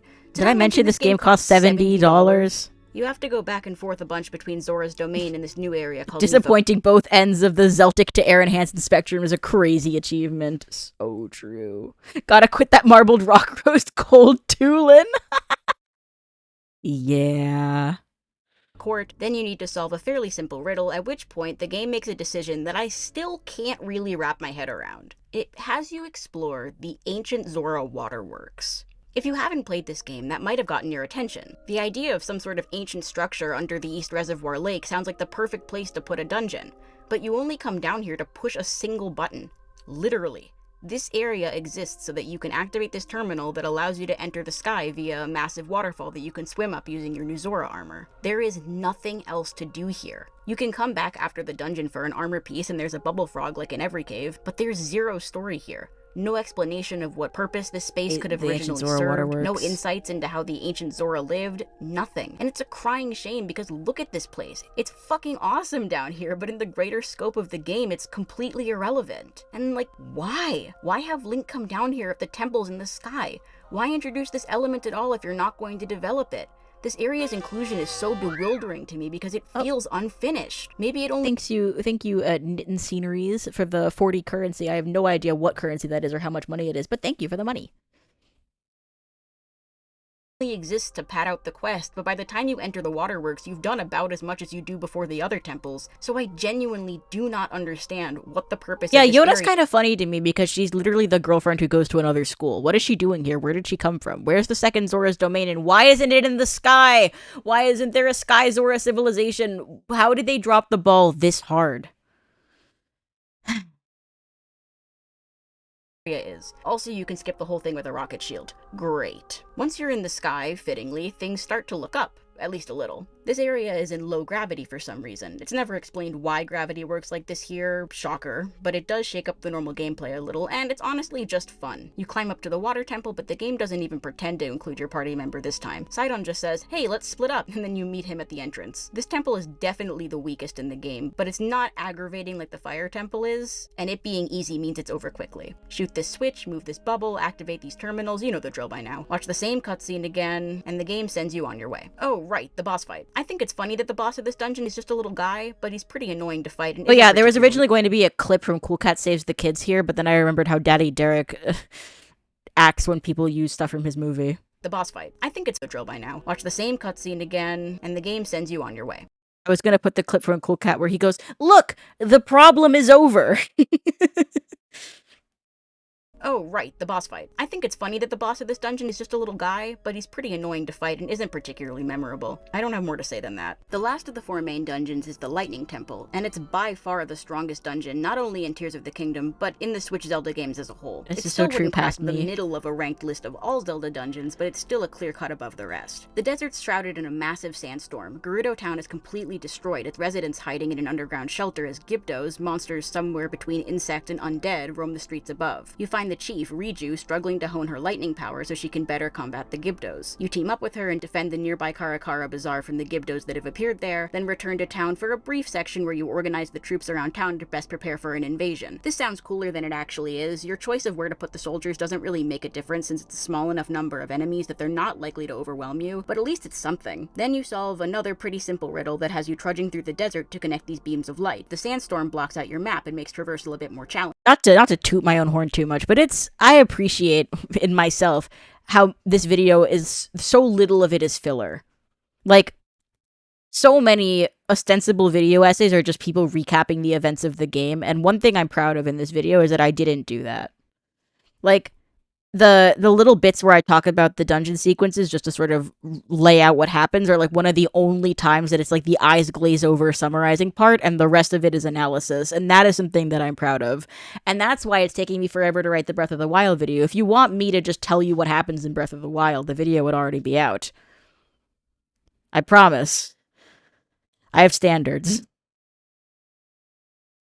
At least it would, but it's very easy to just fly above the storm and then it poses no challenge whatsoever. So the temple pops out of the ground, you walk up to it, no fuck! Jesus fucking Christ, what is that? My actual reaction. Criticism of the game, by the way. This thing's just fucking horrifying. I don't want this anywhere near me. So the first thing you do when you arrive at this dungeon is face off with its eventual boss, Queen Gibdo. It's a fun shake-up to the formula and also acts as sort of a teaser for the actual fight. Once he's taken enough damage, she'll flee to the top of the temple, so it's time to head inside. You have to make your way through the catacombs filled with traps, and Riju works differently than the other party members you've had so far, in that she can't just teleport to your position, so you need to actually clear a path by disabling the traps so she can follow you through the dungeon. Before you can get too excited, though, you find yourself in a central room with... Someone just said, how do you feel about Majora's Mask doing a similar thing to Tears of the Kingdom? Don't even compare the two.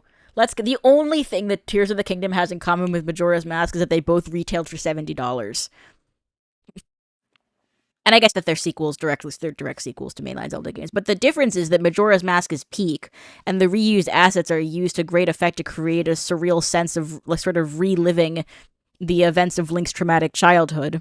It's a very poignant story about grief and childhood trauma and like loss and growing up and belonging and not belonging, and it's got a great focus on the interpersonal relationships. The story's really interesting, the villain is unique, the gameplay is good, the dungeons are good. Like, Majora's Mask has the fucking sauce. Tears of the Kingdom has the fucking snooze. I hate Tears of the Kingdom, and Majora's Mask is my favorite Zelda. Like, the only thing Tears of the Kingdom has that Majora's Mask doesn't is gyro aim. Like, do not compare the two.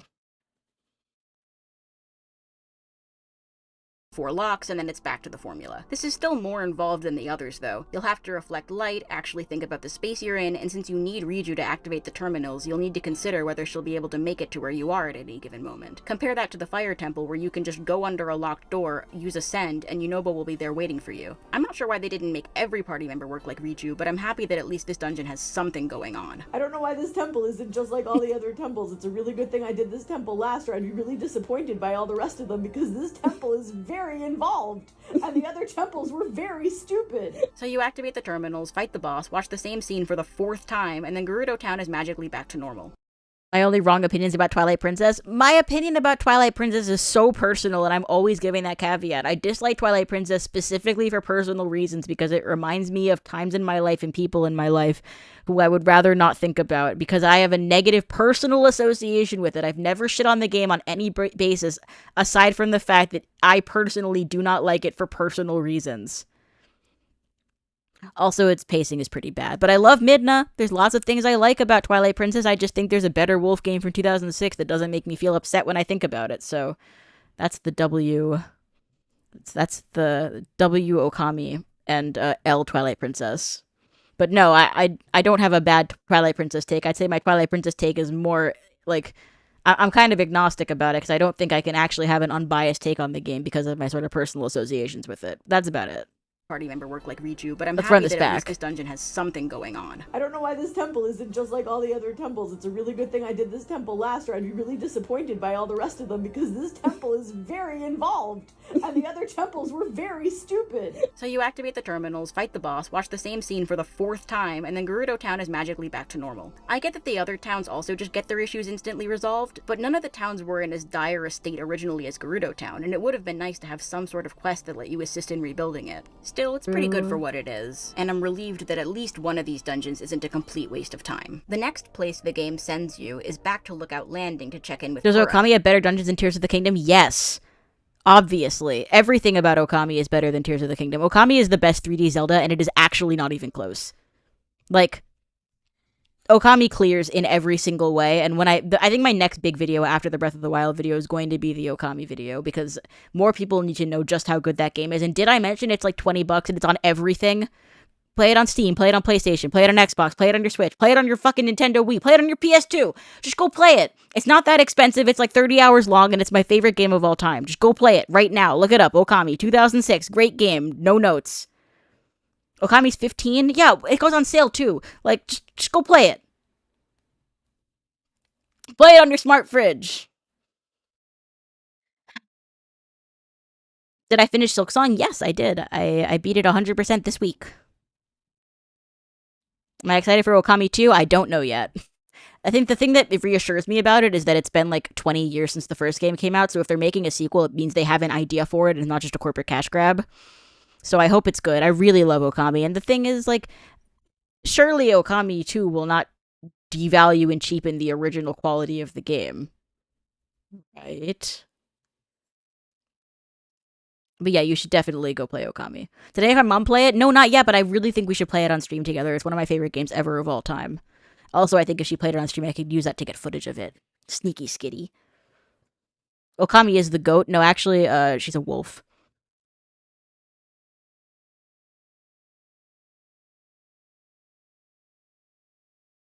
Do I feel like there's too much padding in it? No, not really.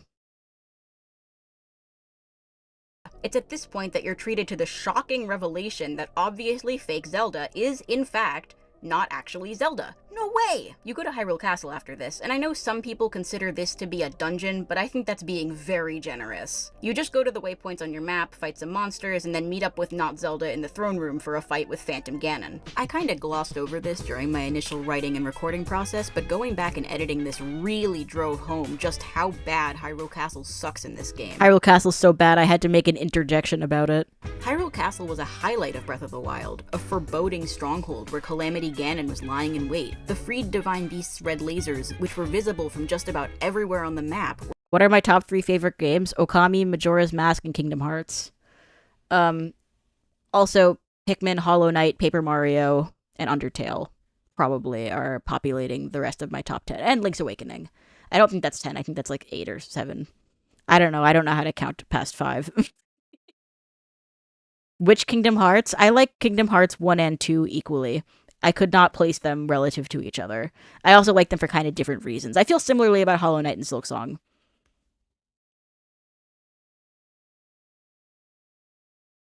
I'll do a video at some point comparing KH1 and KH2 because I love them both.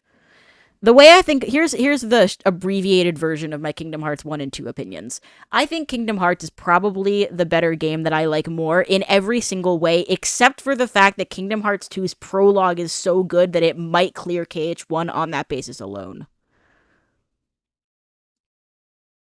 So, yeah. No indie? What the fuck? I said Hollow Knight. I said not Okami. I said Okami. I'm sorry. No, fuck. Stop thinking about Okami, Skitty. I said Hollow Knight, I said Undertale. Those are both indies, yeah?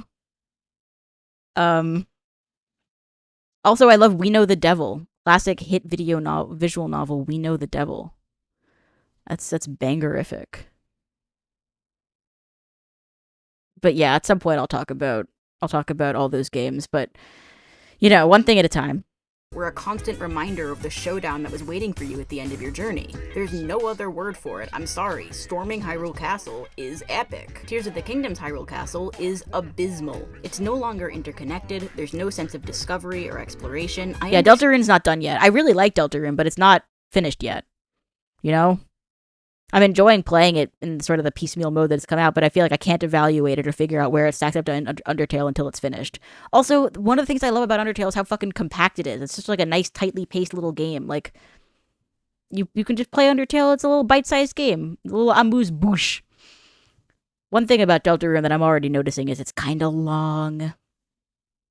I'm enjoying it, don't get me wrong. I really love the characters, and I think it's definitely more robust than Undertale is. But also, it's not done yet, so I can't really say for sure how I feel about it relative to Undertale. And also, I like that Undertale is short. It makes it easy to replay. I value that in a game. It's part of why I love Link's Awakening so much. Understand that people don't just want to explore the same castle all over again, but then show us new areas. Show us pathways originally obscured by the Malice, or rooms that were rebuilt, or most interestingly, show us the Astral Observatory, the location of the battle with Calamity Ganon, and yet another giant question mark from Breath of the Wild. Also, why the giant pillar? You have islands floating in the sky. If you're gonna lift up the castle, then commit to it. You just fight scores of the same monsters you've been fighting for the entire game, fight Phantom Ganon, who you've probably already fought by now too, all in search of a Zelda that you absolutely know by now is an imposter. There's no unique boss fight, there's no reason to come back, it sucks. Okay, back to past me. You win in battle but lose in the cutscene, the sages show up just in time to stop Link from getting gloomed again. This is a cut line from the video that will be in the Autistic Cut, but I'm going to share it with you all now. I'm just going to pause it and interject with the... You win in battle but lose in the cutscene, the sages show up just in time to stop Link from getting gloomed again. And it's a shame, because maybe this time Rauru would have given Link his giant Zonai dick. Ganondorf pieces out, and Riju has the only intelligent thought in the entire game. You like it? Hold on. He must not be at his full strength. Otherwise, why flee instead of finishing us off? The gang returns to Lookout Landing and realizes there was a fifth sage in the ancient past, Rauru's sister Minoru.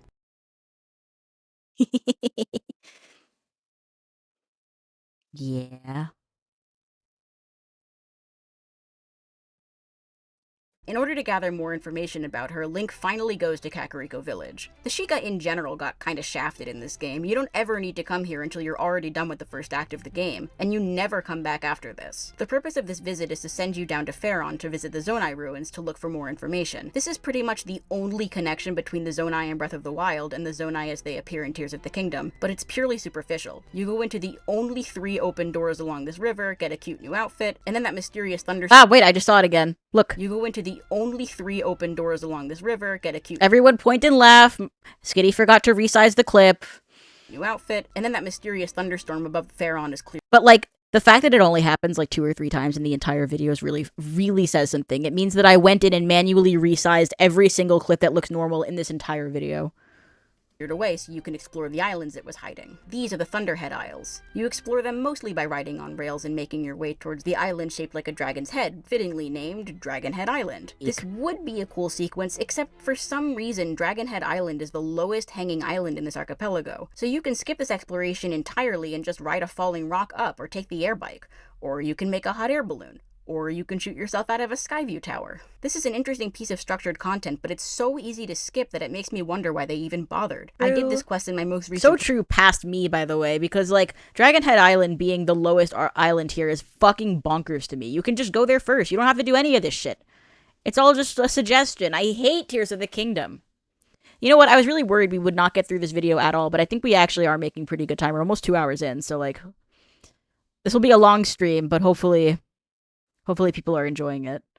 Content, but it's so easy to skip that it makes me wonder why they even bothered. I did this quest in my most recent playthrough just to get footage of it, but you can explore the Thunderhead Isles without clearing the storm. That's actually what I did in my first playthrough. I brute forced my way through this area and arrived at Dragonhead Island much earlier than intended. I was so excited when my exploration led me to the Construct Factory, which I assumed was a bonus dungeon and a reward for braving the thunderstorm, and I was extremely disappointed to learn that this was not only part of the main quest, but also significantly easier if you do it when you're supposed to. Once you make it to Dragonhead Island, you're faced with a door that takes a pitiful 10 hearts to open. Your health in this game maxes out at a whopping 40 hearts, and if you're doing this when you're supposed to, you'll have gotten a heart container during the tutorial, 1 from each of the dungeons, and 1 from Hyrule Castle. That means that you only need to do 4 shrines in order to have enough hearts to progress past this door. I hate this door. I hate this game. If the goal is to prevent players from going directly here from the starting area, first of all, why? And second of all, isn't that the whole point of the thunderstorm? I don't understand why this door is here. But you open it, find Minoru's mask... Wait, what do you mean you get too much height jumping off of it? As opposed to the fucking Skyview towers? What are you, cuckoo bananas? Come on now. Down into the depths where the 5th dungeon, the Construct Factory, is waiting. I like the Construct Factory. Like this place. It's one of the few times so true past Skitty. The game asks you concretely to engage with the building mechanics in order to solve puzzles and make your way through this place. You do the same 4 terminals bullshit as always, but this time at least there's a twist. The terminals come at the beginning of each section, and each gives you a piece of a large construct. There are 4 of these body part depots, 1 for each arm and 1 for each leg. The door locks behind you once you've interacted with the terminal, so you'll have to make it through each depot while bringing the robot component with you. The visual design here focuses a lot on the decay. The railings are breaking down, pieces aren't where they should be, parts are lying on the ground, and giant clumps of mold are growing all over the walls. This place feels suitably ancient and decrepit, and while the puzzles are generally too simple and can be skipped with recall or rockets, at least they tried. The actual content... The motto of the Construct Factory is, at least they tried, truly. And here isn't bad, but then you bring all the parts back to where Minoru's mask is waiting for you and put the robot together. And wow. You build this mech, this customizable mech suit, powered by the ghost of a technologically advanced furry lady, and it's so slow. It's so weak. Link is defenseless while riding it and still takes damage. It takes up a huge chunk of space on the screen, it gets in your way, it sucks. This is a canon event, by the way, is playing this part and getting on Minoru and realizing she is the worst. How do you mess this up? The preceding section of assembling this robot feels suitably important, like it's leading up to something big. And then you can't even kill the group of enemies that the game puts in your way to show you your robot's new powers. What were they thinking? So you and your disappointment... Genuinely, look at this. ...that the game puts in your... Look how much damage that did. Like, that's not even a quarter. You would take, like, 6 hits to kill one of these blue moblins, by the way. Not a black moblin, not a silver moblin, a blue moblin. way to show you your robot's new powers. So you and your disappointing new friend make your way to the Spirit Temple, which isn't actually a dungeon like you might think based on the name. The actual dungeon was the Construct Factory. This is basically just a boss arena, where you fight a gloomed up Minoru bot in a boxing match. It's simple, but it's decently fun. Once that's all wrapped up, you get a cutscene that's not exactly the same as the others, but it's pretty close, and you still don't learn anything new. So good.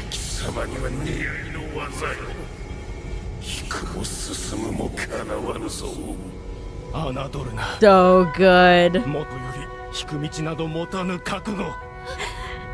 Sama! 我にとっては万年も瞬きと同じ何も変わらぬ。いや、悠久の先、貴様を撃つ者が必ず現れる。大魔の剣を持つ剣士、リンク。この名を忘れるな。So true.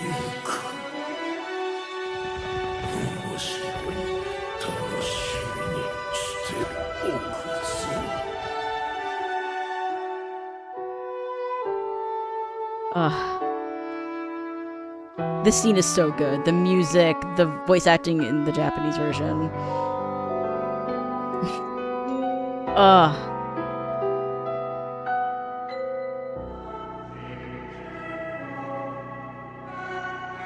Oh my god, and it fading into the fucking 2019 teaser music. Oh, it's peak. I wish this game was not like this.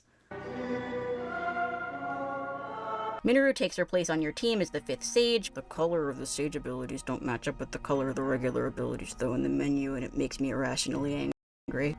Sorry you had to find out like this.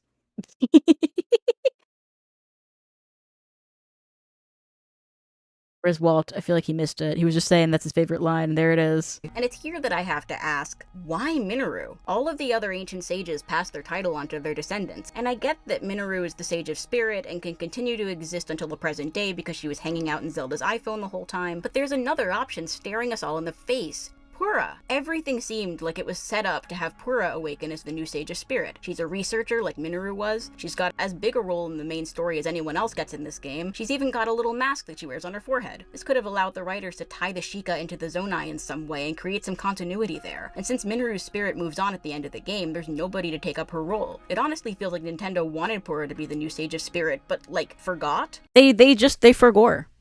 Oh good, he is here, thank god. Walter. Matt, they fucked up big time. Just a big L. All of the pieces are seemingly in place to make this make sense, but instead we get an underpowered mech and an undercooked story to go with it. To be fair, it was difficult to put the pieces together. What a mess. There isn't anything like a Ganon's castle at the end. You just make your way through the foundation you explored with Zelda in the opening until you make it to the imprisoning chamber. So that's where our discussion of the dungeons in this game ends. Hopefully you understand now why I truly believe, with the exception of the Lightning Temple, that the Divine Beasts were better. And that's not praise for the Divine Beasts, it's an indictment of the excuse for dungeons we got in this game. Much like Breath of the Wild though, most of the puzzle solving in this game is relegated to the 152 shrines spread across the world. Here we go, my favorite section! To make up for the dungeons, I've got some bad news.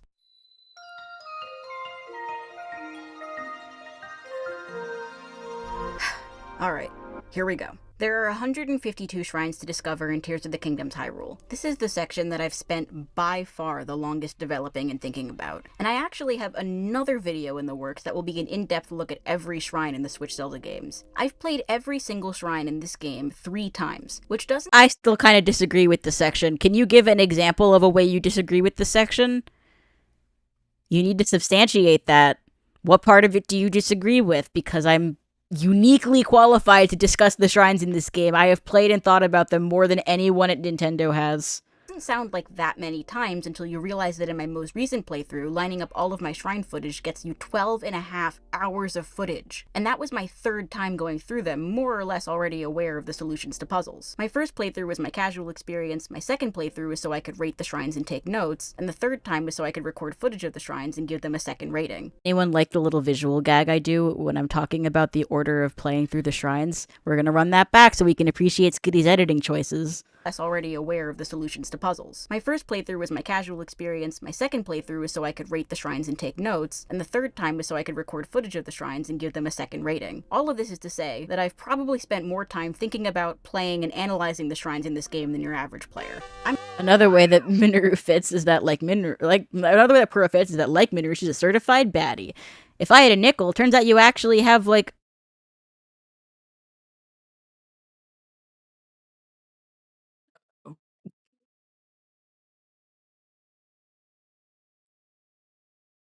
not 20 nickels, that would be $1. 200 nickels, that's $10.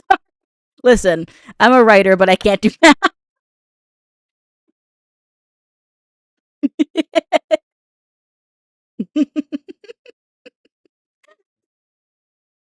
Listen, there's a reason I went into YouTube video essay and not doing math. Sorry. I'm shrine pilled. I'm a shrine expert. It's shrine time. It's prime time. I can only count to 4.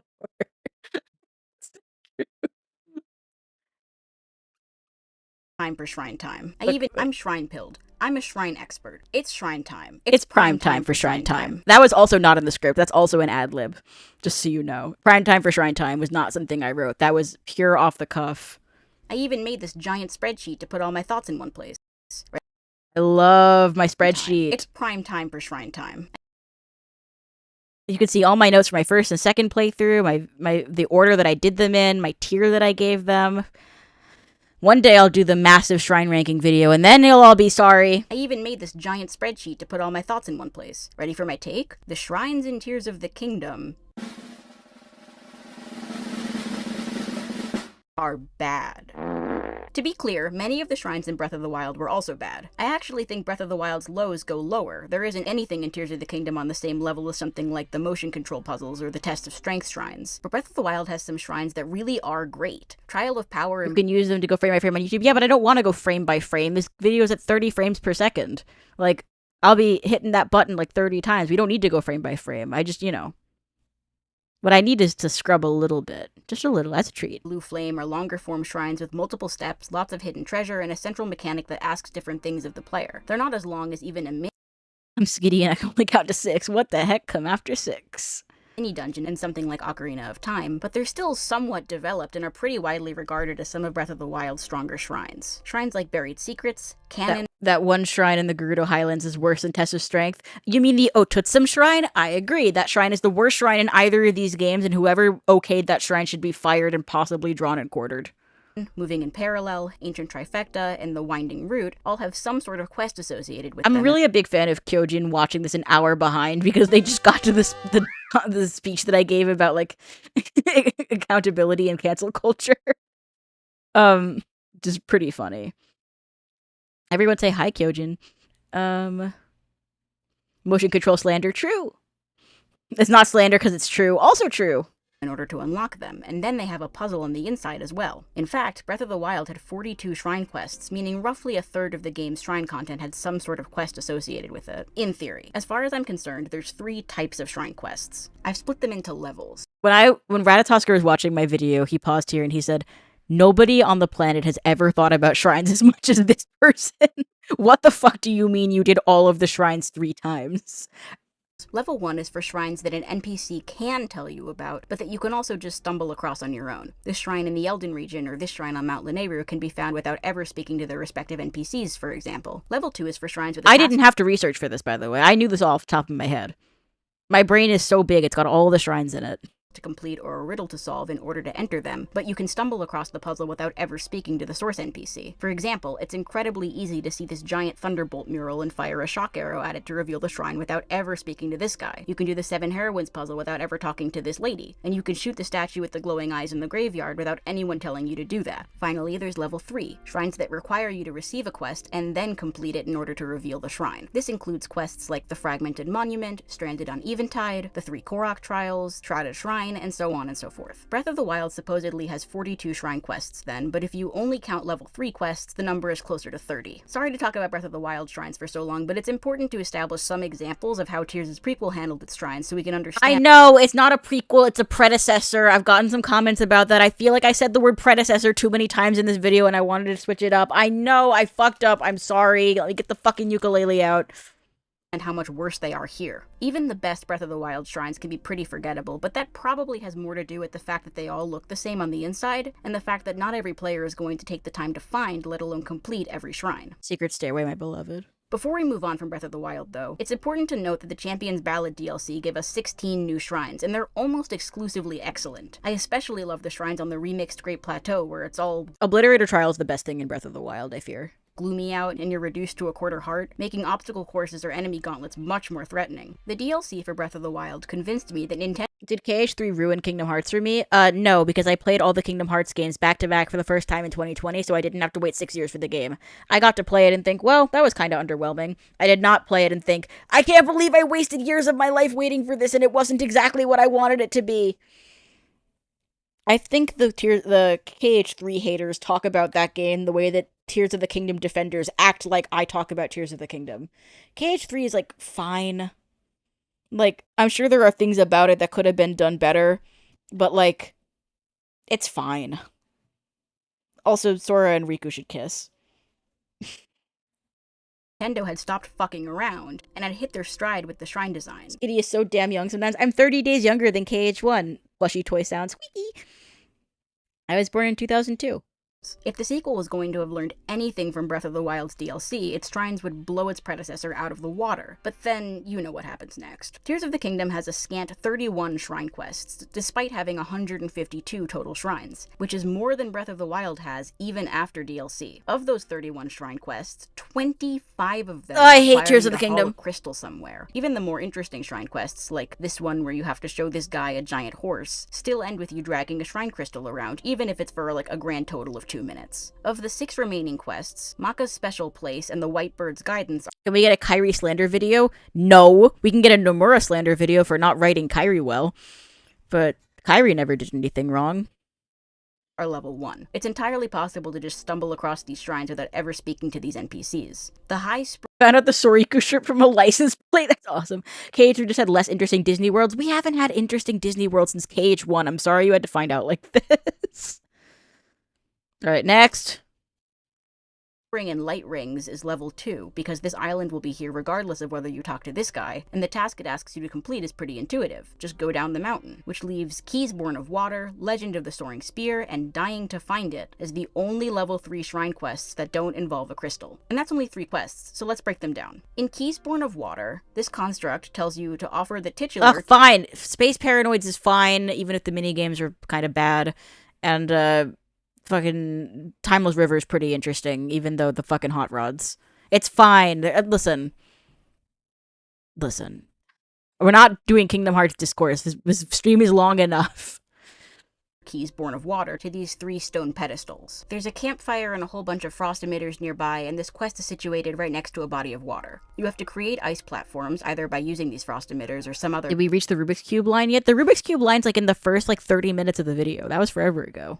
Method, like an ice fruit or a sapphire rod, and then hold them over the fire to melt them until they're the right size to fit in the 3 holes. The reward is an empty shrine. In Legend of the Soaring Spear, you come across this journal in a cave with a couple of— This will sound weird, but you sound like you wear glasses. Well, I do wear glasses. Hold on.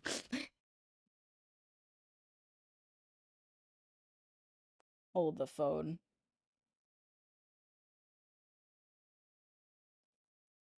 I wonder if there's a way.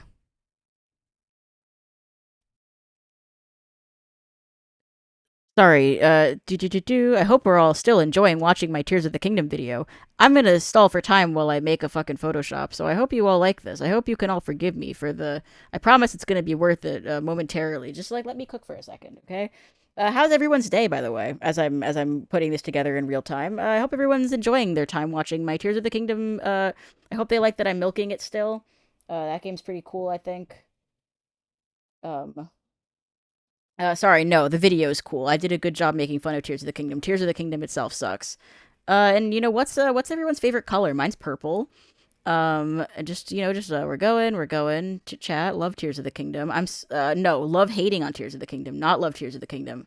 Damn, the Freudian slips just keep coming out while I'm working on Photoshop. I just, I really have to keep my stream engaged while I'm working on this so that they know that it's going to be worth the wait, because I'm gonna pop off with this in just a moment. So like, just, give me a sec. It's gonna be great. It's gonna be so awesome, and everyone's going to say, "Wow, Skitty, this is worth the wait. This image is worth the wait." Everybody doing great. Everyone having fun. Everyone having a nice time. Everybody loves Skitty Bitty. Everyone clap for Skitter. Yes, everyone's doing great. Oh, thank you. You can see the Photoshop cursor. It's awesome. What if I do...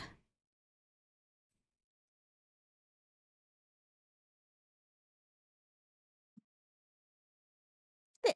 Oh, the fucking shadows on the bottom are there still. Whatever. What if...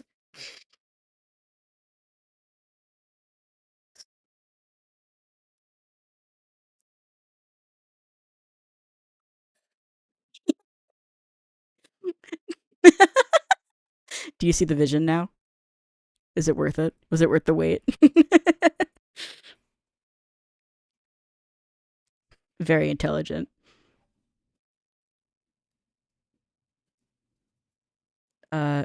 So those are my actual glasses. So if you're wondering, I wonder if Skitty wears glasses. This is what they look like. Now I can see Tears of the Kingdom is amazing. No, I can see Tears of the Kingdom is garbage. All right, taking these off. Fuck it. Taking my glasses off. Fuck that. All right. Zonai spears nearby. The riddle says, throw the Zonai Hold spear on. with We need to start this part over because this is so dog shit. the right size to fit in the 3 holes. The reward is an empty shrine. In Legend of the Soaring Spear, you come across this journal in a cave with a couple of Zonai spears nearby. The riddle says, throw the Zonai... Leave them on? Fine. I'll put on my glasses so I can see the video. This is kind of cute, actually. I kind of like this. I think they're a little too big still. I'm gonna make them a little smaller and rotate them just a bit. Do you like my glasses? Exactly what I had in mind. See, I can deliver occasionally. Come on, move them over. Make them look just right.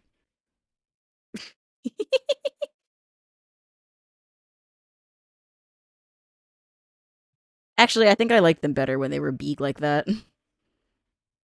Come on. No. Zonai spear with the wing from the pedestal through the ring. This isn't even a riddle. It's just telling you what to do. Attach a wing to the Zonai spear, throw it through the ring, and your reward is an empty shrine. In Dying to Find It, you have another construct issuing a riddle, this time telling you to paint the pattern black on the opposite wall, which you do by attaching planks of wood to this rotating thing, and then waiting until it casts a shadow onto this pattern. I actually do wear contacts. It's okay. You can hold that tightly in your heart. Those who were here got to see the Skitty glasses. Maybe they'll make a return someday. And your reward is an empty shrine. Hey, there sure are a lot of empty shrines in Tears of the Kingdom, huh? How many, you may ask? 51 of them. 52 if you count this one that's a cute little fake out, which I do, because an empty shrine that subverts your expectations is still an empty shrine. That means that in a game with 152 shrines, over a third of them are empty. And the astute viewers in my audience may remember that there are only 31 shrine quests, 3 of which lead to non-blessing shrines. So if only 28 of those are accessed via quests, that's 24 shrines that are just sitting in the overworld waiting for you to find them. Some of those 24 do have content, to be fair. So bad. Content that isn't tied to a labeled shrine quest. In fact, exploring the underground prison ruins doesn't happen as part of a shrine quest, it leads to a blessing, and it's one of my favorite shrines in the game. Some of you may also say that finding these blessing shrines never bothered you, or that you even felt relieved to find them, but I think that's exactly. With my glasses, I can see all the nothing in these shrines. Reserve glasses for when I read in a video. Maybe I will, actually. That's a cute idea. The when I did the Truth About Shrine Island video, and there was like a Schizona, there was like a furry anthro version. That Skitty does have glasses in one of the images. You bike to the store and back and stream is still on. The video's 3.5 hours long. I got a lot to say. Sorry. It's actually a point against the shrines with puzzles in them. That the shrines are so boring that it's a relief. Dojin just got to that line.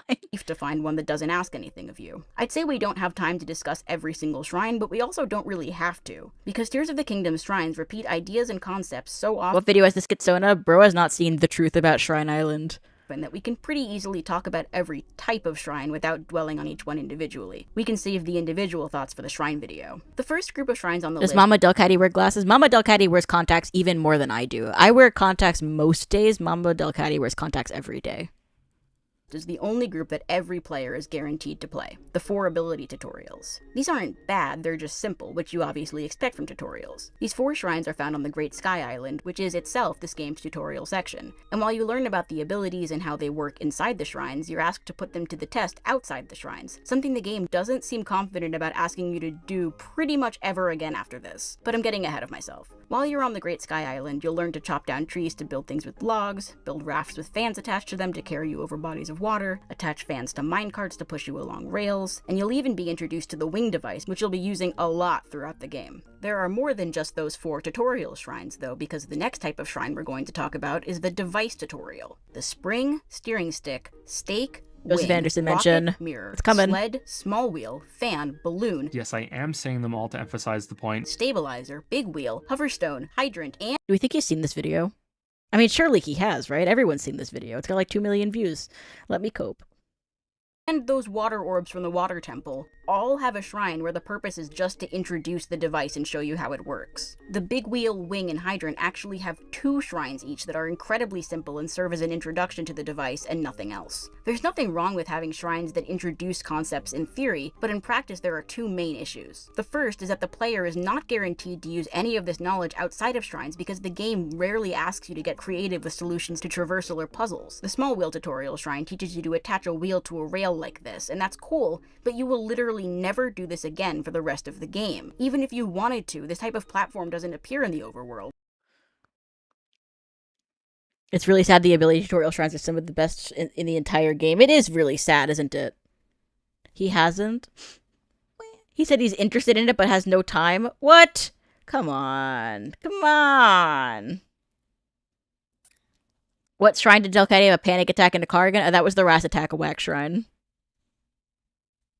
Scott the Waz has seen it? What? Wait, receipts? Is there proof of this information? Scott the Waz has seen it? I know that Arlo has seen it. Which is scary for me because I love Arlo slander. So it's not teaching you anything of value. The Big Wheel Shrine asks you to think about the physics engine in a creative way with this puzzle, but it's the same issue here. The game will never test you on this knowledge or take it to the next level. This is partially because it can't. Since there's no way to know which shrines players will have encountered, you can't— Bro, imagine having a life and not having time to watch video game hate documentaries. If your job is making video game hate documentaries, you should probably see what else is going on in the landscape. That's such a stupid thing to say. Come on, soy sauce. Players on something they may not know how to do yet. This was a problem in Breath of the Wild too, but Breath of the Wild didn't have— Did I know Poincro has seen it? Poincro and I are besties. We're gonna collab sometime. We just have to decide what it's gonna be. We're like, we should do a video together, and then we're just kind of like sitting there silently like, yup, probably should do that at some point. Almost 20 shrines dedicated to teaching you mechanics you either already know about or will never use. Speaking of mechanics you already know, that's the second problem with these device tutorial shrines. By the time you're off the Great Sky Island, you know how to use fans to propel things forward. But the game still has a shrine that teaches you how the fan works. Even if this is the first shrine you encounter— What's wrong with Arlo? Nothing. Probably. Fresh off the tutorial, it will still be repeated content. And that's the best case scenario. In my most recent playthrough, the fan tutorial was the 144th shrine I played. More than 80 hours in, I was being told that I can use a fan to push objects forward. No shit. For those of you who aren't keeping count, that's 19 shrines in addition to the 4 ability tutorials. 23 tutorials, but I'm not done. Create a new speedrun category together called Shrine Island %. Maybe you do a speedrun category where you build a shrine on Shrine Island. I think there is actually a materials cache on Shrine Island. Maybe you can do that.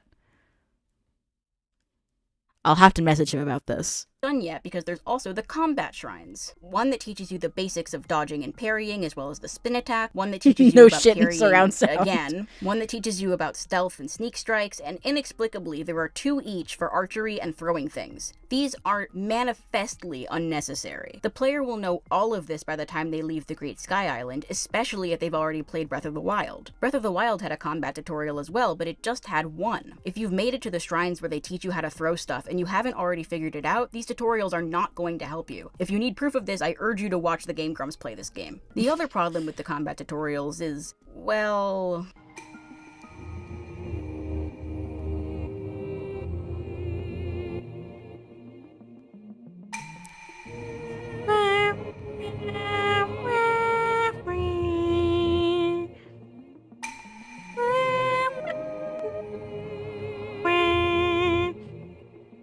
By far the worst offender here is the sneak strike tutorial. This construct can spot you if you so much as breathe too loud, and every time you're caught, you need to try again after you sit through the extremely slow-moving, unskippable text. So that's 30 total tutorial shrines on top of the aforementioned 52 empty shrines. Let's talk about those next. The crown jewel of empty shrines is the Otutsum Shrine in the Gerudo Highlands.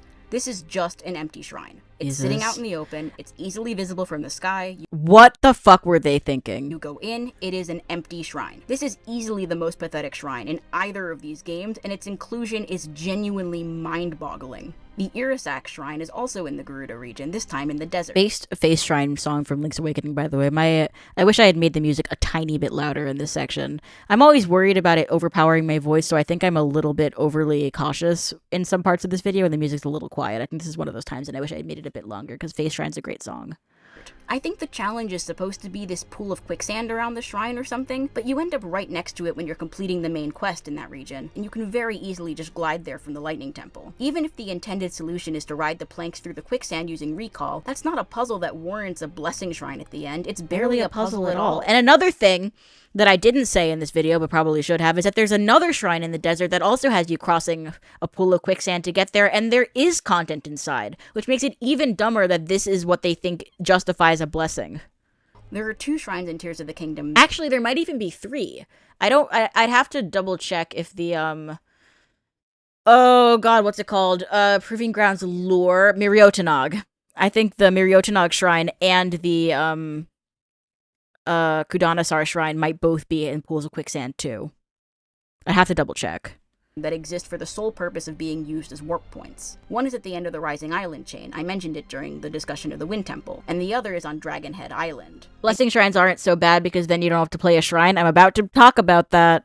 Definitely feel negatively about the one next to the Wind Temple, but I do think it's important to have a way to easily travel to Dragonhead Island considering the door that takes 10 hearts to open. If you made it there early like I did, it would really suck to have to turn around with no way to get back. I understand that there's another proper shrine in the Thunderhead, but it's much higher up and much harder to get into before you've cleared the thunderstorm during the main story. Do I wish this warp shrine had content? Yes, of course, I wish every shrine had content. But this one doesn't bother me as much as the one near the Wind Temple. Next up, we have the Cave Blessings. These are exactly what they sound like. They're empty shrines where the whole challenge, if you can even call it that, is just finding them in a cave. I'm seeing the people in chat who haven't seen the VODs where I name every shrine from Breath of the Wild and Tears of the Kingdom from memory, including their interior names and entry conditions.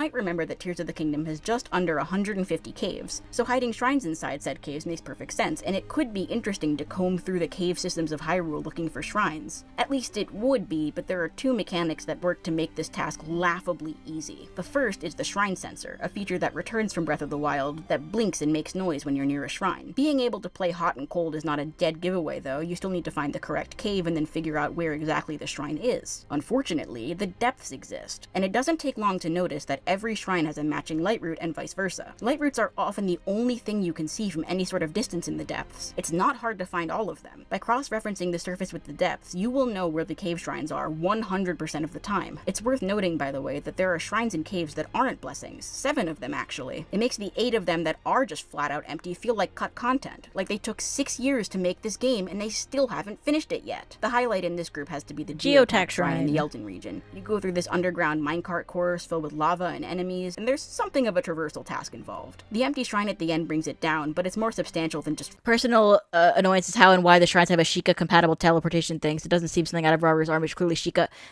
silly! They explain that in the memories. That's one of the very few things they explain.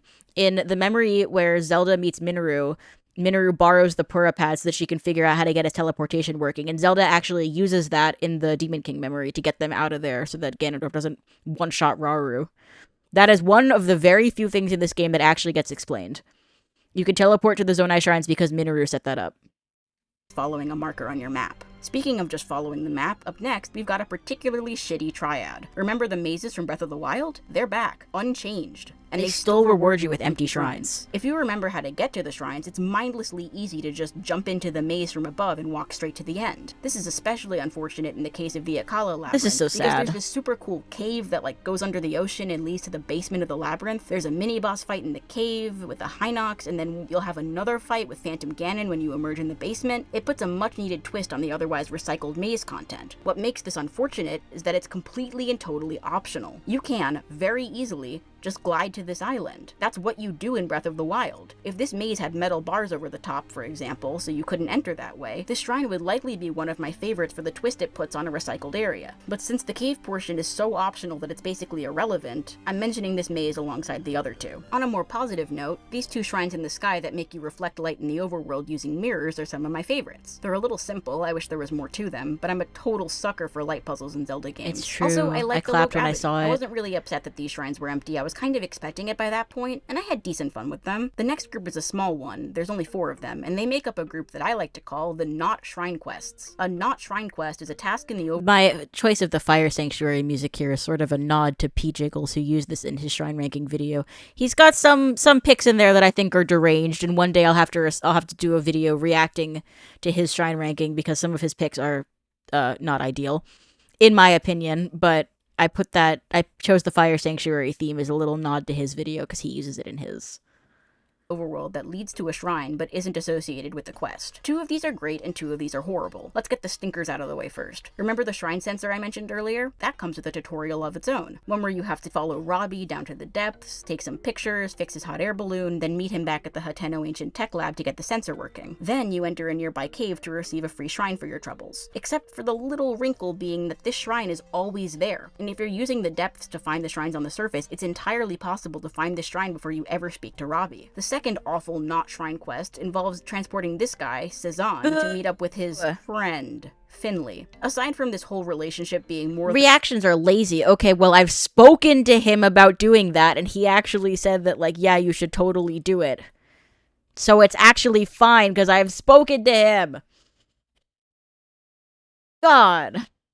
And a little gross. Seriously, the trope of characters being much older than they look needs to be retired, like at least 30 years ago. What the— No, guys, it's fine because she's actually older than he is. She just looks like a little girl. Jail! Jail time! What the fuck is it doing in these games? You can just ignore them. Get cock-blocked, weirdo. Leave this kid alone before I call Chris Hansen. And yes, I'm aware that this whole relationship thing can be somewhat chalked up to a translation error, but only somewhat. Only somewhat. Like, it's just as bad in the Japanese version. I think that there are some parts of it that didn't get translated 100%, but the creepiness factor is the same across languages. I don't think anyone would have been upset to see these two go the way of the divine beasts and be retconned out of existence. A much stronger— It's not an outright mistranslation. It's slightly different in the original Japanese. It is still creepy. Not Shrine Quest is this game's take on Eventide Island. This NPC, Sesame, is part of a monster control crew and asks for your help taking the island back from the monsters who've occupied it. You don't lose all your items like you do in Breath of the Wild, but you still need to clear out 3 enemy camps around the island, then head around back to take on a 4th group of enemies aboard a pirate ship. Once you've defeated them, a gate will open that leads to the shrine. I call this a not— You and Cafe are just creepy, but no one comments on it. I feel like that's bait. Like, the whole point of that quest is that Cafe feels like he can't face Anju because he's been turned into a child. Like, the game does not say, this is okay, it is not weird. In fact, they think it's weird. That's why it's a curse. Come on. Pirates? What pirates? These? shrine quest because for some reason the quest you receive when you talk to Sesame is categorized as a regular side quest instead of a shrine quest, even though you need to complete it in order to get to the shrine. It's got all the trappings of a proper shrine quest, and it would be inaccurate to categorize this as a cave blessing, even though it is in fact a blessing in a cave. The last not shrine quest I want to mention is something I briefly mentioned earlier, and that's exploring the ancient Gerudo prison ruins. This is an underground maze of sorts full of enemies. Wait, why are multiple people calling Anju the child in this equation? It's Cafe. Come on now, fake Zelda fans in my chat. And personality. It being underground means you can't just look at the map to find the shrine like you can with the labyrinths. You can still use the depth I love this to shrine. the shrine on the map, but you can also see the shrine pretty early into exploring the maze. The puzzle is in traversing the area to figure out how you get there. It's not as involved as something like navigating the Typhlo ruins in Breath of the Wild, but it's definitely my favorite of the blessing shrines. Let's talk crystals next. I already mentioned that there are 25 crystal shrines, 24 of which are blessings. I picked this. Maybe I should have been explaining my rationale for picking all of the songs because I did think about all of them intentionally. I picked this one because there's the crystals in the Lanayru desert that, you know, you hit them, the time shift stone. So the part where I'm talking about crystals, I'm like, I'm going to use the song with the crystals desert.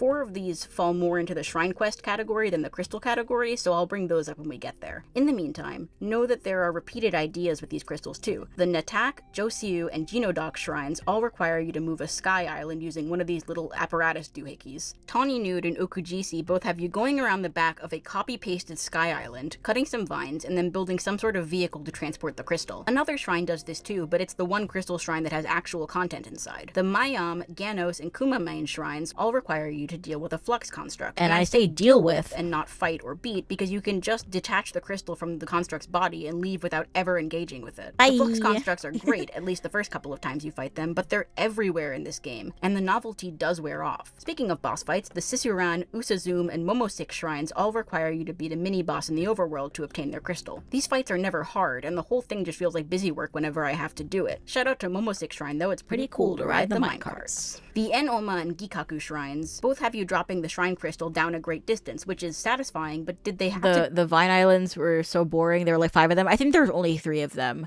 Tawny Nude, Ukujisi, and Mayanas. There's 3 of them. Do it twice. Rutafu Toki, Ikatak, Joseiu, and Moshapin are all cave crystals. Sorry, I got Joshapin, which is Jonyu and Moshapin.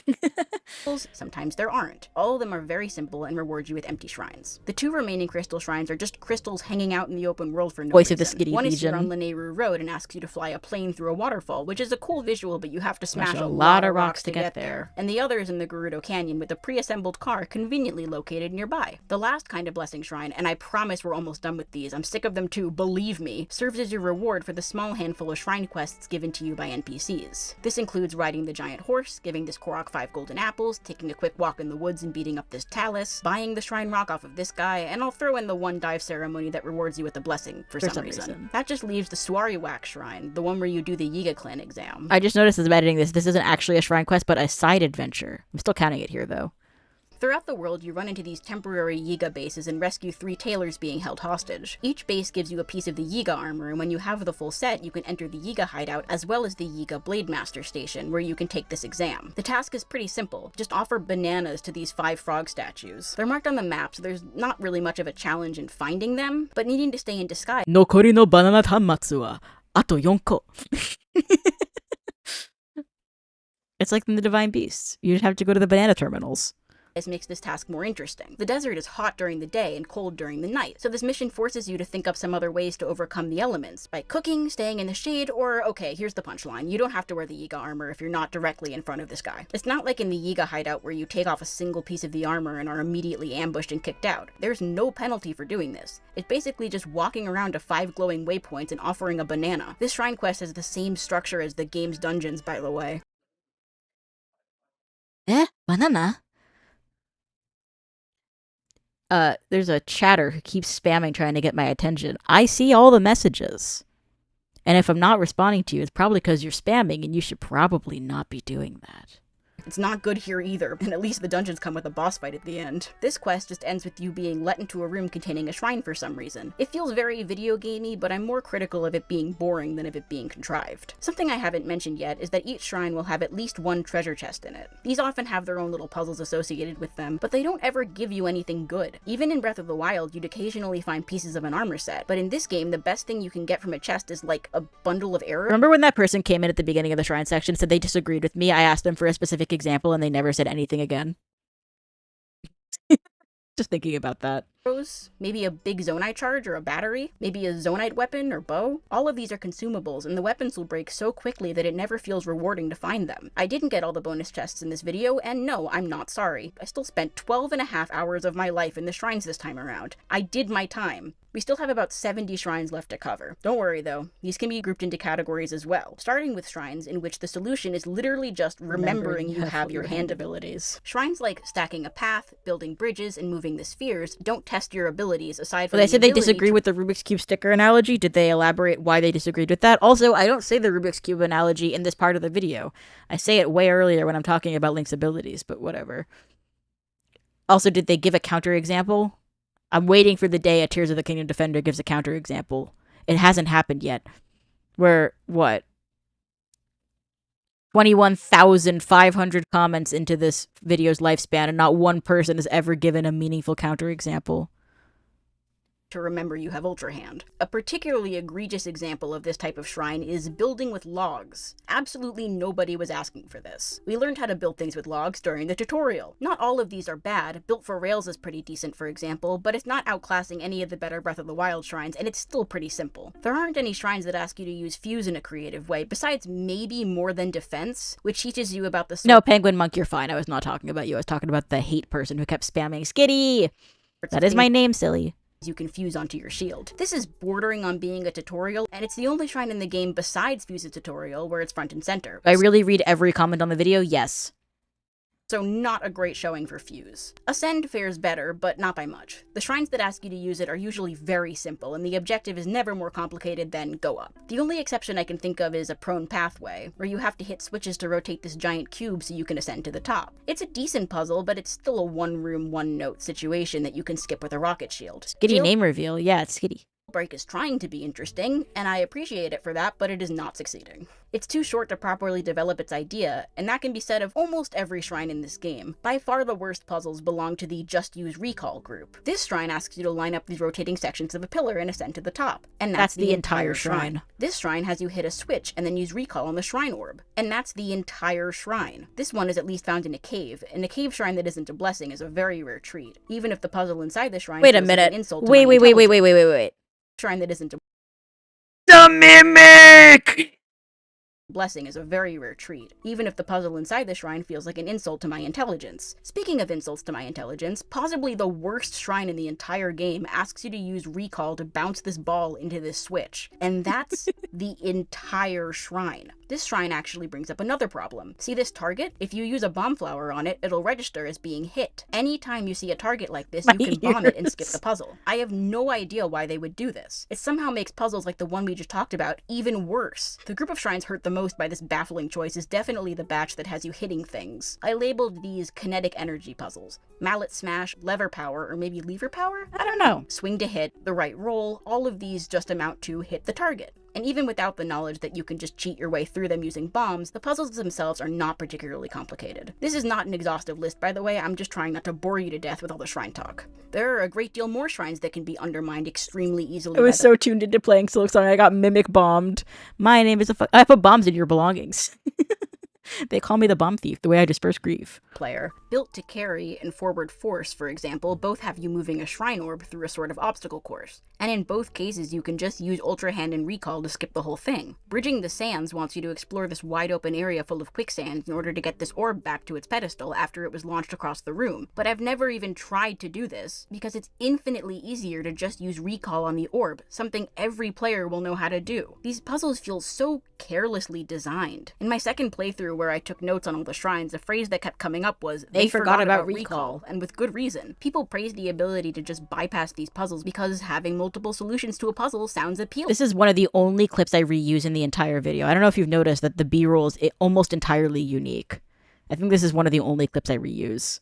It allows players to solve things their way rather than being constrained to a single path forward. I am not compelled by this argument. The entire open world exists for you to explore to your heart's content in any way you see fit. That is not what the shrines are for. Shrines, ideally, provide structured content that is effective specifically because of the limits it places on normal gameplay. It's a change of pace, and with the dungeons being the way they are, they're the main source of puzzles in this game. I'm not saying that having a puzzle with multiple solutions is a bad thing, but this is not a puzzle with multiple solutions. It's a puzzle with a kill switch. This issue extends to shrines I otherwise enjoy, too. Shining in Darkness is a maze you complete in the dark, but you come into these shrines with your full inventory, and the game has been training you since the tutorial to light up dark areas with Brightbloom seeds. Once you've lit the shrine up, there's really no challenge. I like the hiding spot for this key, and I like the— How much storage do I have on my computer? Not enough. I did most of this on an external hard drive.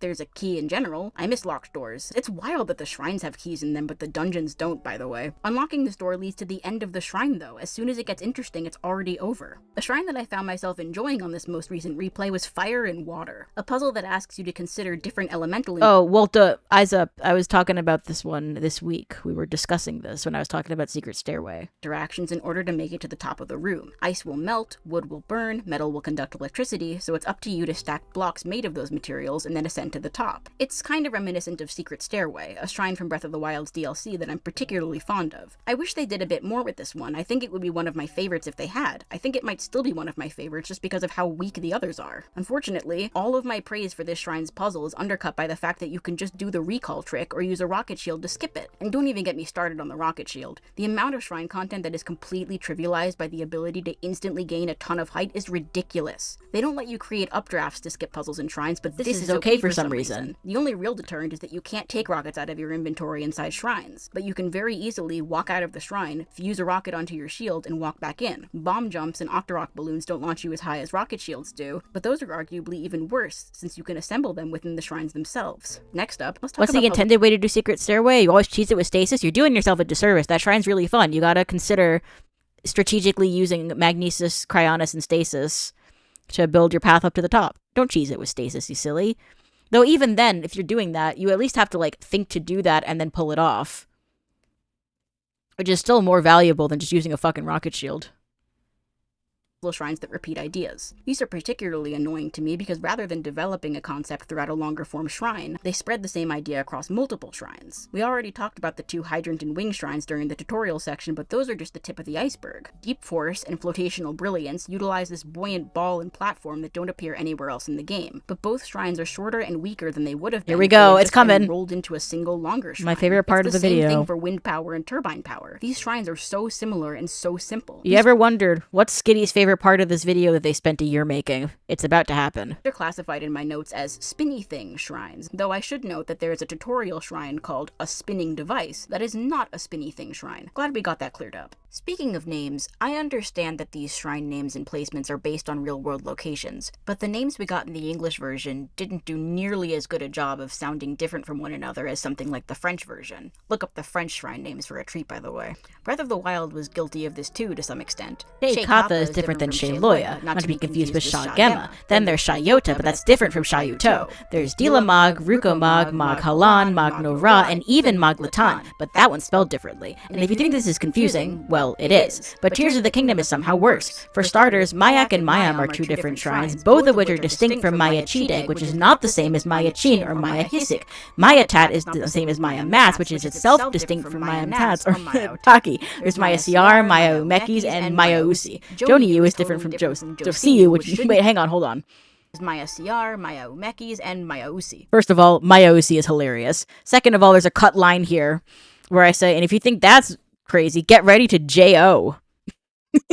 Joniyu is totally different from Josiyu, not to be confused with Jochi-Iu, Jochi-Siyu, or Jochi-Ihiga. There's Jon-Sao, Jogo, Joku-U, Joku-Usin, and Joju-U-U. Yes, really. Siwakama is different from Sinakawak, which is itself different from Samosawak. Remember that shrine with the floating platforms from earlier? Flotational Brilliance? That one is the Rakawak shrine. No, not the Rasatakawak shrine. Just Rasawak. But there's also a Rasatakawak. Whack is right. Those M shrines drove me so crazy that I made this this graph showing showing the breakdown of shrines by the letter their names start with. I understand that this is more an issue with localization than with the game itself, and also more importantly, that this does not matter even a little bit. But this is my multi-hour Zelda video. And I'll go on a tangent about shrine names if I want to. Back on track. There's one more group. Back on track a whack. That's my favorite part of the video by far. I had so much fun putting it together. And I could have kept going, by the way. There's other whack shrines I didn't mention, like Tiamat and Kita.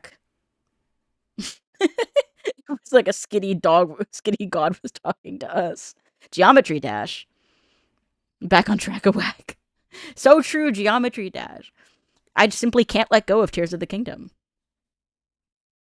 My favorite light route is George. It is pretty good. Yep, 10 to 10 is different than 10 ma 10, which is not the same as 10 bez. I hate Tears of the Kingdom.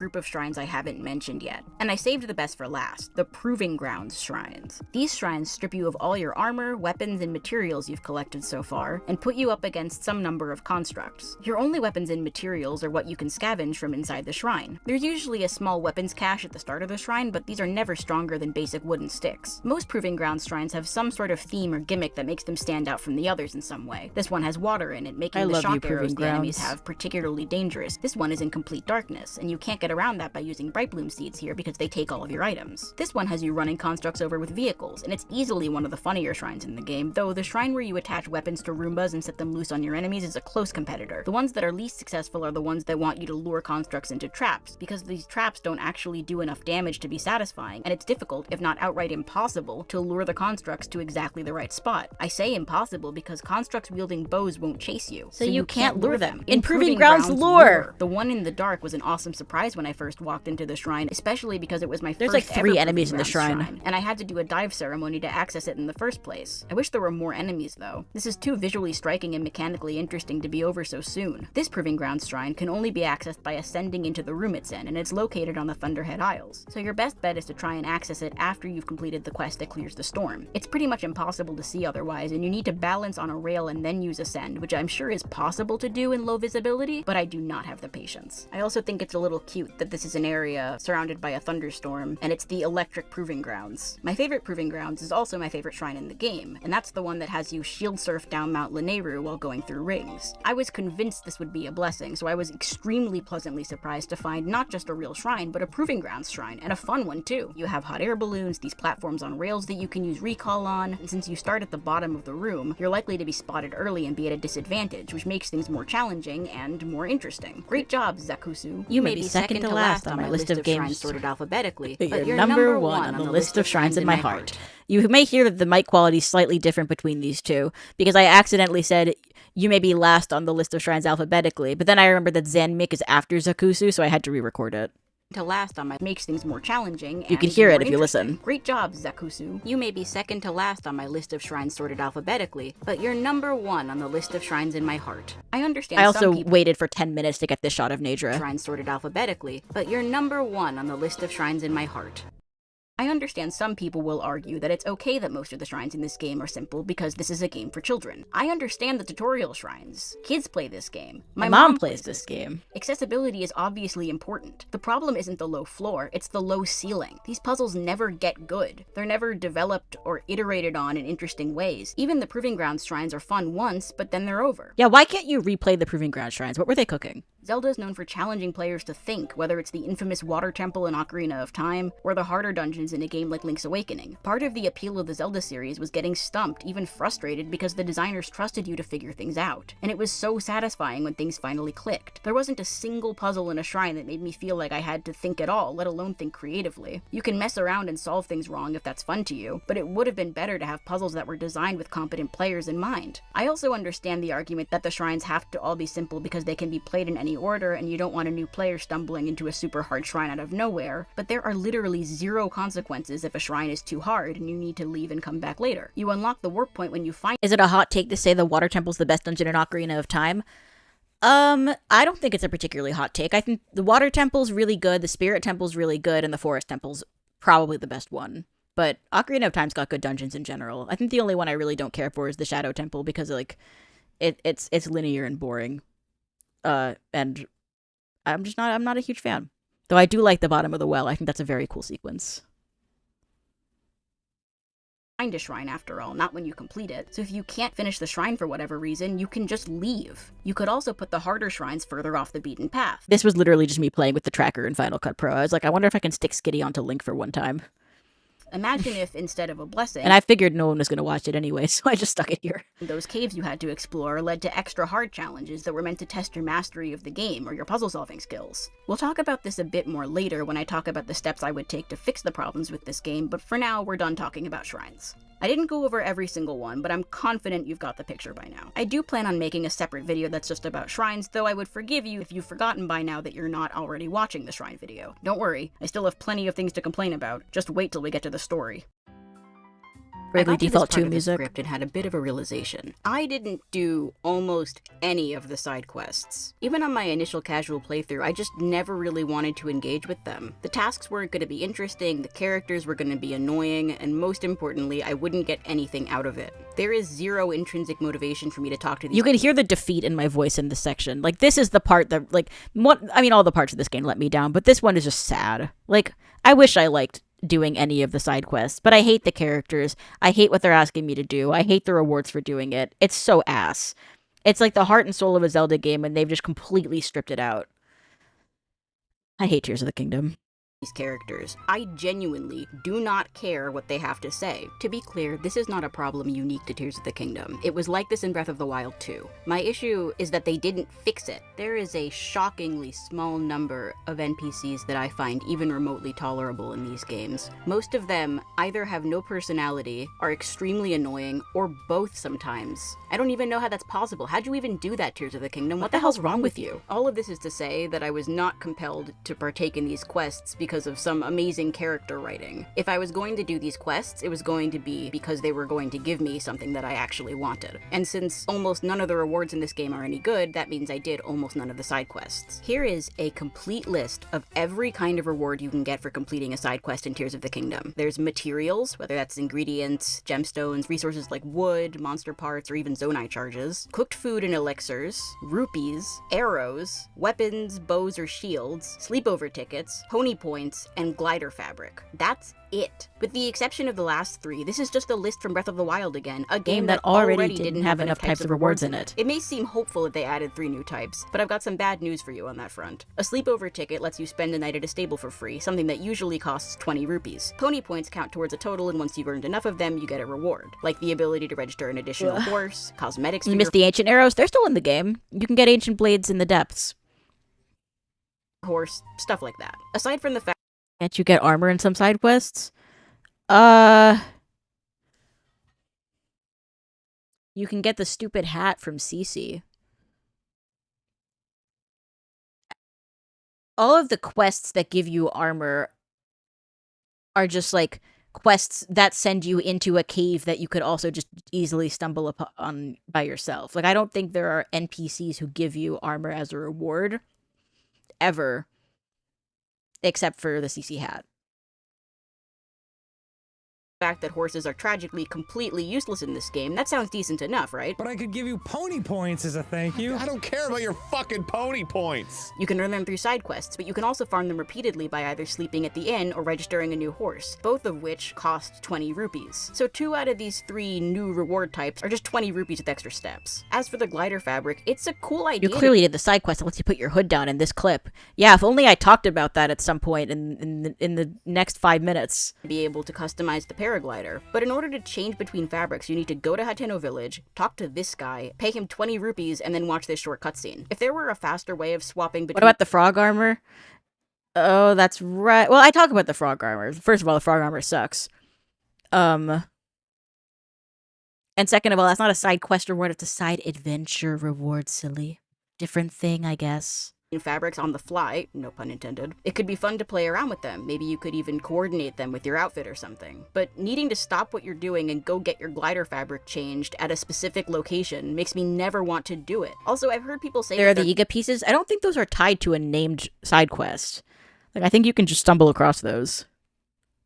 Glad the items you needed amiibos to unlock in Breath of the Wild are available in Tears of the Kingdom without them, and I agree. Locking in-game content behind real-world, overpriced action figures is scummy, both from a corporate greed standpoint and from a preservation standpoint. This is my actual amiibo collection, by the way. This is my footage. If it became impossible to find amiibos one day, my favorite Zelda character, Sora from Kingdom Hearts, this content would be permanently inaccessible, which is why it sucks that Tears of the Kingdom locked a whopping 23 glider fabrics behind amiibos. That's nearly half of them. There was a lot more in it for the player in previous Zelda games. Being able to get a piece of heart for helping someone, for example, or gratitude crystals in Skyward Sword. Those made sense to receive after helping someone. Having some sort of new reward type added to Tears of the Kingdom would have incentivized players to interact with the side quests in some capacity, and I know this because unique rewards, when they do very rarely appear, are widely sought after. Hey, chatter. I slogged through this mayoral election subplot for a third time just to put Link's hood down, and you know what? It was worth it. I find Cece insufferable, and I don't really care for the NPCs in this game in general, as you may have put together. Also, everyone and their mother gets to wear her stupid mushroom outfit, but Link can't? But just being able to change Link's appearance in a new way was more than enough motivation to follow the quest to the end, even though I didn't really enjoy the quest itself. I had to start the newspaper side quest and do the Stable Trotter's escort mission just to unlock the Great Fairy, and absolutely none of this process was fun in the slightest. I don't really care for Pen, and don't get me started on Mario over here. Forget the Koroks, I wish I could strap this motherfucker to a rocket. Oh yeah, the Koroks. The Koroks are another set of characters who seem to have completely forgotten who you are, including Hestu, their broccoli leader. Finding the 1,000 Korok seeds scattered across the map is not something I'm ever interested in doing. I love Breath of the Wild, but I'm never going to find all 900 Korok seeds. I accepted this many years ago. It's just not happening. Part of that has to do with the way the game screeches to a halt every time you find one. It's like the blue coins in Mario Sunshine. I have to decide whether I value the precious, fleeting time I have on this earth more than I do the task of collecting yet another literal piece of shit from one of these guys. I also appreciate the escort Koroks in theory, but they're a significant diversion from whatever it is you were already doing, and your reward is just 2 Korok seeds, which doesn't seem proportional to the amount of effort you usually have to put in, especially considering there's no weight to these quests. So moving this guy across a minecart track is treated exactly the same as moving this guy across the entire fucking ocean. I think I also kind of resent the backpack Koroks because, let's be real, this game was made for the internet. They knew people would strap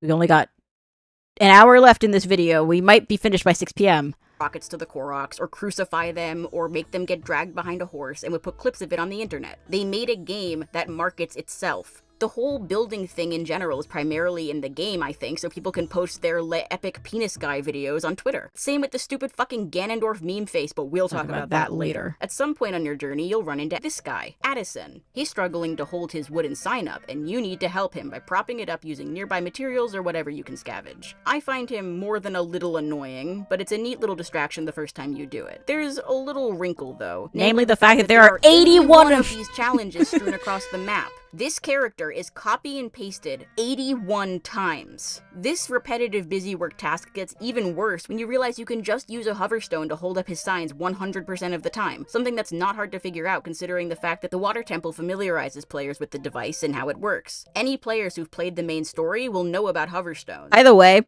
and I discovered this, as you know, my mom and I have been shrining on stream, and I have a bunch of the shrines already unlocked, so as part of that I had to re-explore the map to just unlock the shrines and she could teleport to them one by one. But in doing that, I walked by an Addison sign that literally had hoverstones next to it. They teach it to you. They teach you about the hoverstone trick. And once you figure that out, the solution to every single puzzle is preordained. And then, whenever you do help him out, he gives you 20 rupees, some cooked food, and then one item. Oh, I still remember all these lines. First of all, I had to watch this video like 100 times while making it. Second of all, I made the mimic and it was difficult to put the pieces together. Third of all, I also know all the shrine names. I just have a good memory. Like a mushroom or a bomb flower or a sleepover ticket, so 20 rupees. But he gives you these rewards one at a time, meaning you spend 2 seconds completing this puzzle, and then spend 2 minutes mashing A through all the text boxes. You get a glider fabric if you do all 81 of them, but we already talked about the issues there, and it doesn't change the repetitive nature of the actual task that you're being asked to complete. Tears of the Kingdom seemingly arbitrarily designates some side quests as side adventures. I guess the side adventures are supposed to be higher priority side quests. It didn't make me want to do them anymore, I'll tell you you that much. The side adventures include the aforementioned questline that concerns the Lucky Clover Gazette, Hyrule's newspaper. You work with Penn, who I already hinted that I wasn't the biggest fan of, though he's grown on me, especially in the making of this video. It's not his fault he's in this fucking game. You visit 12 of the stables around Hyrule looking for leads on where Zelda could be. Any quest that has to do with Zelda's whereabouts is necessarily going to be shitty for reasons we'll discuss when we finally talk about the story, but these quests are kinda weak sauce on their own anyway. Follow this trail of pine cones, escort this guy down the river, you get the idea, they're all like this. The reward for completing all of these quests also feels more than a little like a slap in the face. One of the most common talking points when it came to criticism— This is one of the only, like, script issues in the entire video, and I don't think anyone's ever noticed it. I'm gonna let it play and see if you notice. Of Breath of the Wild was how rain made you basically completely unable to climb. Tears of the Kingdom gives you the ability to brew sticky elixirs, which, aside from sounding nasty, are supposed to allow you to climb in the rain. The problem is that it doesn't actually work, and you'll still be sliding down the walls, even with the full set equipped. Catch it? Did you catch the mistake that I made? What I didn't say is that the sticky elixirs, I talk about the sticky elixirs, and then I say you still slide down even with the full set equipped. What I don't mention is that the sticky effect also is shared with the frog armor in the game. I don't segue into that properly. I just say you slide down with the full set equipped. Exactly. Yes, I have observant viewers who are noticing it if they're looking for it. But no one's commented on it, so I think that's a total skitty victory. So yeah, that's, I think the only script issue that I noticed. It's only once you upgrade the set that you'll be able to climb in the rain without slipping, because you'll gain the slip-proof bonus. And you'll only have access to the full set once you've already traveled basically the whole world looking for the stables in order to complete the quest in the first place. Speaking of upgrading your armor, the Champion's Leathers, Link's signature outfit from this game, or one of them I guess, is one of the best armor pieces in the game. But if you wanna— Does it stack if you have the full set plus an elixir? I mean, none of the effects stack in Breath of the Wild or Tears of the Kingdom. This is not how that works. Upgrade it, you're going to need parts from the Light Dragon. You can only get a dragon part once every 10 real-life minutes, and you need multiple of them per upgrade. This is a nightmare scenario. The idea of playing this game on a current patch without the duplication glitch makes me feel physically ill. True. I think if I ever accidentally updated this game, I would just never play it again. True. The fact that I was able to duplicate materials whenever I wanted is probably the only thing that got me— Shout out to Tulin for behaving in this clip, by the way. I'm glad that he didn't blow away all my Zonite while I was picking them up. It is probably the only thing that got me through 3 playthroughs of this game. There's another side adventure called Madison's Independence that involves Hudson and Ronson from Breath of the Wild. Dog and it's shit. one of the few quests that— People are like, but this quest was so emotional, and then you actually play it, and it's like, actually, this sucks.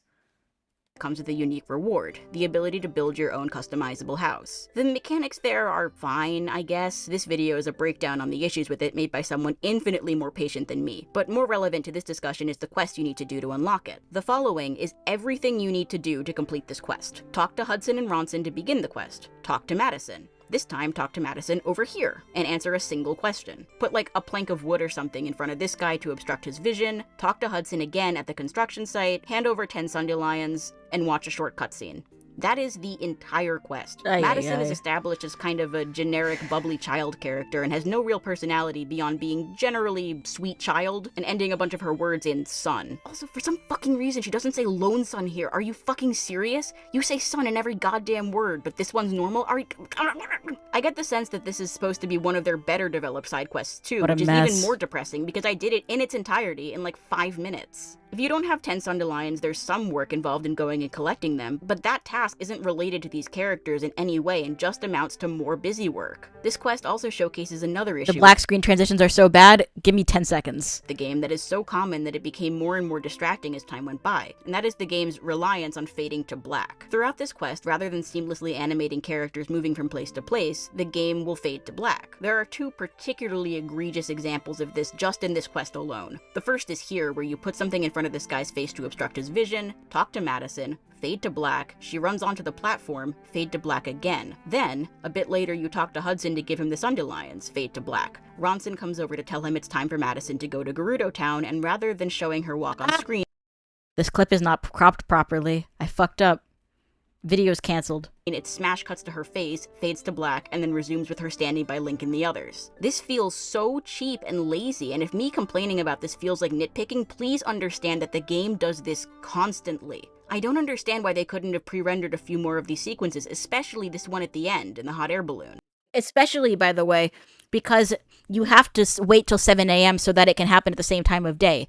If it is a consistent time of day that this sequence happens, why did they not have some canned animations they knew they could play? This is clearly supposed to be an emotional climax of sorts, but this quest does not do enough to make me care about these characters. I've known them for 5 minutes. This is not impactful. I'm more distracted by how sloppy everything here is. It's hard not to raise an eyebrow when Ronson scolds Madison for making a ruckus when she's literally just standing there, for example. Side quests used to be one of the major highlights of Zelda games, but the Switch Zelda games are much weaker, especially Tears of the Kingdom. I'm serious when I say that Breath of the Wild is not much better, but Breath of the Wild was not built on top of another game's engine, with 6 years to develop characters and make them better, and to give us better rewards. My main point is that none of these new quests are fun, and none of them give you any sort of meaningful reward for completing them. Tears of the Kingdom is the first game to make me feel bored and overwhelmed at the same time. There's so much to do in this world, and absolutely none of it matters. As a disclaimer, I'm not someone who really cares about the combat in these games. I like picking mushrooms and solving puzzles. I like riding on the dragons and cooking my silly little meal. Anyone like this clip? Everyone like it? I dressed up as the fucking dragon so I could cook meal on the dragon while dressed as the dragon. I even made a spicy food. I don't have anything to contribute to the conversation about combat, especially because Joseph Anderson broke down how Breath of the Wild's combat worked basically flawlessly, and Tears of the Kingdom works exactly the same way. You like that clip? Flurry Rush is still broken. There's you like this clip? Still no reason flawlessly, and Tears of the Kingdom works exactly the same way. Flurry Rush is still broken, there's still no reason to parry, armor still completely breaks the balancing, it's all exactly the same as it was in Breath of the Wild. The only difference is that most weapons are decayed now, and Fuse makes defeating monsters somewhat more rewarding than it was in Breath of the Wild, because you can use those monster parts to upgrade your weapons. The only problem is... I'm not someone who even had a problem with the weapons breaking in Breath of the Wild. I thought it was fun and satisfying to break weapons over an enemy's head, and it led to some unique situations where you had to improvise. But people are talking about this game like it fixed Breath of the Wild's issues, and no, it didn't. First of all, unfused weapons are more brittle than ever because they're all decayed as a result of the upheaval, and fused weapons still break in a matter of minutes, except this time you feel like you're wasting the weapon and whatever resource you fuse to it. This is even worse when you take the pristine versions of weapons into account. The ones found in the depths? I briefly mentioned this earlier, but the only way to make pristine weapons spawn in the depths is to break the decayed version above ground, but only a decayed version that you haven't fused with anything. Nothing in the game ever so much as suggests that this is how it works. And the game has been training you since you got Fuse on the Great Sky Island to attach materials to all of your weapons to make them stronger. I don't know how anyone is ever supposed to figure this out without looking it up. The same is false. It's false information. Skitty false. I was wrong. I'm sorry. We talked about this earlier. We talked about the depths. It's in the pinned comment, you know. Octoroks. If you drop a weapon, shield, or bow in front of these guys, they'll suck it up and repair it, resetting its durability and even adding some sort of stat boost. This is a cool feature, and being able to restore weapons is something many people were clamoring for, but again, how are you supposed to know how to do this? Combat music slaps. This is combat music from Breath of the Wild, not Tears of the Kingdom. Silly. The last thing I want to mention on the topic of combat in these games is enemy variety. Breath of the Wild... I'm Skitty and I was wrong. I'm singing the Skitty Wrong song. Damn, I almost never have to sing that song, but it's good to know that it exists. I'll put that on my Spotify playlist. Was rightfully criticized for having by far the smallest group of enemies to fight in the entire series, including the first game ever in 1986, when Zelda looked like this. This game had a wider variety of enemies than Breath of the Wild did, and unfortunately it has more than Tears of the Kingdom too. Overwhelmingly, you'll be fighting the same Bokoblins, Moblins, and Lizalfos that you fought in Breath of the Wild. Tears of the Kingdom likes to pretend it introduced a whole bunch of new enemies, but if you look at the actual list, it's not as great as the game would like you to think. In terms of regular enemies, Tears of the Kingdom added Horriblins, Arakudas.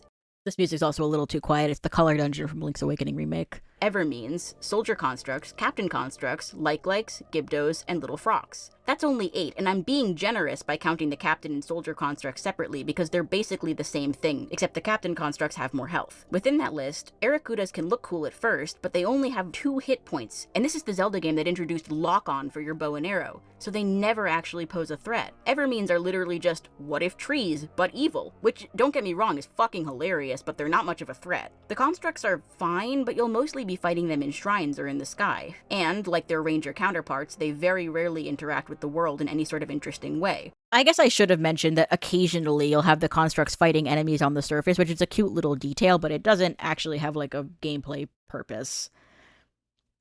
It just kind of feels like something they put in the game to make the fucking Tears of the Kingdom people be like, they thought of everything! Meanwhile, 52 of the shrines are empty.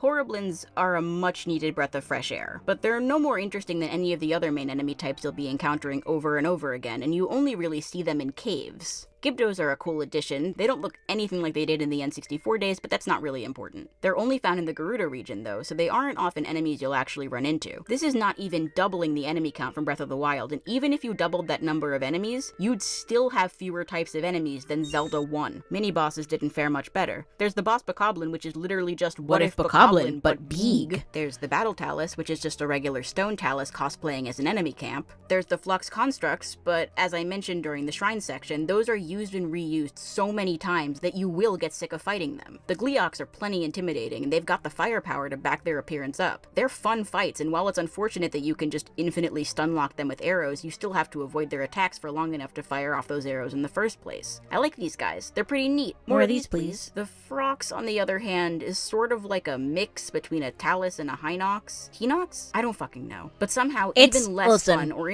It's Hinox in the sense that it's Hinox in Japanese. But Hinox is easier to say, so... Interesting. Also, the plural is Hinoxen, or Hinoxen, which is like oxen, like the animal. So, who's to say? Aside from the shock value of encountering one in the darkness of the depths for the first time, they don't have much to offer. And speaking of shock value, all that's left to discuss is the Gloomspawn. These nightmare hands are sort of a successor to the Guardians, in the sense that the devs wanted an enemy that makes you shit your pants and run away every time you see it. They're definitely scary in the beginning of the game, and visually, they're much more overtly creepy looking than the Guardians. The Guardians were more unsettling. This is horrifying. But even having said that, I'm sorry, it's not even close. That initial piano when a Guardian spots you is going to be burned into our collective psyche for years to come. The Gloomspawn theme is freaky, using those reverse voice samples that Tears of the Kingdom loves so much, but it's nowhere near as iconic. And the Gloomspawn as an enemy is nowhere near as threatening as a Guardian was. A Guardian could see you from a mile away, and it would not stop until it had mowed you down with its big fuck-off laser. Gloomspawn can't swim, they can't climb walls or trees, and they don't have any ranged attacks. So you can just run to somewhere where they can't get to you, and they'll get frustrated and disappear. Good luck outrunning a Guardian. The Gloom Hands also have a pretty long animation when they first spawn in, and then they notice Link, which gives plenty of time to see them and either figure out somewhere to escape, or a plan for combat, or to just teleport away. The Gloomspawn doesn't have the same element of surprise as the Guardians, and they're so clearly... See? I got you, didn't I? The Gloomspawn are so clearly trying to be the next big thing, and it's just kind of sad. Their lack of ranged options combined with their extreme weakness to bombs means that the best option will always be to just run away and then throw bombs at them. There's never a question of how you're going to fight them because you don't want them to get close enough to you that they can grab you and drain your health. Okay, don't do that. I promise I'll never do it again. He's even more of a pushover than the Hands. He's just a standard duel with someone else in your weight class, and if you've got the Master Sword, it's very... I do like the clip of me nonchalantly pulling out the camera to take a picture of Phantom Ganon. And by the way, if you do that, you'll have a little pop-up when the Gloom Hands are nearby and you won't get jump scared by them. Easy to make quick work of him. It's always more frustrating than intimidating when the Hands show up, because now you're in for a... Hang on, Penguin Monk said something interesting, which is, okay, I'm starting to realize the reason I like this game is because I was just dumb in a lot of circumstances. My mom is terrible at this game and she loves it, and I do think there's a correlation. Two-phase mini-boss fight that's interrupting whatever you were doing before. So, good first impression, but it's diminished significantly by your 10th hour, let alone your 100th. See? Every time. I lied. Enough of combat, enough of disappointing dungeons and subpar side quests and shrines. It's time to get into the real train wreck. Let's talk about the story. Link, this edible ain't shit. Good bit, me. I understand how someone could enjoy or defend this game as a whole. Despite its myriad flaws, it's fun to mess around in this Hyrule-sized sandbox and build your silly little cars. But there can be no defending the story of Tears of the Kingdom. The story in this game is utter dog shit, and the section's going to be long because I intend to back that up. If you thought the shrine section was extensive, you haven't seen shit. Before I put the tear in Tears of the Kingdom and rip this story to shreds, I want to briefly touch on the voice acting in this game. Breath of the Wild was the first Zelda game to feature voice acting, and much like in Breath of the Wild, the English voices in this game suck. I understand there's only so much a talented voice actor can do with the script they're given, but the lack of emotion or personality from anyone in this game besides maybe Rauru or Sonia is staggering. I know people really like Matt Mercer, like as a person, and he does a fine job, but I don't know if casting him as Ganondorf was the right move. It was not. He doesn't sound like some intimidating king of evil. He sounds like Matt Mercer. I played this game with the Japanese voices, and it went a long way. I got a lot of comments being like, you're such a fucking weeaboo. Like, chat, I speak Japanese. I've been studying it from, like, what year is it? 2025? I've been studying Japanese for 12 years. I did my fucking time. Let me listen to the Japanese voices if I like. This is not weeaboo behavior if you actually have done any, like, modicum of research and you don't fucking fetishize Japan as some mystical, exotic place. You are literally immune to being a weeaboo if you have any critical capacity with which to think about Japan as something other than Le Epic Anime Island. Caring enough to actually study the language and take trips there, etc., and, like, engage with the culture is not the same thing as people who like Le Epic Anime. I swear to God.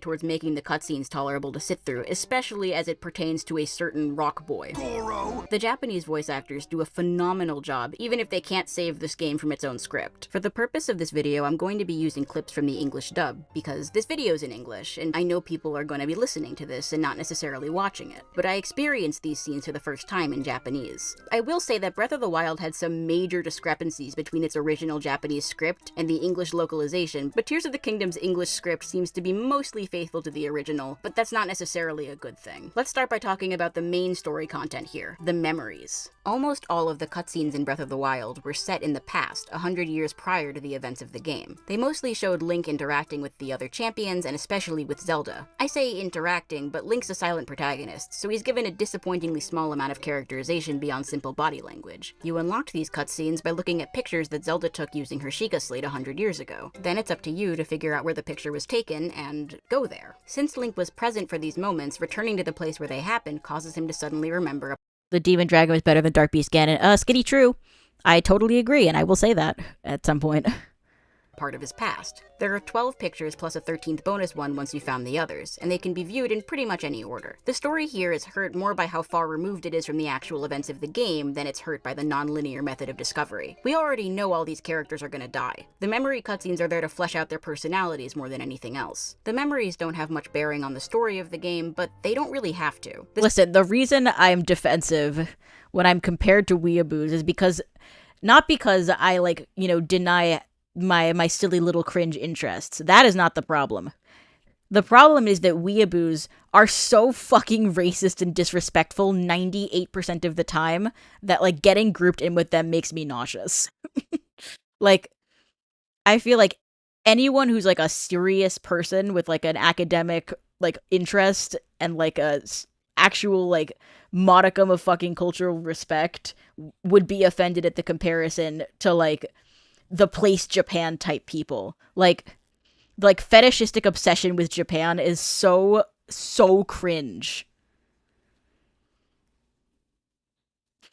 Those are not my people. I disavow. I'm off in my little corner doing my own little autistic thing. I am not... Those people are not my people.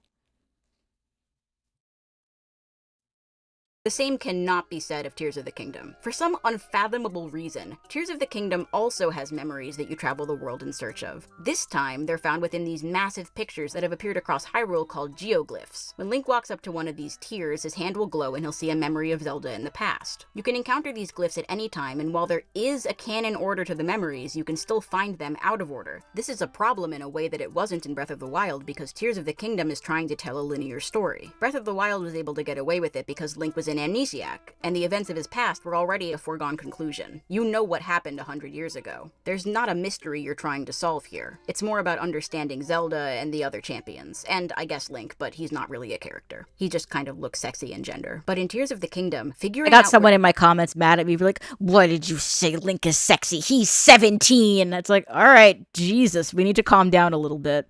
First of all, sexy and gender is a complete sentiment. That's an adjective. It's one adjective. Second of all, come on. Let's be so fucking for real. Third of all, I don't think Breath of the Wild Link even has a canon age. And it's not like, you know, it's a bizarre thing to get hung up about. Link is over 100. That's a bad argument.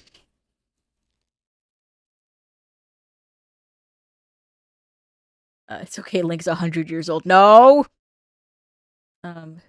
Orientalist is probably a better word than weeaboo. I mean, you know, I know what people mean when they say it. I know the type of person they're talking about, and I have nothing but contempt for that type of person. Therefore, you know, don't loop me in with them. I'm a serious plush.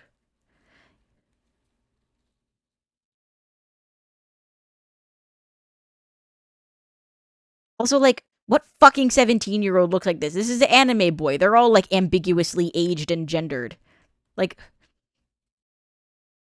the game art style is so fucking stylized, and Link is decidedly not a child. They make children look like children in this game. Like, trying to get on my case because of that throwaway line is such a bonkers thing.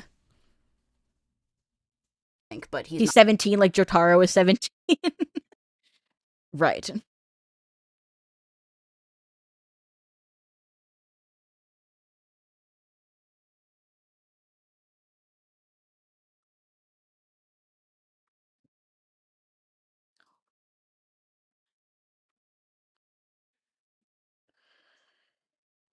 Not really a character. He just kind of looks sexy in gender. But in Tears of the Kingdom, figuring out where Zelda is and what happened to her is the whole point. So it's not unreasonable for players to seek out these memories as soon as they can, and that's never difficult because they're so easy to see from the sky. Early in my first playthrough, when I was making my way to Rito Village, I found a memory that opens on a shot of a major character lying dead on the ground. This instantly spoiled that she was going to die, and it cast a long shadow over the rest of the memories she appeared in. Just so we're all on the same page, let's go through the story of this game as told by the memories, and then I can break down what exactly went so wrong here. Zelda poofs into existence sometime in the distant past, just as Rauru and Sonia are conveniently taking a stroll in that exact spot. They introduce themselves. It's not another Guardian jump scare. It's a different song. It's the Sky Maze song, though it just happens to start on the same note.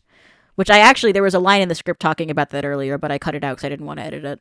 She's been transported back in time. Rauru tells Zelda that Sonia's secret stone was what allowed her to travel back in time, and Sonia says that she can sense a blood connection between them. Zelda says that something terrible's happening in her time and she needs to get back there as soon as possible. Rauru suggests they go meet with his sister Minoru. Minoru is staring at Zelda's iPhone and she asks if she can tinker with it for a little bit, so she can activate its warp feature. She tells Zelda that she can sense both Raru's light power and Sonia's time power within her, and tells her that while secret stones amplify the user's power, they don't give them access to any new abilities. If Zelda doesn't know how she went back in time, she won't How large was the video's file size? Bigger than Tears of the Kingdom. This video is 30 gigabytes.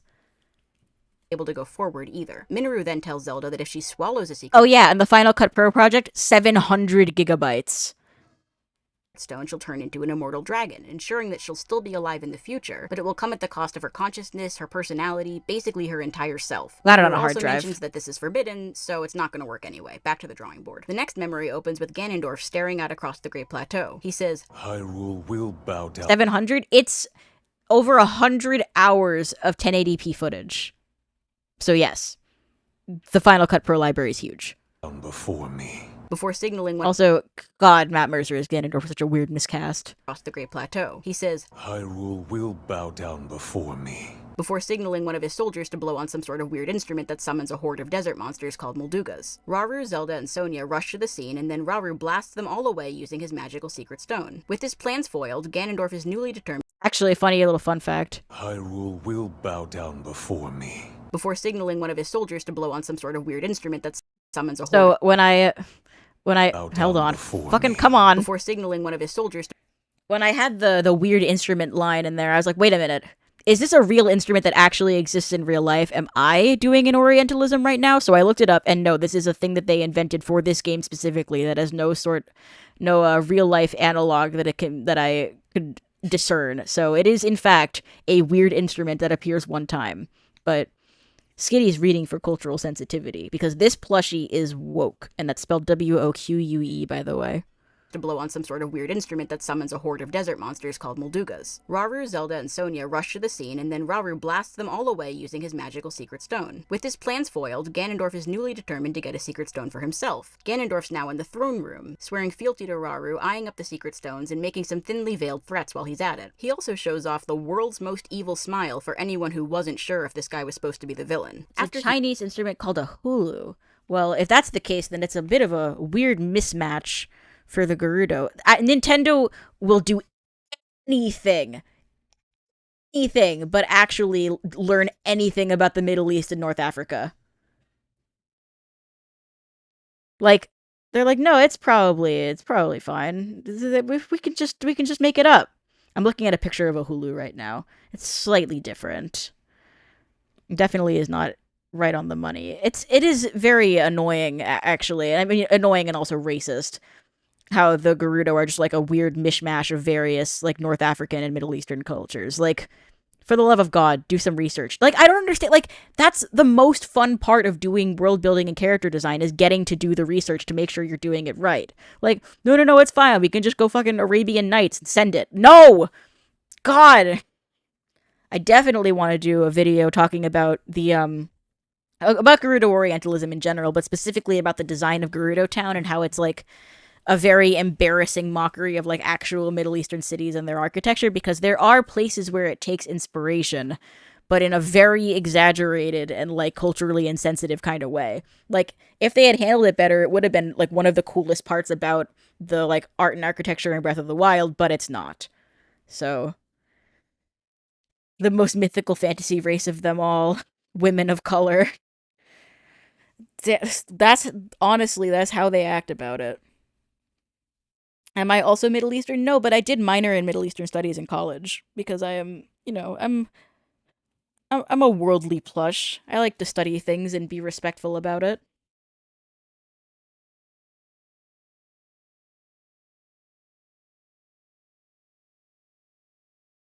Itty Bitty gonna cover the totally unnecessary transmisogyny? That's such an interesting thing, because the anti-woke people hate that and think it's degenerate, and the woke people think it's transmisogynistic, and I think the real answer is somewhere in between that I'll have to talk about at a later date.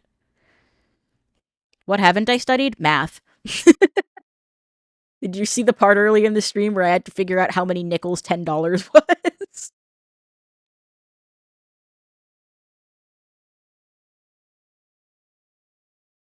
He leaves, Zelda says, hey, this Ganondorf guy seems kinda suspicious, and then Rauru says, yeah, I know he's super evil, but I'm keeping a close eye on him. So it's fine. Zelda and Sonia are hanging out in the garden and talking about how Zelda wants to go home and has a huge crush on Link. Sonia reiterates that Zelda has power over time, but also a sacred power that can dispel evil. Rauru and Sonia both talk about how they'd like to meet Link someday. Sonia the only math I studied in college was statistics, because I needed to take a quantitative reasoning class to graduate.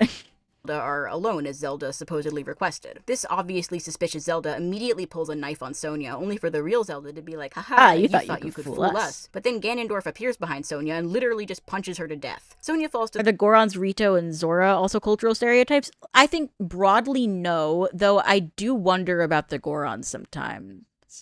I had someone in the comments section saying that the Gorons were like kind of like anti-black caricatures, but that's the only time I've ever heard someone say that. And so I'd be interested to hear someone of I'd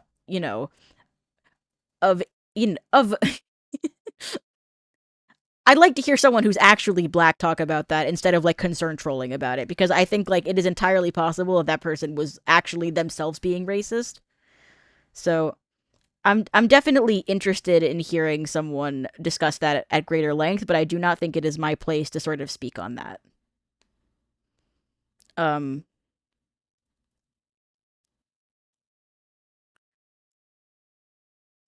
What is it? Bro, why do our Middle Eastern people hate trans people? Okay, first of all, Middle Eastern people are not a monolith. There are plenty of Middle Eastern trans people, and that line of reasoning gets people killed. So, that's gonna have to be a fuck off from me. if you're saying what I think you're saying. It's kind of hard to tell because you said, why do you, our Middle Eastern people, hate trans people?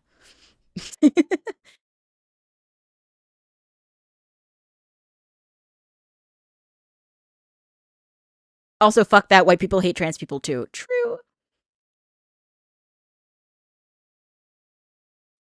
To the ground, Zelda freaks out, and Ganondorf does a silly face. Zelda's begging Sonia to wake up, but she wasn't sleeping, so it doesn't work. Ganondorf goes Secret Stone Demon King and summons a bunch of monsters all over Hyrule. I really do love this shot. So it doesn't work. Ganondorf goes Secret Stone Demon... So good. Fucking Renaissance painting. I love the colors, love Zelda's expression. Ugh, it's such a good shot. I hate that they fucking kill Sonia. Why did they fridge my girl in 2023? What's wrong with them? King and summons a bunch of monsters all over Hyrule. Rauru finally shows up and then immediately tries to 1v1 Ganondorf. He's outmatched, and then Zelda uses her iPhone to transport them. The only pink washing I approve is washing the pink plushie, that is me, in the washing machine.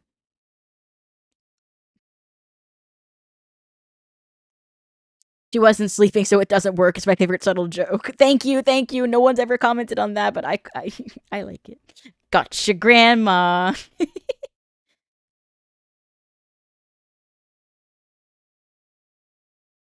Why didn't they just execute Ganondorf? Are they stupid? Do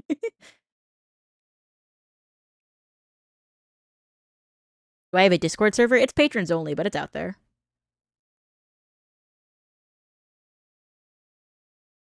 Away. Not too long after that, we learn that Ganondorf is taking over the entire kingdom, so in order to fight him, Rauru gives the sages their secret stones. If Sonia is dead, but Zelda's a distant relative, who's their kid? I'm about to talk about that. Raru's standing over Sonia's grave and looking sad. Zelda shows up and tells Rauru that she knows they're going to lose to Ganondorf because he's still alive in the future. She tells Rauru that he's going to die sealing Ganondorf, and Raru's like, yeah, probably. He tells Zelda that there has to be a reason she was sent back in time, and there's also a stupid moment in this scene, because he's like, you know, you came from a future where you never appeared in the past, so it's different this time, even though it's not, because when Ganondorf wakes up, he knows Zelda by name. Like, want to hire a writer? And then he walks away, leaving her to think about it. Zelda's standing in the Temple of Time after the battle looking sad, and says out loud that they were able to seal Ganondorf away, but that she's not sure Link will be able to stop him. The Master Sword pops out of that portal it went into at the beginning of the game, tells her that the batteries in her Wii Remote are nearly depleted. Zelda realizes there is something she can do to help Link, and she says that she'll be forever changed. At this point, you've found all the geoglyphs. The Light Dragon will appear in the sky and shed one final tear. In this memory, we see Zelda swallow her secret stone and turn into the Light Dragon that's been flying around Hyrule for the entire game. We now know both where Zelda is and what happened to her. Link goes and pulls the sword out of Zelda's head and sees one final scene of her holding the sword and urging Link to use it to defeat Ganondorf. I could go through these events in a super organized manner to make sure I talk about all of the flaws in just the right order, but Tears of the Kingdom can get away with just splintering its content into bite-sized pieces, so I can too. $70, please. Here is a non-comprehensive list of the issues with Tears of the Kingdom's memories. Some of these will be closer to nitpicks, and some will be more serious continuity or storytelling issues, but I just need to get this off my chest, okay? I've been thinking about this stupid fucking story for way too long. Let me have this, please. So you're telling me that Zelda appears just as Rauru and Sonia are walking by? If Rauru and Sonia are Zelda's distant ancestors, like Sonia implies, where is their child? They're both dead by the time the Reach, I think you've paid more than any other patron. You have done more than enough. Wrap up. Or maybe Robin. But like you're a Tears of the Skitty patron. You have done your time. You have given me so much money. And for that, I am eternally grateful. Please do not worry about it.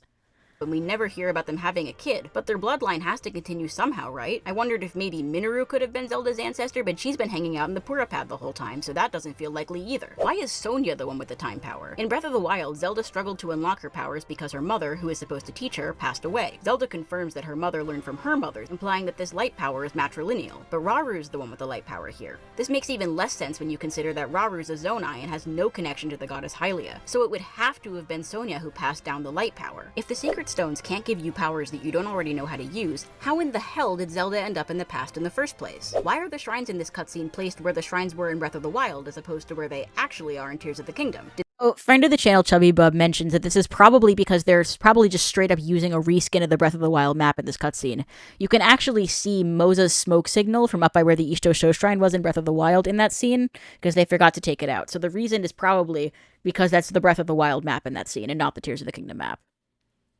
Did they move at some point? Is this supposed to be an Easter egg, or are we meant to take this at face value? So wait, Sonya does have light powers? I have no idea how Ganondorf supposedly sees this itty-bitty secret stone from this far away. Why are Rauru and Minoru the only Zonai left? How does Ganondorf know this? When exactly do these memories take place? Is the situation with the Zonai disappearing, like, common knowledge? Or Zelda had her father and all of her friends, not to mention a good chunk of her subjects, ruthlessly slaughtered by Calamity Ganon. An entity this is the stupidest thing in the fucking game. Reincarnates throughout time. She says this to Link at the end of Breath of the Wild. The fact that she can't put her finger on why Ganondorf seems suspicious is a fucking joke. He literally has Ganon in his name. Rauru is a dumbass, but also Zelda's a dumbass. She waits until after Ganondorf has killed Sonya and transformed into the Demon King to think to tell Rauru that she found Ganondorf in the basement in the future. He's still alive. Whatever he's about to do is not going to work. This Zelda is supposed to be smart. That's like her main character trait. This whole conversation they have in the garden teaches us absolutely nothing new about this world or its characters, and its inclusion just makes me more aware of how many chances Zelda had to say something about Ganondorf and didn't. If she wanted to help Rauru and Sonya so badly, why won't she tell them this crucial piece of information? Ganondorf has this massive samurai sword in Memories 4 and 5, but I guess he doesn't need it because he kills Sonya by just straight up punching her. If Zelda and Sonya knew this was a setup, why didn't they loop Rauru in? He doesn't show up until after Ganondorf has already transformed into the Demon King, and something tells me it may have been useful to have him around. So true past me. What the fuck were they thinking? This stupid fucking face deflates whatever tension existed in this moment. I am 100% sure that the reason this is in the game is so that people could make memes. It's for the memes. We hear about Ganondorf's conquest. Why are Sonya's ears so big? It's so she can hear the goddesses better.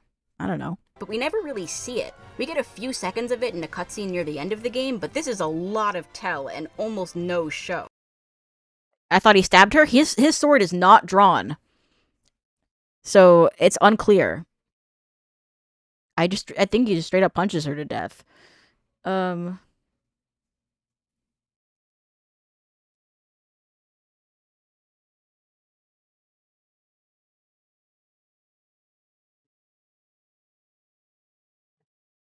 That is the actual lore explanation. See, I'm smart like that. He uses neutral B. That's another thing, is people, Tears of the Kingdom defenders really love to talk about the messages from an ancient era quest where they give you all the lore. But in the lore, the Chamberlain mentions that, like, people are aware that fake Zelda's wandering around Hyrule Castle, and they still don't increase security. So even the supposed quest that fills in the lore just opens up even more stupid fucking questions about what's going on here. I hate this game. It's so dog water. It's ass. Zelda still doesn't say anything about Ganondorf surviving this upcoming battle. Hold on, where's the goddess statue? Is this scene meant to suggest that the Forgotten Temple was built to guard the secret stones? And if the secret stones were stored in the Forgotten Temple, then who put the goddess statue there? What the fuck is going on? Who built the Geoglyph room? And why? And when? And how would they know? It's so fucking video gamey. This room exists to show you where the cutscenes are and what order to see them in. But there's no conceivable reason that the people of Hyrule would have built this room into the fucking Forgotten Temple. It just sucks. It's so dog shit. The sages all swear loyalty to Rauru, but like, isn't he already their king? What is the point of this scene? We already know these guys get the secret stones. It's the only thing we know about the ancient sages. Yeah, what the other thing about that quest is, the lore is delivered to you in, like, stupid fake Middle English. Like, it's so garbage. And also the fact that, like, ancient Hylian is supposed to be distinct from, like, the language that they presently speak is also wild, because, like, if that was an actual lore element, then why can Zelda, Rauru, and Sonya all understand each other perfectly if they're ostensibly speaking different languages? Skitty up here slandering dogs by association? Yeah, I'm a dog hater. It's because I'm a cat plush. It all makes sense. And instead of developing them in literally any capacity, we just see them get their secret stones, something we already know to have happened. This memory opens on a shot of Sonya's grave, another delightful surprise for the poor fuckers watching these memories out of order. Zelda finally tells Rauru about Ganondorf still being alive in the future, and Rauru's like, it'll probably be fine, despite that attitude being the exact same one that got his wife killed a handful of scenes ago. I don't have a criticism here. This scene goes fucking crazy. This is Kino. This is everything. This goes hard. I have no notes. I do have a criticism here, though. If the sages saw Zelda turn into the Light Dragon, why don't they fucking tell Link that when they meet with him in the Secret Stone Demon King cutscenes? Zelda tells them about Link, and they know that Link needs the Master Sword to defeat Ganon, so they should really be telling him where to find it. Link has zero reaction to seeing his dragon girlfriend sacrifice herself to give him a fighting chance against Ganondorf. All this work, and the Master Sword is less powerful than it was in Breath of the Wild, and it still breaks in a matter of minutes. Whew. That felt good. We're not done yet, don't worry. The biggest problem with this story is that it changes absolutely nothing about the game. As I've said several times already, the main goal of this game is to figure out where Zelda is and what happened. When you make one bomb-ass video, I promise the Breath of the Wild video will be even better than this one. It will be so good that you'll be like, wow, the Tears of the Kingdom video wasn't even that good. I am cooking. The reason the video hasn't come out yet is because it's not done. When it is done, when it comes out, I will beat the one-hit wonder allegations permanently. Like, I don't actually think I can overhype it, because when it comes out, it will be that good, and it will not come out until it is. Trust. And by the time you've seen all of the memories, you've learned two very important things. The first and most obvious is that Zelda is the Light Dragon. The second thing we learn is in that memory where Ganondorf makes the face. We know with 100% certainty that Ganondorf can create a fake Zelda to do his bidding, and that knowledge, combined with the knowledge that Zelda... Hope it comes out before Christmas. It probably won't, because I get back from my trip on November 24th. So I guess if I can write the entire second 2/3 of the script and record it and edit it, it won't come out before Christmas. I don't even think it will come out in 2025. I guess it's... I'll try, I mean, I'll work to get it out as soon as possible, but I suppose it would make sense to release it on March 3rd, on the Breath of the Wild anniversary. That feels like a feasible release date. I know it's a long time from now, but please, I promise it'll be worth it. I super duper swear. Zelda's currently in the sky being a wiggly worm makes playing through the main story of this game agonizing. You will have to go to these dungeons and see fake Zelda doing her thing, listen to your party members wonder aloud why Zelda's acting so weird, and like, we know why. You can be carrying the Master Sword that you literally pulled out of Zelda's head, and at no point does Link go, hey, by the way, Zelda's a dragon right now, this weird fake Zelda's an imposter. The only person you can tell about Zelda's fate is Impa, who will just say something to the effect of, damn, that sucks, and then she fucks off for the rest of the game. If you waited until after the first 4 temples to do the Dragon Tears quest, this is pretty annoying, but if you saw all the memories before you finished the first 4 dungeons, it's absolutely infuriating. We see Link tell people when he's already completed a quest, or collected however many apples or whatever, but he can't fucking tell Yunobo that the Zelda they're chasing is obviously fake. This wouldn't even have to be a big... You tell Paya? Who fucking cares about Paya? Ever. Right of the story either. Just in this game anyway, she's fine in Breath of the Wild. The companions go, hey, get back here, Ganondorf, I know you're not really Zelda, and nothing else has to change. It would be better than nothing, but unfortunately we have been served nothing on a silver platter for the low price of 70 United States dollars. You know what's conspicuously missing from these memory cutscenes? The Sky Islands. The memories don't even mention them, or the depths for that matter, at any point. The game makes no effort to work them into the story in the present either, and it just feels so video gamey. We hear that these chasms that lead to the depths opened up during the upheaval, but the depths are full of light roots, mines, forges, Zonai devices, and even constructs. We know from the stone tablets that Mineru's the one who originally built the constructs, and we also know that her soul is inside the Purapad from the time of Zelda's transformation to when Link arrives at the Spirit Temple, which means that Mineru must have built the construct factory before the events of the memories take place. But when? If the Zonai came from the sky, what's all their stuff doing underground? It's the same situation for the temples in general. I love how woke you are. See, I'm breaking new ground by proving that you can be woke and funny, contrary to the propaganda.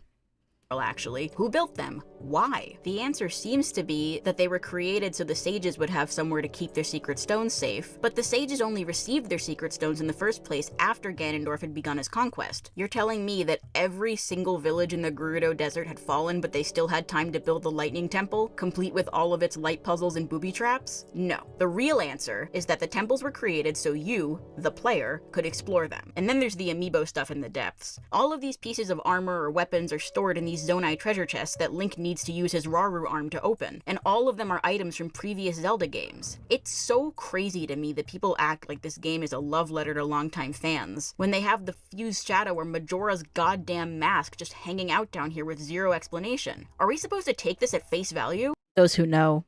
If you know, you know. In Breath of the Wild, they were dropped into the world unceremoniously as gifts from amiibos. Nothing suggested that they were canon to this world, but now you've got the fucking Trousers of Time just hanging out down here in hell. In contention for the most confusing thing down here, the Hero of the Wild set that you obtain after completing all the shrines in Breath of the Wild is also down here. Why? We need to move on before I explode into tiny pieces like that one game over screen in Bubsy 3D. That's why I made the video of Skitty exploding like that one game over screen in Bubsy 3D. There is no reason for the story of this game to take place entirely in the past. The only reason they did it like this is because it's how Breath of the Wild. If I had a nickel, thanks for the 5. Pi is also a baddie? Perhaps. This whole game is a contractual obligation. As a devout wokelet, I'm the least funny creature in North America. Glad to see someone break the cycle.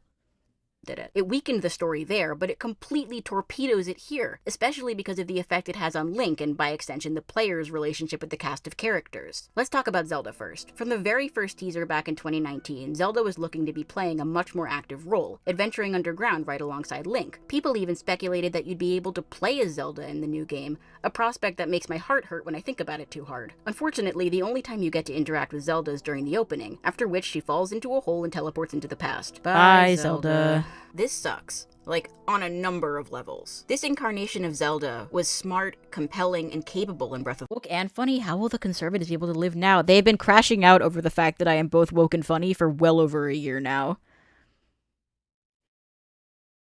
The Wild. In this game, we hear about her building a school in Hateno Village. We see memorials she's left around the world dedicated to the soldiers who fell during the calamity. Everyone we talk to who knows her loves her. We get the sense that she's a really integral part of Hyrule, so having her gone for the entirety of the game's runtime is such a tremendous missed opportunity. Zelda being absent from this game also means that there can be no continuity between her story in Breath of the Wild and her story in Tears of the Kingdom. How does she feel about her father's death now that she's out of crisis mode and has time to process it? How does she deal with the responsibility placed on her shoulders at such a young age? What was her role in rebuilding Hyrule in the years between the games? We'll never know. The answer, once again, is that there isn't an answer, because instead of having Zelda play any part in the game's story in the present, we're stuck watching her fuck around in the past. I'm sorry, this is not my Zelda. If this Zelda got sent back in time to the era of Hyrule's founding, she would have been cooped up in Minoru's library 24/7, and you cannot change my mind. No, bro, just do the quest to the Message of an Ancient Era thing. You can see a fucking poorly translated line where they mention in a throwaway thing that Zelda likes to ride on Minoru's construct. God forbid they show you that in the game. God forbid they put that information somewhere that's actually accessible. Like, no, you have to do that stupid quest and then say, wow, what does this say? And look up the translation on Reddit. That's not the same thing as developing an actual character in any of the scenes we get with her. The cope that people deploy to defend this game is like, it's like nothing I've ever seen. Reducing her to a swooning damsel who can only think about her knight in shining armor feels like such a step backwards from the level of agency Zelda had in Breath of the Wild. That's not even mentioning the literal death of self she undergoes when she turns into the Light Dragon. Even minor character building moments like having her nerd out over the constructs would have gone a tremendously long way towards making this Zelda feel like a person and not just a plot device. And speaking of characters who are just plot devices, I've seen a lot of people say that this incarnation of Ganondorf is great, and I've got to ask, what the fuck are you talking about? This has got to be the worst Ganondorf in the series by far. Even Twilight Princess's Ganondorf, while infamously shoehorned in at the end, Big Zelda was spotted multiple times. Hello, Walt. Welcome back. I did actually mention that a couple minutes ago. Still commanded a presence and made things personal with Link on some level. He was still a villain that felt satisfying to defeat, even if he wasn't around for most of the game. Tears of the Kingdom Ganondorf, on the other hand, is a nothing character. What are his motivations? What does he want? Why is he like this? The answer this game gives is a resounding Who cares?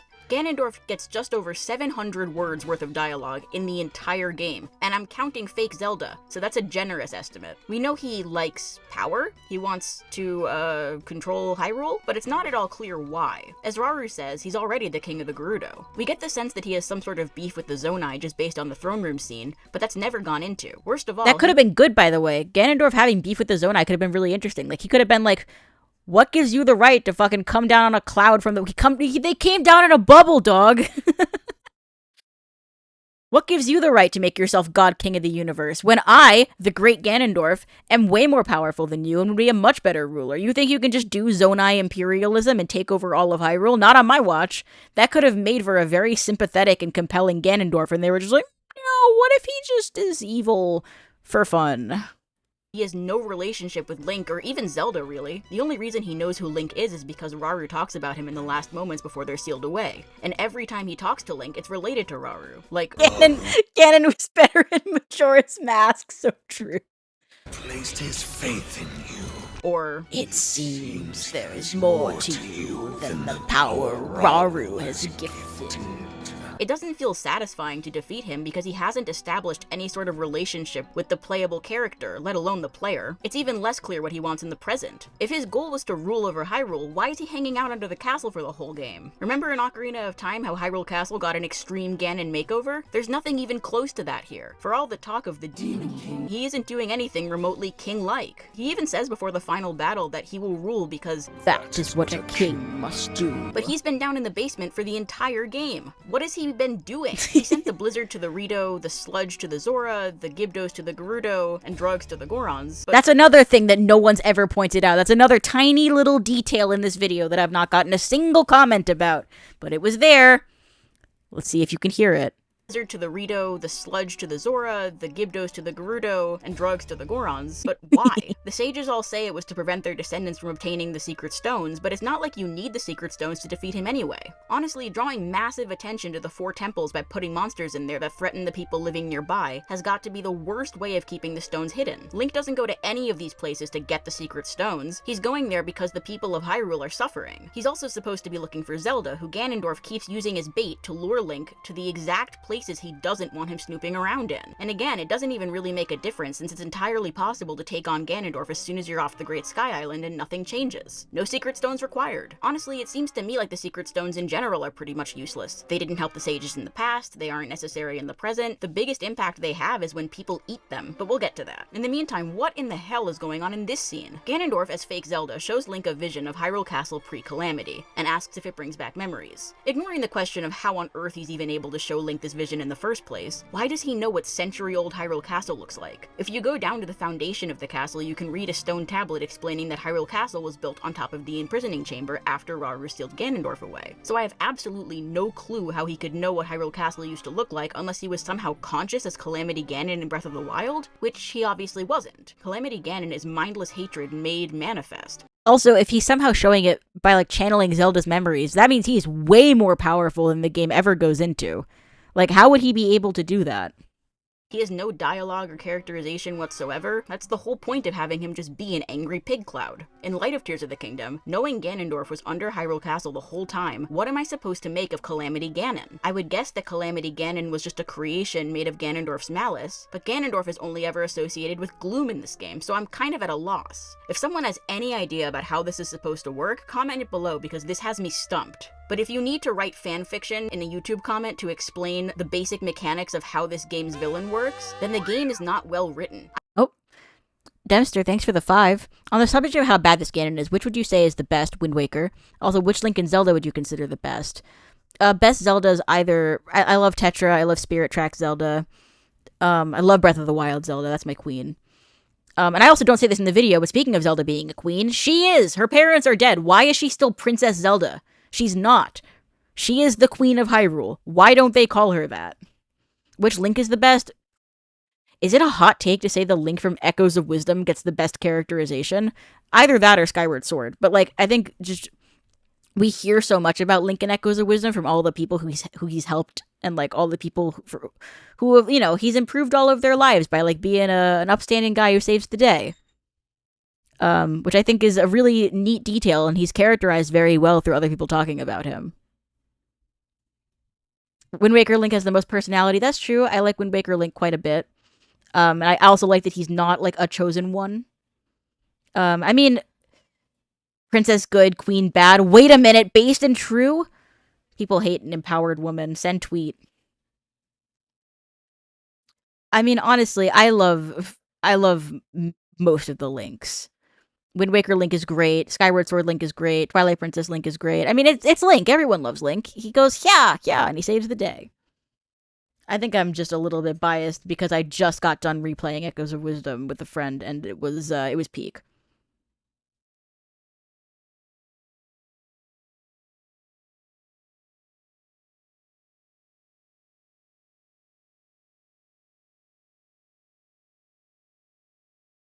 I said this before, but Link starts Echoes with full gear. He's yes, exactly. People are like, why can't Link go on the adventure in Echoes of Wisdom? Because Echoes of Wisdom takes place after Link's adventure. That's why he's got full hearts and stuff. Like, it's awesome.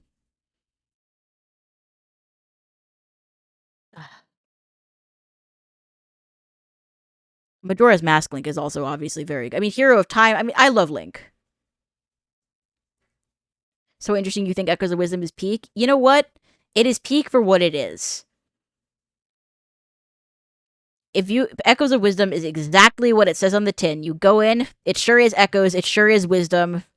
It's adorable, it's fantastic, it's competent, it's not gonna fucking move the needle, if not the greatest Zelda game of all time by any stretch of the imagination, but it is perfectly serviceable, it's adorable as fuck, and I think more people should play it.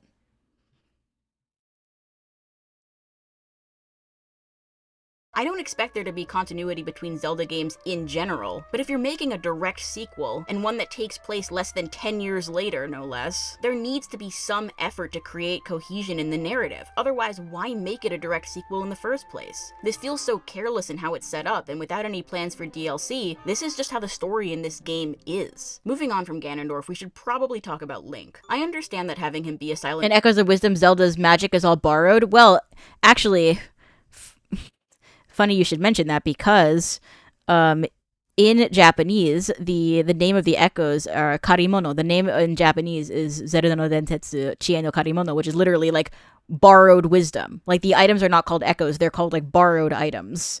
So it actually makes perfect sense in that sense. Besides, it's not about Zelda's magic, it's about her wisdom and knowing how to most properly apply her various tables and stuff to save the day.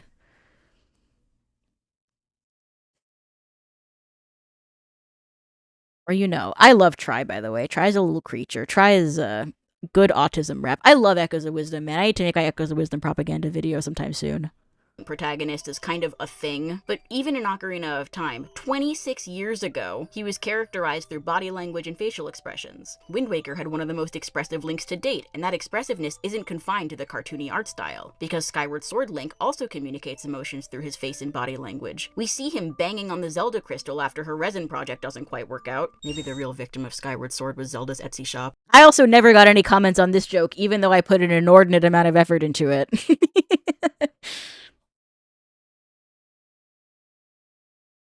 Hope you like it.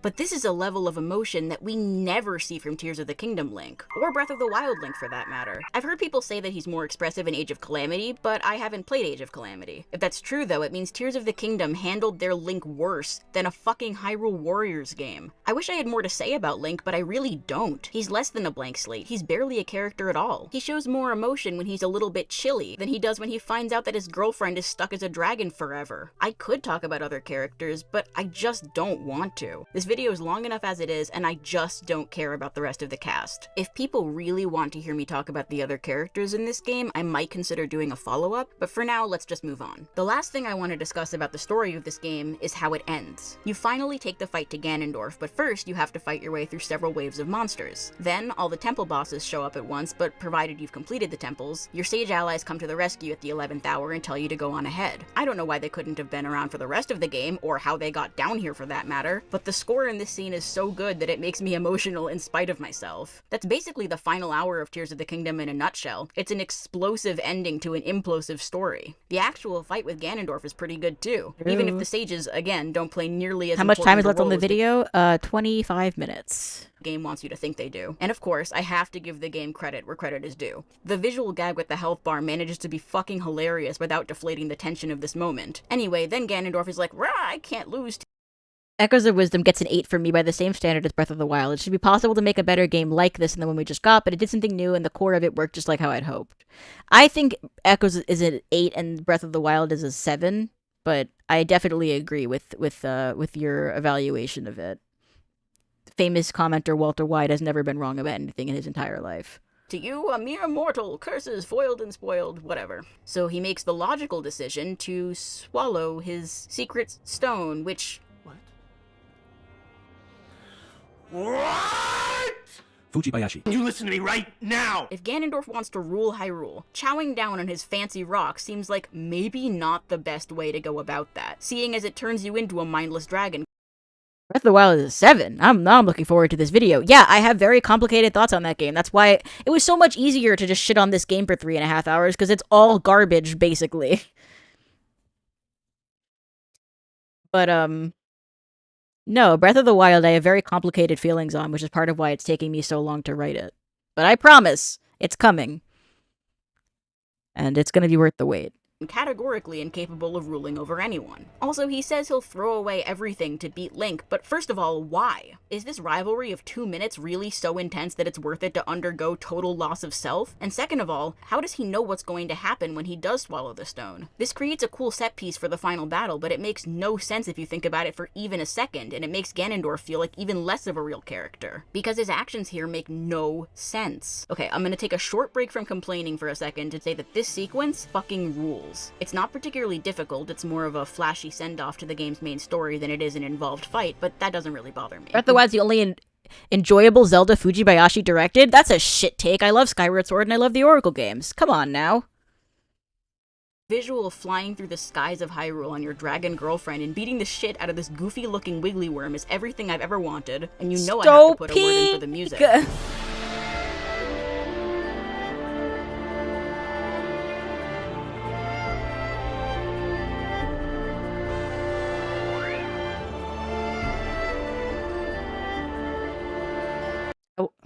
I wanted to super thank you for the video. It inspired me to make an essay for school ranting about the game too. It also pushed me to start making a project about my Dream Breath of the Wild game, so thanks. Thank you so much for the dono, and thank you so much to Brandon Brown also. Breath of the Wild Zelda's action maker more of the secret antagonist in my eyes. What? I mean, that's a take. Thanks for the dono. I'd be interested in hearing what you're talking about.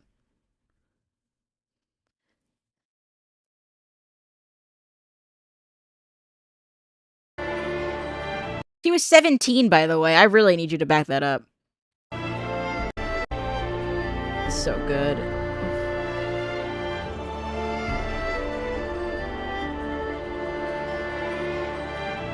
He's just a little noodle.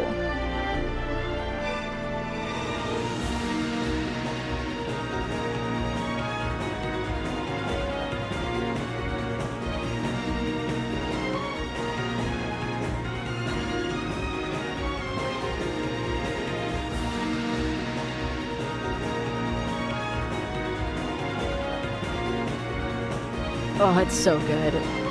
It shouldn't be. It doesn't deserve it. Oh. But you beat Ganondorf and you're transported to this magical pastel void where Varu and Sonia appear Deus Ex Machina style to turn Zelda back into a human. And they also fix Link's arm while they're at it. Your last bit of gameplay in order to wrap up the main story involves skydiving to catch Zelda, a parallel to the shot at the beginning of the game where she falls into darkness and he just misses her. The main theme combined with the iconic melody of Zelda's lullaby swells in the background, the lighting is gorgeous, Link carries her bridal style out of the pond, she says she felt a loving embrace that finally woke her up after thousands of years. I was crying like a baby the first time I saw all this. Kingdom Hearts ass ending, by the way. I'd be lying if I said it wasn't an impactful sequence, but I'd also— Elements saying, it's so good, fuck this game. Exactly. So be lying if I said it was good. Let's start with the biggest and most glaring problem.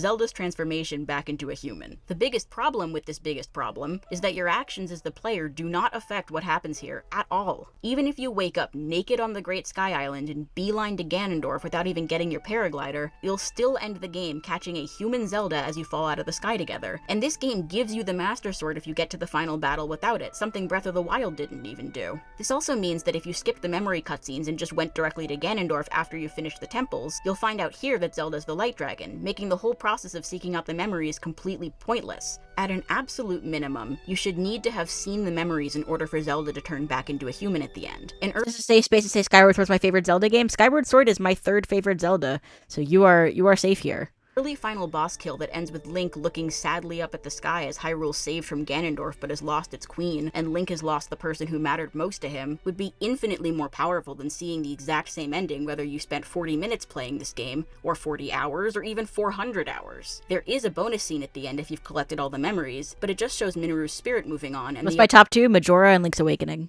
Other sages swearing their loyalty to Zelda.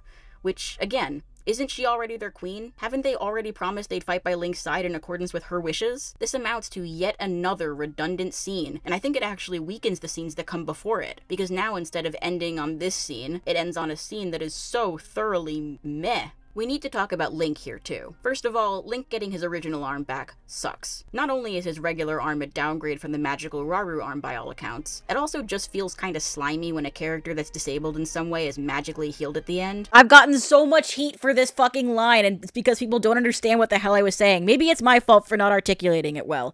When I talk about Link being disabled, I'm talking about the initial incident where he loses his right arm. Like, by all accounts, Link is an amputee. The Rauru arm is a prosthetic. I think the ending would have been infinitely more powerful if he lost the Rauru arm but kept his arm, like, amputated. Maybe fucking Pura builds him a new Sheikah prosthetic. It's very cool. I don't like them just reversing it so that he's totally fine. That is what I meant by that line. God. I've gotten so much fucking grief from, like, wise guys on Twitter about this, and they just, think, commenter, think!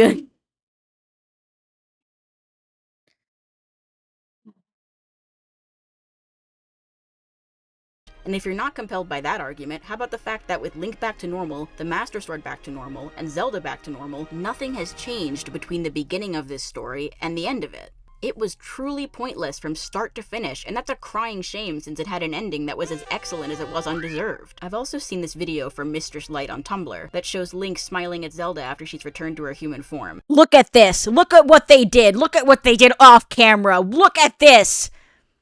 I can't believe people defend this game. I cannot believe it. And the fact that they make this perpetually straight-faced character who doesn't react to anything in the entire game show some genuine emotion for the first and only time off camera where the player will not see it is such a fucking crazy decision that I do not even know where to begin to unpack it.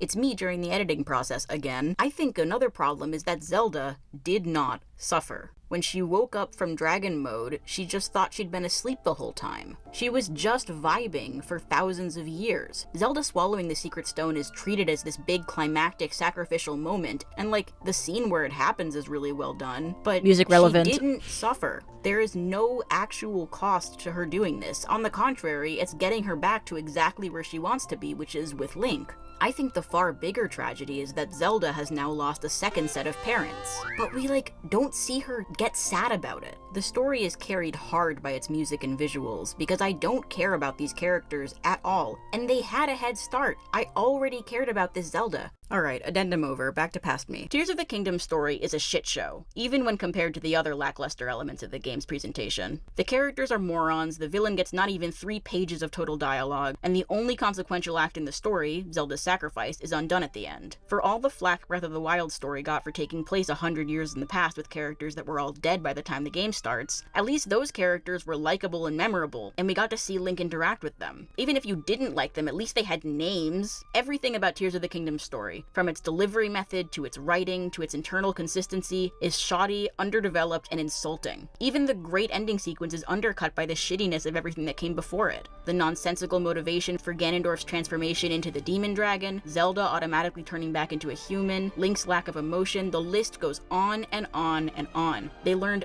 absolutely nothing from Breath of the Wild's mistakes, and as a result they created a story that feels cheap, falls apart under scrutiny, and that will be remembered in the future not for its emotional impact, but for Secret Stone?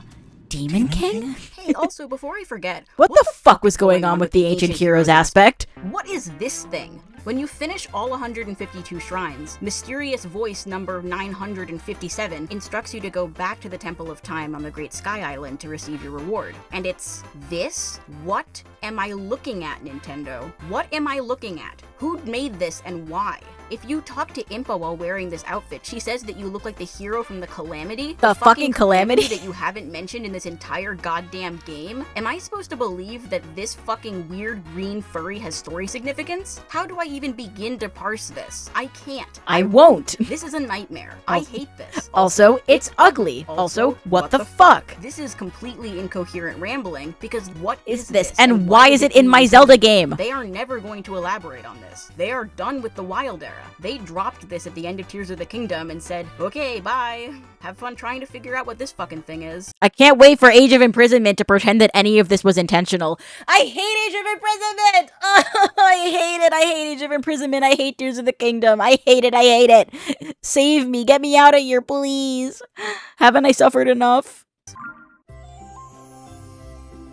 Okay, smarty pants, I hear you say. If Tears of the Kingdom is so bad, how would you do it better? And as far as I'm concerned, there are 3 ways to answer that question. First, there are small changes I would make to the game that Nintendo actually shipped, Tears of the Kingdom as we all know it. These are the most realistic and would not dramatically change the structure or setup of the game, but they would improve it in various ways. Then there are the bigger changes I would make to aspects of the game that are more deeply entrenched and that would require a more significant overhaul. Finally, there's a total upheaval, so to speak, basically throwing the whole game away and imagining an ideal sequel to Breath of the Wild from scratch. I'm gonna talk about the first 2 here because the third is a much longer conversation that isn't really related to this video. Let me know if you want to see my reimagining of the sequel, I guess. One day, I also promise. Want to preemptively remind you all that I'm not a game designer, I'm not a programmer, or whatever. I'm a little stuffed animal with opinions. Let's go over small changes first. I'll list these off rapid fire and in no particular order. Ready?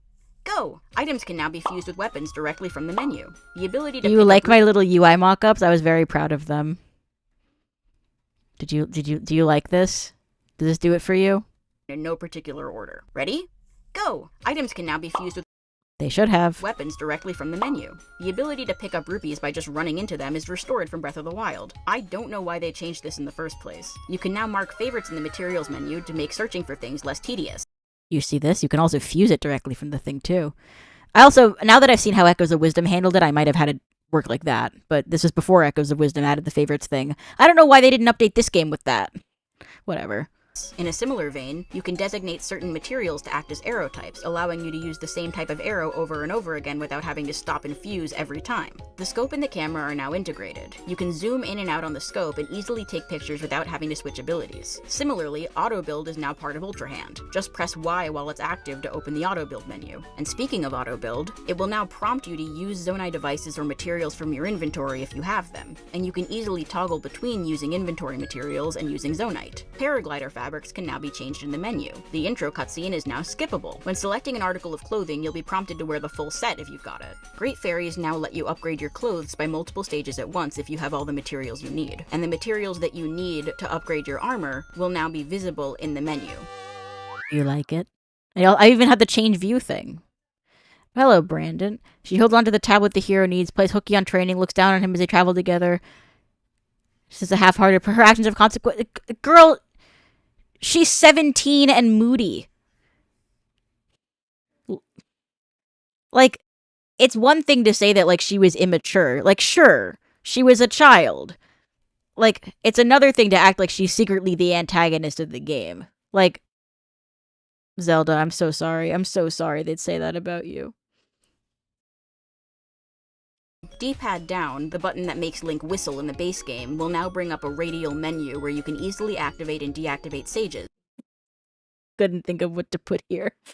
As well as call your horse from any distance. Tapping the D-pad could also be how you activate sage abilities to avoid those situations where you accidentally activate Tulin and he blows your valuables off the Sky Island and into the void. The ability to climb waterfalls is now given to Link. Yes. I am. It's going.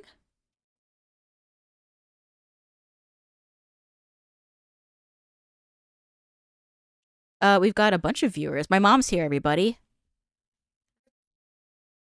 I think we've got, I don't know, how many viewers do we have? I can't really. It's 900. That's a lot of people. I know. Everyone loves Skitty. People in chat are very excited to see you. Wow. I know, right? Wow. This is so nice. I feel so welcome. Everyone loves Mom. Uh-huh. My goodness. Okay. Well, Dinner is soon. dinner is going to be soon. Well, we're at the part where I talk about how I fix it. There's 15 minutes of the video left. So I'll be up as soon as possible. All right. Skittles? Those are my Skittles.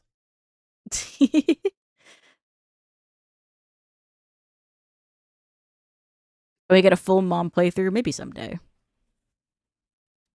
as a toggle in the key items menu, similar to the Earthwake scroll, so you can use that ability without needing to switch the outfit you're wearing to the Zora armor, climb the waterfall, and then switch back. Minoru will be buffed significantly. She'll walk faster. Oh, maybe that's what they can do for the user imagination part. Maybe they can have like the Zora armor thing and the Earthwake scroll.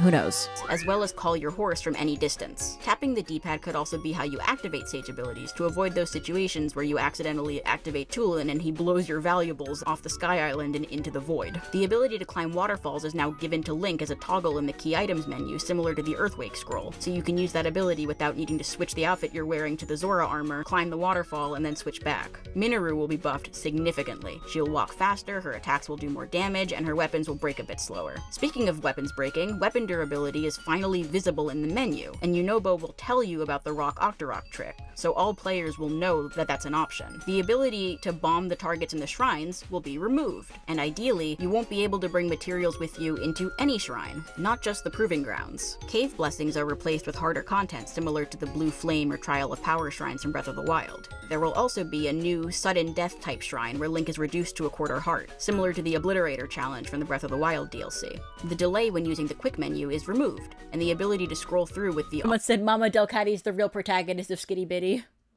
Yes. R, L, ZL, and ZR buttons is restored. What? She said, I worry for my safety. Holding A on an item in the menu will allow you to drag and drop it, allowing you to manually sort your inventory. You can find blank schema stones in the depths, effectively— Do you like my copy that I wrote for this? letting you upgrade the number of favorites you can store in auto-build, as well as giving your builds names. Sleeping in the Melania bed will now let you toss— Do you like this shitty Photoshop? From any stable. The final boss will no longer automatically give you the Master Sword, and defeating the Demon Dragon without viewing all the memories will result in a bad ending, where Ganondorf is defeated but Zelda remains a dragon. This is not an exhaustive list, and hopefully these changes are not controversial. I don't think anyone would realistically complain about having more, better content on top of the game as it is. Having said that, let's talk about some more substantial changes I'd make. Without completely rewriting the story, I think at the very least it would make sense to show Zelda working with Minoru to develop the Zonai tech, using Zelda's knowledge of the Sheikah tech. That would explain why the Zonai champions all wear armor reminiscent of the Divine Beasts. It was directly inspired by the Divine Beasts. The shrines, likewise, would have been built by Zelda in the past to help Link in the future, because Zelda has seen that already in Breath of the Wild. This would also explain why the Sheikah tech doesn't exist in Tears of the Kingdom. With Zelda using her knowledge of the Sheikah tech to design the Zonai tech, the Sheikah tech would never be invented in this timeline. This is also super in character for this Zelda, and it would add some much needed continuity back into the story. Speaking of story, this game would benefit from being a little less Castle in the Sky and a little more Nausicaa. Imagine the reveal that the Zonai originally came from the depths. Maybe the depths were originally— That's not how time works. It is how it works in the Zelda series. Play Oracle of Ages. Next. A lush subterranean world, but the Zonai— I just want to let you know that I appreciate you using the Paper Mario 64 badge sound effect for your tips. Based Pink Cat. Thanks so much. I don't think I've had anyone comment on that yet. I love Paper Mario 64. It's one of my favorite games. Why can Sheikah Tech teleport Link to the Zonai Shrine? Because Minoru set that up. They said that in the scene. It's like one of the only things that they say in that scene. Technology drained it of its natural resources and left it in the state that we see it in. That would explain why there's nothing of substance in the sky and why there's random Zonai stuff all around the depths. Say that the Zonai created the Sky Islands as an alibi to hide the truth of their past. There's nothing up there because it's all just for show. Alternatively, just get rid of— That's not an explanation. Yeah, it is. Minoru says, like, you know, give me the Purapad, I'm gonna noodle with it and figure out how the teleportation works, and she makes it work. I'm not saying it's a great explanation, but it is an explanation. The depths. Get rid of them. Put way more stuff in the sky, and have the subterranean layer show you a map of the caves that you fill out by exploring them. Back to the Zonai tech. The addition of a dedicated menu for building Zonai devices, or some sort of garage, would go a long way. Zelda uses almost every type of time travel there is. You should watch the J-Wits video about it. It's called, like, Legend of Zelda Time and Paradox. It's like 5 minutes long, and it's fantastic. MatPat could never. Towards making building less janky. Even Kingdom Hearts had this one figured out, and that game's older than me. I'd also implement the Zonai devices a little bit differently. In order to gain access to the portable capsules containing specific devices, you'd need to clear the respective device tutorial shrine. This would add a sense of progression that's sorely missing from Tears of the Kingdom, and the shrines would feel almost like mini dungeons from the Zelda games of old that reward you with a cool new item to use in the overworld. Ideally, these shrines would be visually distinct in some way so that players who want to beeline for the devices can do that. You could also make it so that players need to have unlocked certain devices in order to access certain shrines, allowing for more difficult puzzles because you can be sure players will be familiar with how the devices work, and you can start building more complex challenges on top of that. You could still use these shrines as warp points, and it would give you something to look forward to and keep in mind for later. Speaking of incentives, a new reward type could be bottles or cooked meal slots. I'm not the first person to say this, but making it so that you can upgrade the number of meals you can carry by doing quests would make quests more rewarding and would also make food a bit less game-breaking. Fusing materials to weapons will now work like fusing weapons to other weapons, where the material breaks once its durability is used up. This would make the base weapons last a lot longer, as the durability would effectively be reset every time you attach a new part to it. This would be especially useful for mining. You could just keep fusing rocks to the same stick and clear out a whole cave. There would also ideally be a much wider variety of enemy types. If you're not willing to design new, unique enemies, at least bring back some of the old ones. Some of my picks would be Armos, Darknuts, Tektites, Levers, Peahats, Dodongos, and Dekubabas, but that's by no means an exhaustive list. Almost all of those. Hang on. Bring back some of the old ones. Some of my picks would be Armos, Darknuts, Tektites, Levers, Peahats, Dodongos, and Dekubabas, but that's almost all of those enemies I mentioned came back in Echoes of Wisdom. Common Echoes of Wisdom W. By no means an exhaustive list. The last thing I want to talk about before we move on is, in my mind, the obvious answer. If they wanted to make Tears of the Kingdom, but have it actually work, there is a solution that is staring them directly in the face. Send Link to the past with Zelda. Want to reuse the world from Breath of the Wild without it feeling stale? Show us this world as it appeared thousands of years ago. Why is there no Sheikah stuff in this world? Because it hasn't been invented yet. Why is the terrain different? Because it's thousands and thousands of years in the past. And that's not me talking out of my ass. If you look in the memories, you can see that the dueling peaks are still one mountain. You could even take this to the extreme. Have the Leviathan skeletons be alive in the past. This setup allows you to introduce as many new characters as you want, redesign the game world as much or as little as you want, give us a sense of what this world was like in the past, and with this setup, the continuity between the games doesn't really matter. It would still matter to me. I know as a Breath of the Wild enjoyer, I would be disappointed to not get any follow-up from Breath of the Wild, but we didn't get that anyway.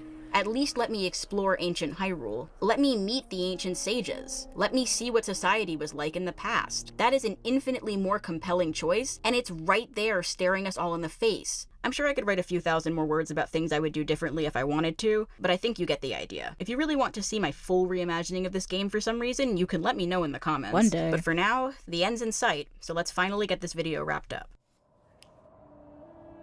So, in conclusion, I think Tears of the Kingdom sucks. The obvious question then is why I spent literally hundreds of hours making this video, and we'll get to that, but first I want to respond to a criticism that I'm sure a lot of people will have for this video as a whole. My issues with Tears of the Kingdom stem almost entirely from what it isn't. The missed opportunities, the gaps in the storytelling, the failure to iterate on the vision that was roughly sketched out by Breath of the Wild, all of this is refusing to look at the game as its own unique work of art. In order to judge it fairly, some might argue, I'd need to take a step back from my own biases and appreciate the game for what it is. This is an argument that I'm intimately familiar with because it's one that I make all the time about Breath of the Wild. Plenty of people were disappointed by the lack of compelling rewards, the short and overly simplistic dungeons, the hands-off approach to the story, the final boss, and the list goes on and on. I agree with most of the criticism Breath of the Wild has received, but that's never stopped me from loving the game. And if that's how you feel about Tears of the Kingdom, then more power to you. I genuinely understand where you're coming from. The difference to me, though, is that Breath of the Wild was Nintendo's first attempt at an open-world Zelda concept. Comparing it to previous entries in the series wasn't productive, since Breath of the Wild set out with a different set of goals from its predecessors. It was determined to break away from the things that had defined the series really since A Link to the Past. But then you have Tears of the Kingdom, a direct sequel set in the same exact world, with the same map, same pre-established cast of characters, same gameplay loop. The foundation was all there already. I've heard people compare Tears of the Kingdom to Super Mario Galaxy 2, and on the surface it's a comparison I agree with. Both are basically just more of their predecessor, running on the same engine with a somewhat expanded scope. The difference is that I guess Tears of the Kingdom is not running in the exact same engine as Breath of the Wild. I think it's running in the Mario Wonder and Splatoon 3 engine.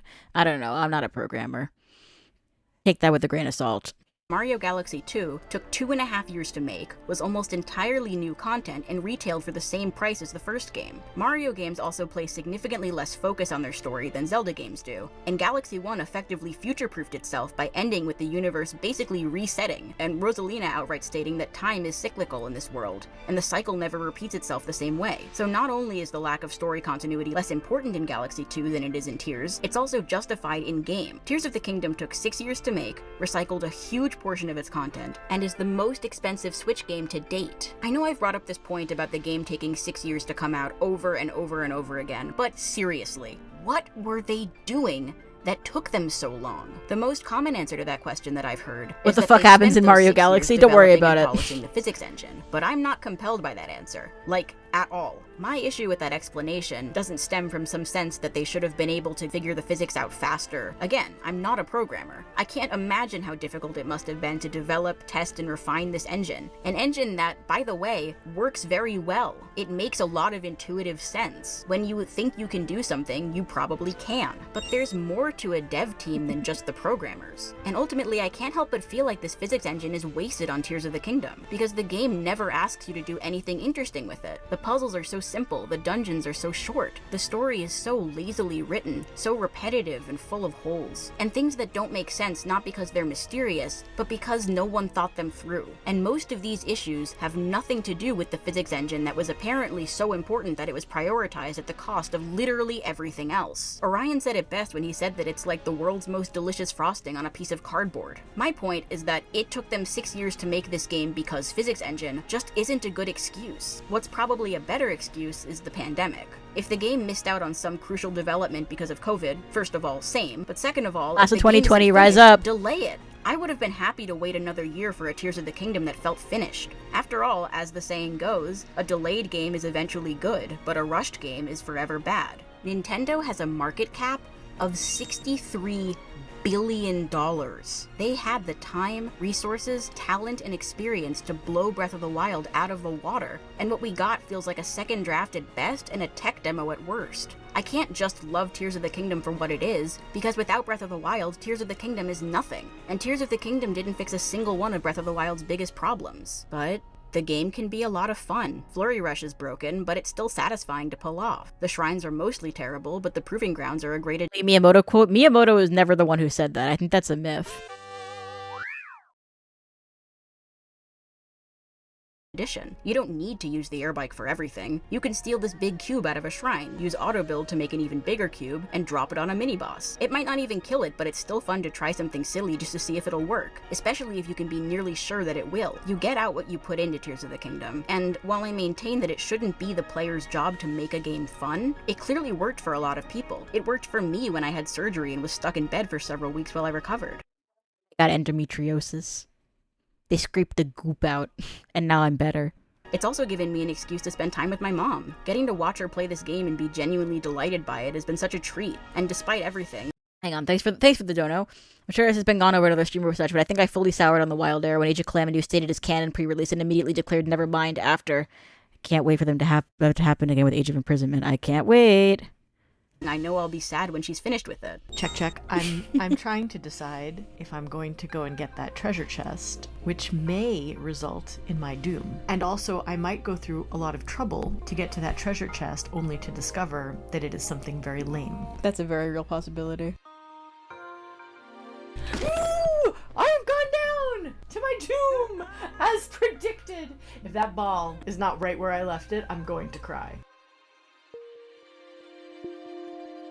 It's a good thing that worked out, because it shouldn't have.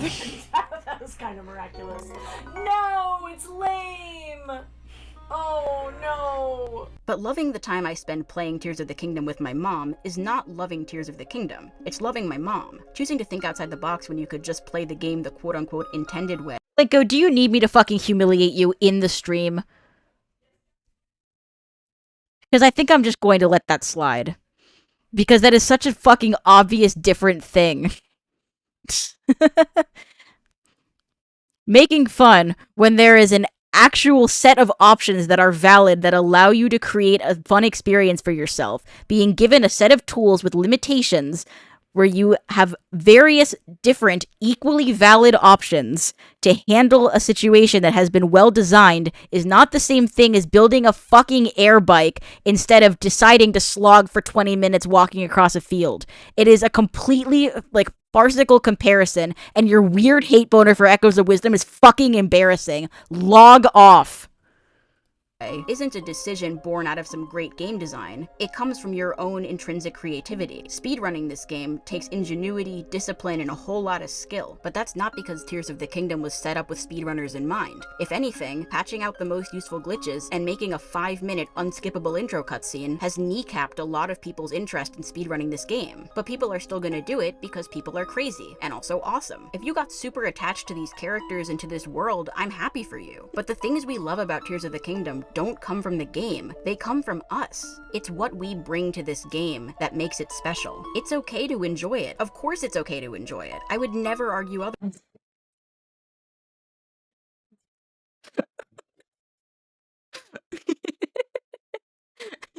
Uh-oh.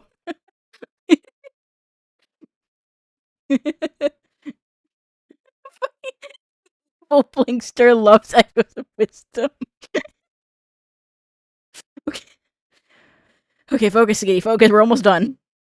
Otherwise, but just to these characters and to this world, I'm happy for you. But the things we love about Tears of the Kingdom don't come from the game, they come from us. It's what we bring to this game that makes it special. It's okay to enjoy it. Of course it's okay to enjoy it. I would never argue otherwise. But just because you enjoyed a game doesn't mean that the game is good. And it also doesn't mean that we can't demand better, especially when these games mean so much to the people who play them. The opposite of love isn't hate, it's indifference. I spent so much time thinking about this game, playing this game, analyzing this game, even though I was so disappointed by it, because I care. Because deep disappointment is the direct result of hope. I want to see this series at its best. And for all that I hate about Tears of the Kingdom, it's still a Zelda game. And I love Zelda games. I've always loved Zelda games. So I guess I'm part of the problem. But isn't that kind of what life's all about? Even when things are shitty or disappointing, frustrating, or meaningless, we go on living. We keep playing, analyzing, understanding, and even— I'm running that back. I got too distracted by Walt telling Plinko to just go scream into his pillow. Sorry. We gotta lock in. Isn't that kind of what life's all about? Zelda games. So I guess I'm part of the problem. But isn't that kind of what life's all about? Even when things are shitty or disappointing, frustrating, or meaningless, we go on living. We keep playing, analyzing, understanding, and even having fun. And that's why so many people loved Tears of the Kingdom. Because the most important part of the game, the thing that brings life to this dead, recycled, exhausted world, is the person playing it. The game still sucks, though.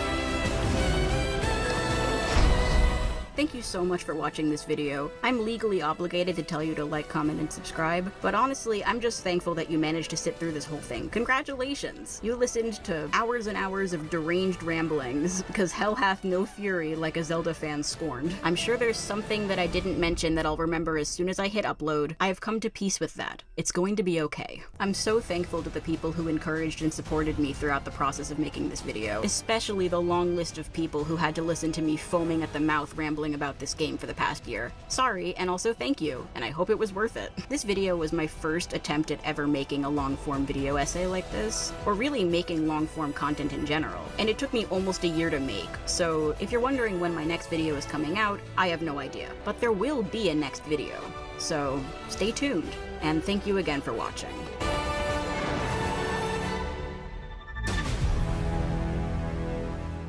Secret Stone? Demon King? Well, my fucking YouTube recommendations are all over the place. Well, it's been real.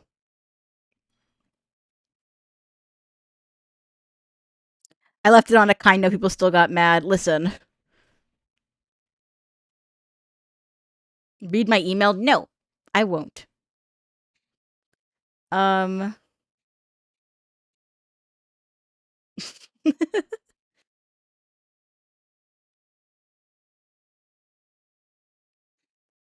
So that was my video. That's the video that I made. Me, Skitty H Biddy.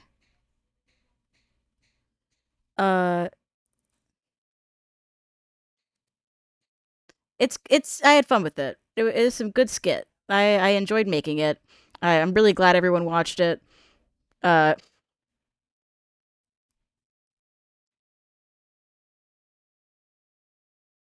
Where's Shrine Island? 4733. Anyways, 4733. Thoughtfully placed. Fucking Shrine Island doesn't have a shrine on it. No. No. I always cry myself to sleep before I get to this part.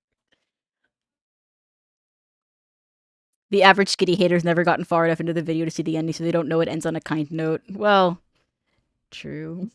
No shrine on Shrine Island.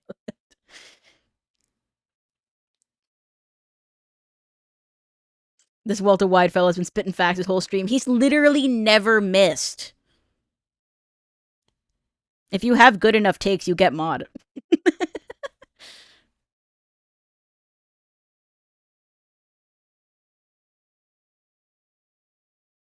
Anyway, someone said that Plinko shitting on Echoes of Wisdom isn't as bad as Aaron shitting on Skyward Sword, but I'd actually argue that it's worse. Because, like, I don't think Aaron went into Skyward Sword deciding to hate it. I think Aaron definitely represents Skyward Sword in an intentionally bad faith and kind of shitty way, but I don't think it's malicious. I think he's just being annoying about it. Like, the level of dishonesty that this fellow has jumped through in order to justify the weird, like I said, the weird hate boner he has for this game is disturbing and strange and confusing. And I'm not going to make any assumptions about why that might be. But it sure does make me think.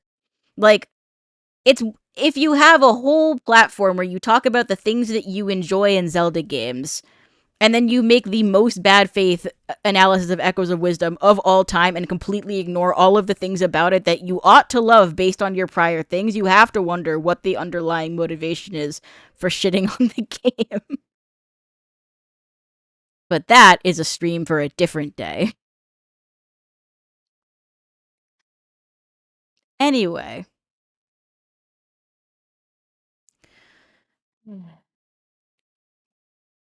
Everybody, thank you for coming to this very long stream. It was fun. I had fun. Everyone else had fun. I also think dowsing for a better game is actually a good burn. Yeah, it is a good burn. It would be a better burn if, like, you actually had to douse in any significant capacity, or if it was obtrusive in any way. But it's not. Skyward Sword is peak, and I'm tired of pretending that it's not. Oh, thank you, chatters. Oh, thank you, Skitty Committee. You are all so delightful. I have the best fan base. It's some good skit.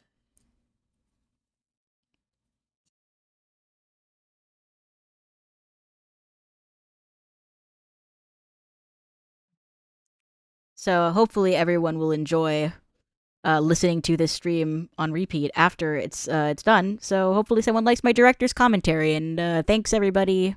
Thanks. Thank you for lurking, thank you for watching, etc. Take care. You know. Hope y'all liked it. Behave yourself in the comments or I'll private the VOD. All right. Bye, everybody. Don't forget to like, comment, and subscribe. Please, please, please, please. Also, if you want to give me money, there's a Patreon and there's a Discord server if you do that. But you don't have to give me money because the real gift was the presence all along. You being here is a gift, and that's why they call it present. Send tweet.